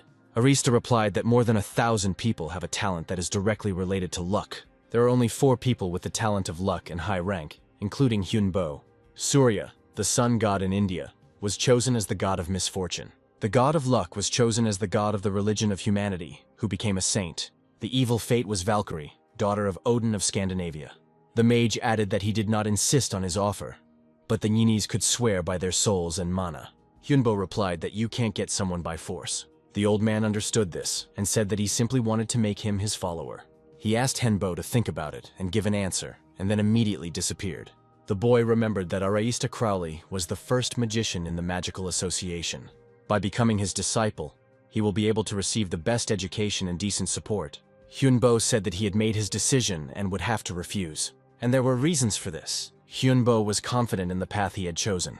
He thought it right to stick to it rather than become a disciple. Besides, he would be sorry to give up all his achievements to the association. Later, Henbo came to Arist and informed him of his decision. The magician replied that he understood him, and handed Henbo the gift that had been prepared for him. It was a book of magical theory on necromancy. The magician suggested that they have lunch together, and then he would let Henbo go. The next day, the rules of the competition were announced. The competition will be individual and group. Any techniques can be used. The organizers are not responsible for anyone's death. After reading the rest of the terms, Hyunbo said that they could very well win. But he won't give them any slack if they have to fight each other. When the command was given for the participants to arrive, Kai said that he would go first. Henbo advised him not to relax, especially in close combat. The gong struck and the first stage of the competition began. The commentator reported that a high-class minion from Wani's squad has been very active. He literally flew between his opponents, which is not natural for paladins. Henbo, who was watching the fight, asked since when Kai became a paladin. Christie replied that since Hyunbo became an apostle. In addition, Kai is very popular on the internet. He often spends time there. As expected, Kai emerged victorious in the first round. In the second stage, one of the participants distinguished himself the most by behaving very aggressively. Christie said it was Hercules and he had a blessing. Even when attacked, this divine blessing remained with the player. But Hercules was unable to complete the round faster than Kai. Hyunbo was in the 9th round and was ready to take the field. Everyone gave their advice, and Iris asked that the owner not get hurt. In the ring, he was announced as a world-famous superhuman, necromancer, and master of a skeletal dragon. The fight began, and Hyunbo waited for all the participants to blend into one crowd. Choosing the right moment, he cast a spell and used Bone Freeze. This was followed by constant explosions, which came as a complete surprise to both the participants and the fans. Then Henbo summoned a bone army and staged a parade of corpses, and then a squad of tamed demons appeared. In a matter of moments, he was able to summon over 1,000 undead. Only Wani could do that. One of the participants said that he had used up too much energy and would not last long. But for Henbo, the ending was expected. With such an army, the result was known in advance. The singles competition lasted the entire day, and 6 hours later they were already open for publication. Christie said that popularity is good, but the enemy will be able to learn more about their techniques. While they were talking in the cafe, no one noticed someone approaching their table. The girl sat down on a free chair and said that they hadn't seen each other for a long time. Her appearance had changed a little, but that face was impossible to forget. It was Gloria. In one of the rounds, the participant Lord Chang-gak, the puppeteer, lost. After the fight, Gak looked at the screen where the completed fights were being broadcast. His words were that he had finally found this man. Gloria looked at Iris and said that she looked like that blood bag and had the same skills. Hyunbo asked which bag she was talking about. Gloria meant the Vampire Emperor. She even visited his dungeon once. Casley jumped up and shouted, "Did she really mean to say that Iris was the daughter of this emperor?" Henbo told him to calm down and said that he would decide everything himself. Gloria said that she thought that after their meeting, Wonhee would die, but he even grew up. With such success, he will be able to become an equal enemy for her.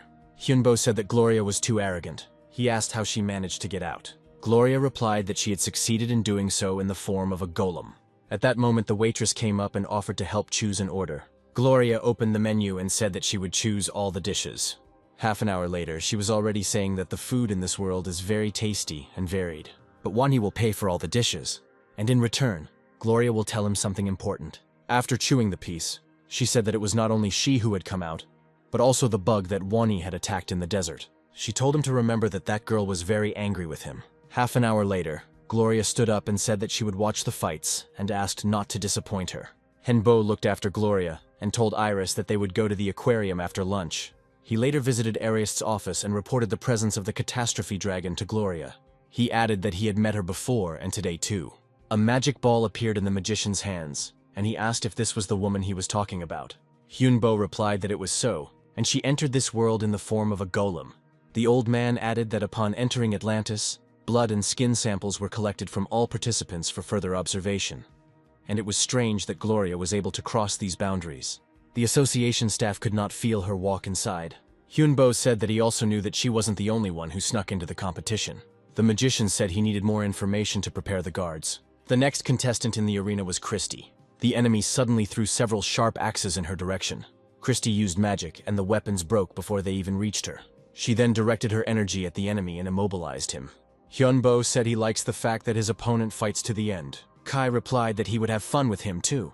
Henbo gave him the go-ahead and reminded him that the lives of the entire squad always come first.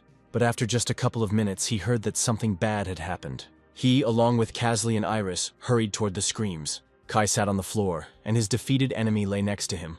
Kai said that before he could reach the arena, two magicians attacked the enemy. He added that he had evidence and held out a piece of cloth. Henbo couldn't understand why the magicians needed to attack the guy, and at that moment they heard someone shout that they were the ones who killed the magicians. Henbo was confused and did not understand what kind of murder was being discussed. Now the entire Wonhee team was accused of killing the association's mages. Aresta entered the room and said that he had acted as a guarantor in order to buy them time. He added that the whole situation leaves much to be desired. The old man said that two corpses of magicians they had met along the way were found. He added that the dead were the former Lord's students. Magi were considered to be quite talented wizards in the association. The enemy came to his senses and reported that he had indeed been attacked. The magician replied that he knew this. He checked everything through his memories. For some reason, he could not summon the souls of the dead. Henbo said, "Does he really think Ariest thinks that he killed and destroyed their souls after death?" The magician replied that he was not confirming this, but the association had to check all the options to find the killer. Henbo stood up and said that it was possible to summon the customer's soul by pulling it with force. He looked at the magician and asked if he would help catch the criminal. Got reasoned that he now had excellent dolls, including members of the association. It only took a little while to tear Wonhee's flesh to shreds and make his soul suffer. Then the door opened and Arestas entered. He sat down opposite him and said that he looked tired and thin, and understood how hard it was for him now. The magician received the answer that a body that had lived for a long time without mana could not immediately adapt to a new environment. And when he learned about his students, he realized that the man was right. The old man replied that now was not the time to give up, and the other students still needed his help. He added that an official decision had been made that Wonhee was not a criminal, but there is a clue that can lead to the criminal. Hack thought that he had calculated everything, and all the evidence was destroyed. Arista stood up and asked to follow him. Walking down the long corridor, it became clear that they were going into the heart of Atlantis. He tried many times to get to this place, but all to no avail. The magician said that he was sure that he was seeing it for the first time. It was a magic stone. It was left by the ancestors of the association's mages many years ago. The stone absorbs powers, converts them into mana, and directs it into the city to increase the concentration of mana. There were people standing right under the stone, and in front of them lay 2 dead bodies. Arista stood before them and thanked them for coming here. He reported that someone had entered the territory of Atlantis and was their enemy. But Gok's thoughts were occupied only with the stone he had seen. The magician introduced the magician Lord Changgok to those present and said that he would speak as an interested party. He added that the souls of his dead students were sealed and then became part of the criminal. To test the hypothesis, a magic circle was created that could summon the souls of the dead. Hack panicked. How could they have guessed everything? And Arista continued, saying that the necromancer Vonhei had volunteered to help them. Somewhere deep inside, Gok was already rejoicing finally. Wani's soul would belong to him. Hyunbo said he was ready and walked up to the circle. He sat in the center of the circle and began to read the spells. And Gok decided that it was better to pretend to be a victim and not arouse suspicion. Hyunbo went into meditation and said that now her soul would become his toy. He followed the one he met in the desert. The girl said that he was too slow and she would help him. A second later, the necromancer found himself again in the desert that was already familiar to him. The dragon demon stood before him and said that he was finally caught. This is her world, he can't defeat her here. Immediately, a whole army of sand warriors grew up around her. But Henbo, using dark and light magic, created his own squad. He said that he had long wanted to ask her name. Her name was Ejit, the mistress of dolls. She is a commander without subordinates and a queen without a country and people. And also the future mistress of his soul. Hyunbo replied that she would never take possession of his soul. During the battle, he noticed that his army was using only power, while hers was using the very soul that Ejit controlled. He decided that as soon as the battle was over, he would engage in a duel with her. Then Henbo will be able to free the souls of those who obey her. They must fight for themselves, for their comrades, and for liberation. Angie screamed, "How dare he control her toys?" Henbo knew that if he could take back the souls that she had absorbed, then he would have every chance of winning. Seeing the danger of defeat, Edge said it was time to finish. She instantly changed her appearance and turned into a huge mountain of sand. And a moment later, a giant sand warrior appeared. She raised her foot to trample her army that had gone over to Wani's side. Hyunbo replied that it was indeed time to finish, and the sky around him began to crack. The image of the warrior that Ajin had created crumbled into tiny grains of sand, and she screamed at what he was doing. Henbo replied that during a battle, the mental world opens up to the one who first takes the initiative, and now this initiative belongs to him. The necromancer sent an army into the created world, and told Kai that everything was going according to plan. And then Gok appeared with the students who were brutally killed within the walls of the Association of Magicians. These were the souls that Ajin took. She screamed that he was doing something he shouldn't do, but Henbo replied that he had merely returned the souls to those to whom they belonged. He made himself into bait specifically to lure Ajin here and used the connection between Ajin and Janggak's students. And Kai was able to penetrate her soul and attack her, saving those she had absorbed. Only Legionnaire Kai could have pulled off something like this successfully. Kai told the owner that he was able to pull out less than 10%, but there were about 300 million of them. Arist saw that Wani had woken up and was approaching him. He said he would help him up, and quietly whispered that his enemy was furious. The next moment, a huge paw of a monster emerged from the ground. The magician said that it was time for them to begin, but Henbo replied that there was no need for that. Gloria came up to them and said that she had been waiting to meet this bug. Ejin shouted from underground, asking what she was doing here and how she could betray her. Gloria shouted back that she should have fought, but apparently the bug was too weak. And the next moment there was a big bloody explosion. Gloria said that she needed to learn patience, but now all she can do is experience pain. She turned to the crowd and said that today the victory was theirs, but they must always remember that if they did not improve, they would lose. After these words, she disappeared, leaving only her clothes on the floor. Hyunbo said that it was all over for today, but the enemy was still not fighting at full strength. It was soon officially announced that the enemies who had penetrated Atlantis had been defeated. Those who sided with Ajin were punished, and their souls were returned to their bodies. The sad thing was that due to suspicions, Wanhee's team was disqualified from participating in the finals. Kai said that if they had participated in group competitions, they would have definitely won. Hyunbo replied that they could still take part in a power battle. He added quietly that he wouldn't want to take Iris there. But the little girl heard everything and shouted that she was not an ordinary child, and if she did not participate, she would run away from them. Christie said there should be at least 500 in this competition, but there are only 5 of them. And then Hyunbo replied that his goal was not victory. He wanted to test his team's limits. Christy said that she needed to get ready then, and went to her room. The others also went their separate ways, and Henbo remained alone and closed his eyes. When he opened his eyes, Andromalius was sitting opposite him. He had already thrown the alcohol out of the bar and said that he had had a couple of drinks. Hyunbo said that he was expecting him a little later and asked if he had prepared the contract. Andromalius handed over the paper and replied that neither side could break it. The plot was very simple. Wonhee destroys organizations, and Andromalius shows him the worst possible future. These organizations were Asgard, Argonaut, Murim, and Omneric. Hyunbo asked why the Heavenly Demon Clan wasn't on the list. The director replied that they didn't have the players he needed, and that they had a complicated class system. He added that the mission should be completed by the end of the year. The Association of Magicians has announced another piece of news to the world. Now the power battle involved not 3 but 5 teams without preliminary matches. The first to come out was the Dragon Association from Murim. Northern Europe was represented by the Asgard team. Omneric played for the land of the samurai, for Japan. And the Argonauts team got its name from mythical heroes. Team Wonhee was introduced last, as a squad of necromancers, the master of life and death. Godkin was declared their 5th participant. Hyunbo asked to speak and took the microphone. He said he would like to give a little advice to opposing teams. Henbo suggested that they join forces, otherwise there would be no victory. The participants were perplexed, not understanding what kind of nonsense he was talking about.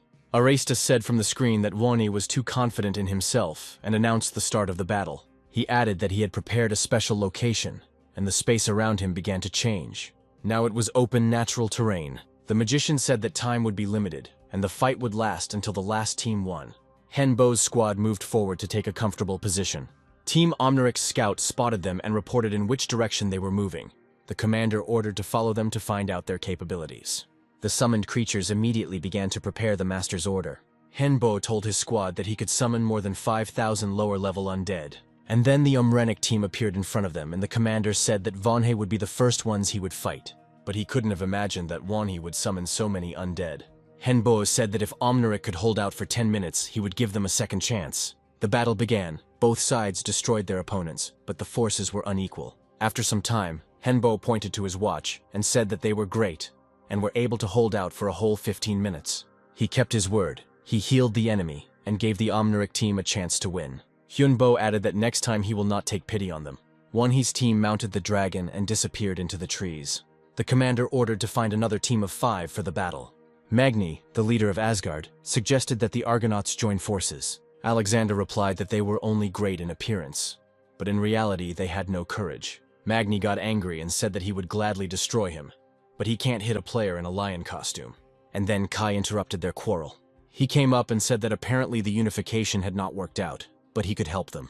Magni answered, was he the only one who came to fight them? Kai didn't have time to react to the fact that in an instant he was shackled by thorny vines with spikes. Magni shouted that he was ready to spit on the fight and just kill the enemy. Kai used magic and shouted that his roots were too weak and he was too overconfident. The next second, both rushed to attack each other. Magni swung his sword sharply, but Kai managed to avoid the blow. Kai soared into the sky, said he had a surprise, and split into 3 bodies. He shouted that he was ready to have fun and rushed down. The defeat of the Agnonauts in Asgard was inevitable. Alexander looked at Magni and asked if his offer was still valid. It was decided to unite. Now the number and strength have doubled. And then their path was blocked by a skeleton, on whose sign was written a message from Wonhee. Magni read that whoever could find him would receive a gift. Alexander said that there were magical mines everywhere and ordered his subordinate to open the way for them. Atlas knelt down and began to call upon Poseidon, the god of the seas, and ask for his help. He prayed and asked for permission to use the legendary ship blessed by the goddess Hera. And indeed, a couple of minutes later, the ship of the Argonauts appeared in the middle of the desert. The united detachment rushed towards him to go in search of the enemy, but almost immediately they were fired upon by Wonhee's team. Henbo said that they did not read the sign carefully. Anyone who goes beyond it is immediately considered an enemy. Of the 2,000 participants, 900 remained. Hyunbo added that he had a new rule. If they could knock him out, he would let everyone go and the battle would end without casualties. Charon of the Argonauts said he would go first. And from Henbo's side, Kai rushed into battle. Magni and Alexander were already hurrying towards him. Kai reminded them that they had already tried to fight him, but they had failed. Both commanders rushed at him and shouted that now everything would be different. Christy noticed that the Omneric team from Japan had also arrived here. The squad also saw her, and the player was ordered to destroy her. The Argonauts also tried to attack the enemy and defend themselves. Christie threw lightning bolts at her opponent and barely strained herself. But then she saw Perseus and said that she had heard about him. After all, it was he who beheaded the Gorgon with his sword. He replied that then she would understand that it would not be so easy to deal with him. Charon managed to reach Wanhei, and he rushed at the necromancer. He called upon a tamed three-headed Cerberus for help, but Henbo used an ice trap to stop him. He then used Death Fear magic and said that he made sure that the enemy would not be harmed. Henbo added that in 3 minutes he would cast a spell and would be unarmed for a while. They must try to neutralize him if they want to win. Argonaut Jason told the commander to rely on him. He used splitting, and the number of ships increased. Jason took aim and threw his spear at Wani. He couldn't see if he had hit him, but he hoped that Wani was already dead. And then Henbo felt himself begin to fall into the resulting crack with a spear in his chest. While he was recovering, he said he was giving his final warning. And a minute later, he was again standing at the head of his detachment. Arista, who was watching the battle, decided it was time to end it and declared Wanhei the winner. No one could believe that a squad of 5 members was able to defeat all the squads. The magician came out to the participants and said that the competition had given a huge experience to all the participants, and added that the magic items would be distributed among everyone according to their level of activity. Later, the instrument maker asked Henbo what item he wanted. The necromancer replied that he would create what he needed himself. He only needed a few details. The master handed him the bag, adding that he had used subspace magic and suddenly called him by name. Hyunbo asked in surprise how he knew his name. The master suggested that he go to another place and talk. He asked if Henbo knew what dragon veins were. The master said that in the West, dragon veins are called a sanctuary, a hidden sacred place, and Stonehenge is one of them. He asked if the necromancer could find them. How would he use them? Henbo replied that he could make this place into a mono-storage facility. After the conversation, Henbo wanted to know why this master wanted to find out something from him. In addition, he had a constant feeling that someone was constantly eavesdropping on them. The championship ended successfully and Hyunbo's team was able to return to their base. The guy said that most of the work was finished and they could rest a little. Later, Hyunbo came to Kai and asked what he was watching. He replied that these were walkthroughs and clearing of other C-class dungeons, but he was surprised that the researchers still had time to film. Kai was interested in the question of why the dungeons they cleared were so much more difficult. Then Christie came in and Kai said that he and Kasley had already resolved their issues related to the past, and only she was left. Christie said that she was a sorceress in life, but she doesn't remember anything else. She added that there may be reasons for this. Kai replied that this could now become her goal, and suggested trying to find out why she needed all this. But then Kasley reported that a man from the Remainers Association had been sent to them. Henbo didn't understand why he came to him. Is this all because of Iris? This man was an aristocrat, possibly a vampire. Kai told Henbo that these aristocrats were not human. At this point everyone looked at Iris, and Henbo said that she had to make a choice. He added that no matter what she chooses, they will always be on her side. The little girl did not expect such a question, and was silent for several minutes. And then she said decisively that she wanted to meet other vampires. The aristocrats who ranked third were indeed the vampire faction. They are said to have been created by a dragon who had gathered together several times and was now still sleeping. And now, from the 3 factions of aristocrats, the faction of ancient blood has come to them. Hyunbo greeted them and said that he was Iris's godfather. The chief immediately asked where the girl was. Then Iris came out and Henbo asked why they needed her. The chief did not delay, and immediately answered that they needed her blood. Kai and Kasley weren't very happy with this conversation, and were ready to defend Iris at any second. The man said that his name was Helion. He was the only one from the ancient blood faction who was able to awaken. They are currently in a dire situation due to the decrease in mana on the ground. The concentration of mana in people's blood also dropped sharply, and their gene also became weaker. But Helion learned that they could regain their power if they obtained the blood of another ancient vampire. Kasley couldn't take it anymore, and said that he wouldn't allow Iris to sacrifice herself for their faction. Helion replied that there was another way. Iris must absorb it, then it would become part of her blood. Henbo looked at the girl and asked if she could do it. The girl replied that it was difficult to do if the chosen one was very strong and suggested absorbing a weaker vampire. Helion said that if it wasn't the blood of the best vampire, they might disappear right now. Kasley continued to insist that Iris should not sacrifice herself. But then Henbo said that Iris should do as she saw fit. After all, she had already made a decision for herself. But she warned that immediately after the ritual, she would fall asleep. The girl approached Helion and sank her teeth into his neck. After this, Helion changed in appearance, became younger and knelt before Iris. The girl said that he was now her first blood relative and told them to find the others and follow Wana's orders while she slept. After this, Iris, like her mother, fell into a deep sleep. Helion stood aside and said that he was ready to carry out any order from Wanhei. Henbo ordered to find the rest and become the head of the aristocrats. Helion thanked them for the honor shown to him and left. Kai told Henbo that Helion seemed strong to him, on par with the mages of their magical association. The necromancer looked at the necessary information and said that the awakening of Eros would coincide with the restoration of Africa. She will no longer be the same little girl, but will become a very strong lady. Later, Hyunbo's team got a new job. They began running dungeons with the Golden Black Hole Guild. Richard noted that the dungeon's difficulty was weak for the level. 4 months passed after the successful cleanups, and Henbo received another visitor. It was an employee of the shoe company. He said that the organization was involved in changing bodies through genetic manipulation and offered Wanhwa cooperation. They decided that surgical and genetic interventions were not enough. Artificial influence on souls was necessary. The employee showed documents with unsuccessful experiments and their negative consequences. Hyunbo refused without hesitation. But it can help in the recovery of injured patients. This way, the necromancer can maintain a relationship with Shu and not become an enemy to others. The day has come when the restoration of Africa was planned. In order to take over the continent, it was necessary to go through the dungeons, and the Association of Magicians also moved towards the African waters. On the 4th day after conquering the C-class dungeons, the real war to restore Africa began. Henbo, who understood life through death, called upon the dead who wished to live. And this was only the beginning of the war. Upon arrival on the continent, a military camp was organized. People were discussing the fact that the forces might be unequal, and General Hyun Chol would have a hard time. Hyunbo asked how Iris felt after waking up. She replied that everything was fine. The necromancer wanted to pat her on the head out of habit, but remembered that she was no longer the same little girl she had been before. A special squad of giants was delivered by plane. Chol reported that they arrived early because the other allies were attacked by monsters during the night. Henbo said that the remaining vampire faction was also here, but he made sure that they didn't attack them. The general replied that he was glad that the vampires were now on their side.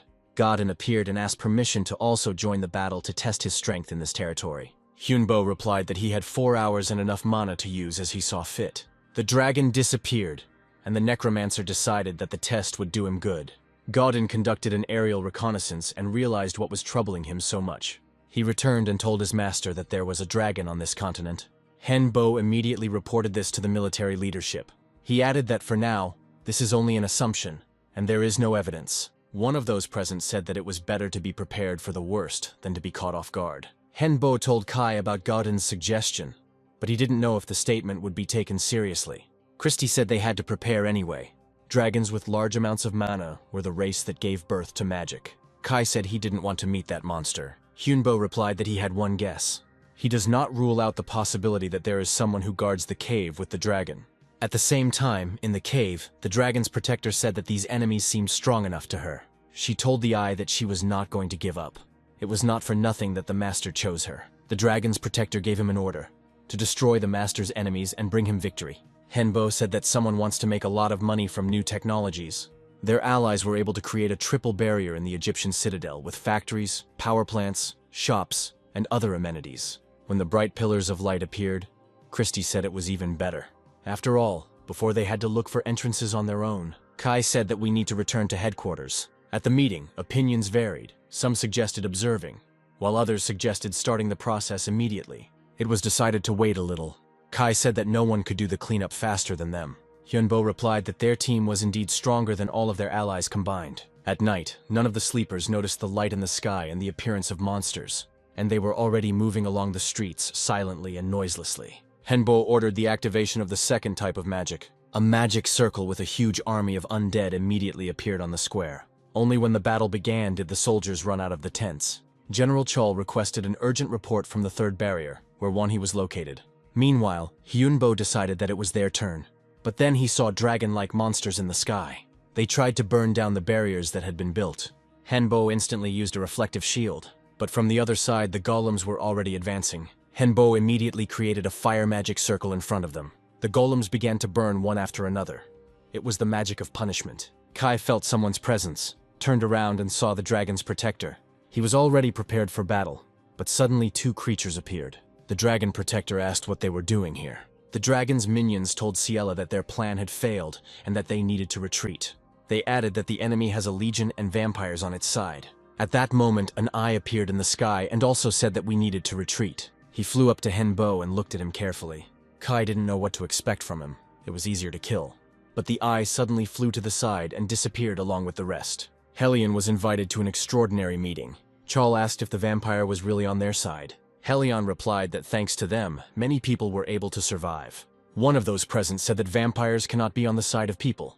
He has already lost many because of them. Hyunbo said he understood his mistrust very well, but he can personally vouch for the fact that the vampire faction is on their side. Henbo turned on the projector and said that these enemies were more important now.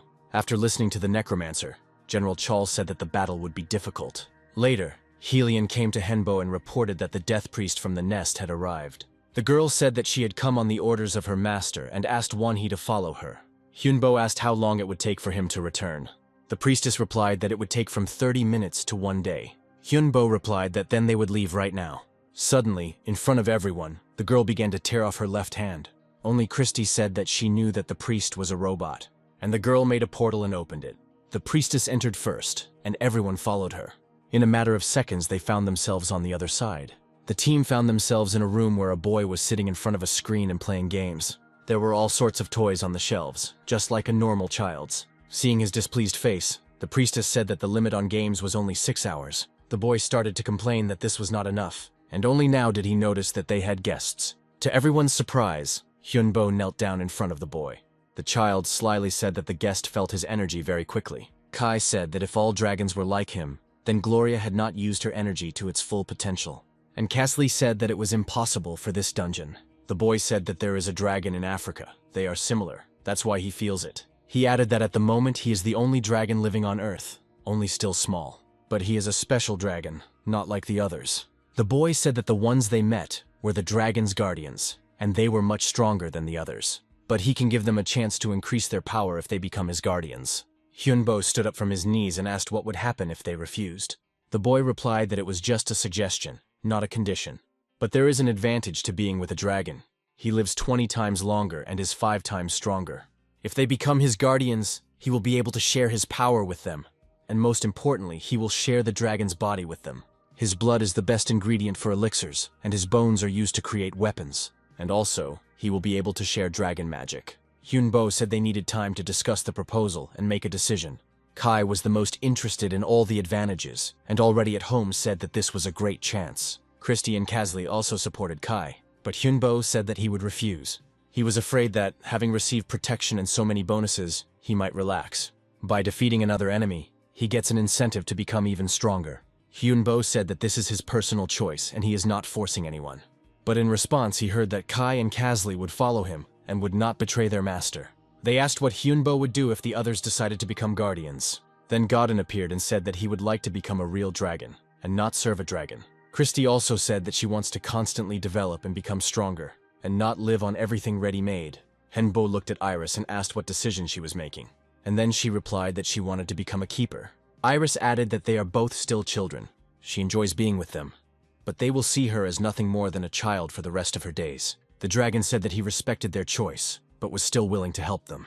He added that there would be 3 gifts. The first is his blood. He will allow you to drink it to become stronger. He will also give them cursed blood, especially for their enemies. The next gift is dragon bones. Henbo felt a huge amount of mana power in them. The boy said that this was only part of what they could get from him. He held out his palm and said that this was a piece of the dragon's heart, and this was also a gift. The boy asked to use the gifts correctly and live until the moment when he becomes an adult dragon. Christy asked how long it would take, and the boy replied about 5 years. Hyunbo replied that he could hold out for 5 years. The dragon said not to worry about Iris. He would look after her. Once home, Hyunbo said that he was giving all the bones he had received to Godin so that he could become stronger. While he and Christy were spending time in the lab, several events occurred. Firstly, the mass attacks of monsters stopped. In addition, there were those who wanted to stop the war and subjugate the monsters in the human world. But there were also those who saw benefit in the existence of monsters. In the meantime, everything was going according to the enemy's plan. Henbo called Godin and asked how he was feeling. The dragon replied that everything was fine and he could already move. Henbo said that he had already become almost a real dragon, and he had no limits. He said that the silver dragon told him that most of the dragons had left the world. However, there were still those who remained on Earth. Some have become part of forests, mountains, and lakes. Godin added that some even became part of the galaxy. Hyunbo said that he made a mistake in calling him by that name, because there is a real Godin. The spirit of this dragon has dissolved into space, but he will try to take away his body. Hyunbo added that there was only one way to protect him. He must become stronger than the real Godin and defeat him. And if he doesn't mind, they can test his strength right now. Later, Henbo saw that the dragon blood he received increased his limits, and the stats of Christie, Kai, and Kasli also increased. God Tiji was the only one who didn't drink blood. He already had the highest limits. There was only a short flight left to the designated place. They were told that in this stole they would be able to get to any place. They were soon able to verify that he could indeed fly. It was late at night, when they landed on the roof of the building. Henbo was surprised to see Andromalius. The demon knew that the necromancer was already on the 8th circle, and the chance of getting it was only 10%. Andromalius asked to follow him. They were almost there. He reminded that he wanted to show Hyunbo the future, and that moment had come. The demon said that those who are for war and those who are against it are not enemies. Everyone is for himself. But society must be governed by the strongest minority. But accepting this will be a big problem.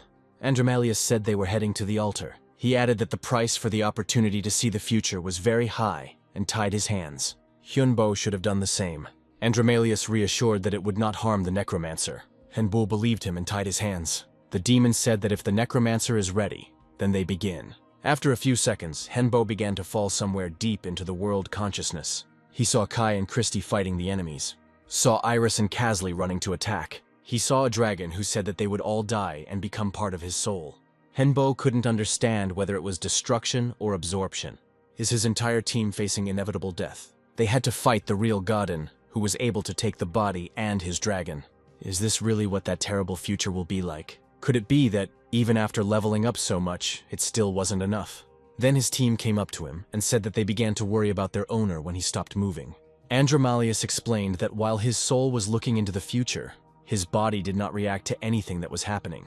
He added that he hoped for appropriate treatment, since the price he paid was damage to his internal organs. The necromancer extended his hand and began a full healing. The demon said that the future he saw could always change. Hyunbo told the team that they needed to go home and discuss what he had seen. Andromalius was placed in one of the rooms until he fully recovered. Hyunbo told the team everything and added that while this future is not certain, they need to prepare so that it does not happen. Christie said that they would have a lot of work now. Hyunbo replied that he first needed to do the things he had been putting off for so long. Christie said she would be the first. Hyunbo agreed, since she remained the weakest link in their team. He carried out the appropriate manipulations and pumped her up to the 7th circle. Christie replied that she even began to feel differently. Henbo asked Kai what exactly he wanted to improve or upgrade. He replied that everything except sacred power and dark magic. Now Kai belonged to the Grey Spirit race. When it was Kasli's turn, he said he only wanted to increase his magic. Hyunbo said that all of his stats had increased except for his stamina, but the level of magic became very high. When everyone was satisfied, Hyunbo suggested continuing the preparations. People did not know that time was not on the side of humanity, and continued to fight with each other. Who knew if Iris made the right decision by becoming the dragon's keeper? And was it worth it for Henbo to become Eris' disciple? But Hyunbo decided to fight alone with his squad. Nobody forced him, he made his own decision. He thought a lot, and came to the conclusion that everyone can consider their choice to be correct. And the only way to survive in this dangerous world is through fighting and believing in yourself. Whatever this most terrible future may be, they must fight and win.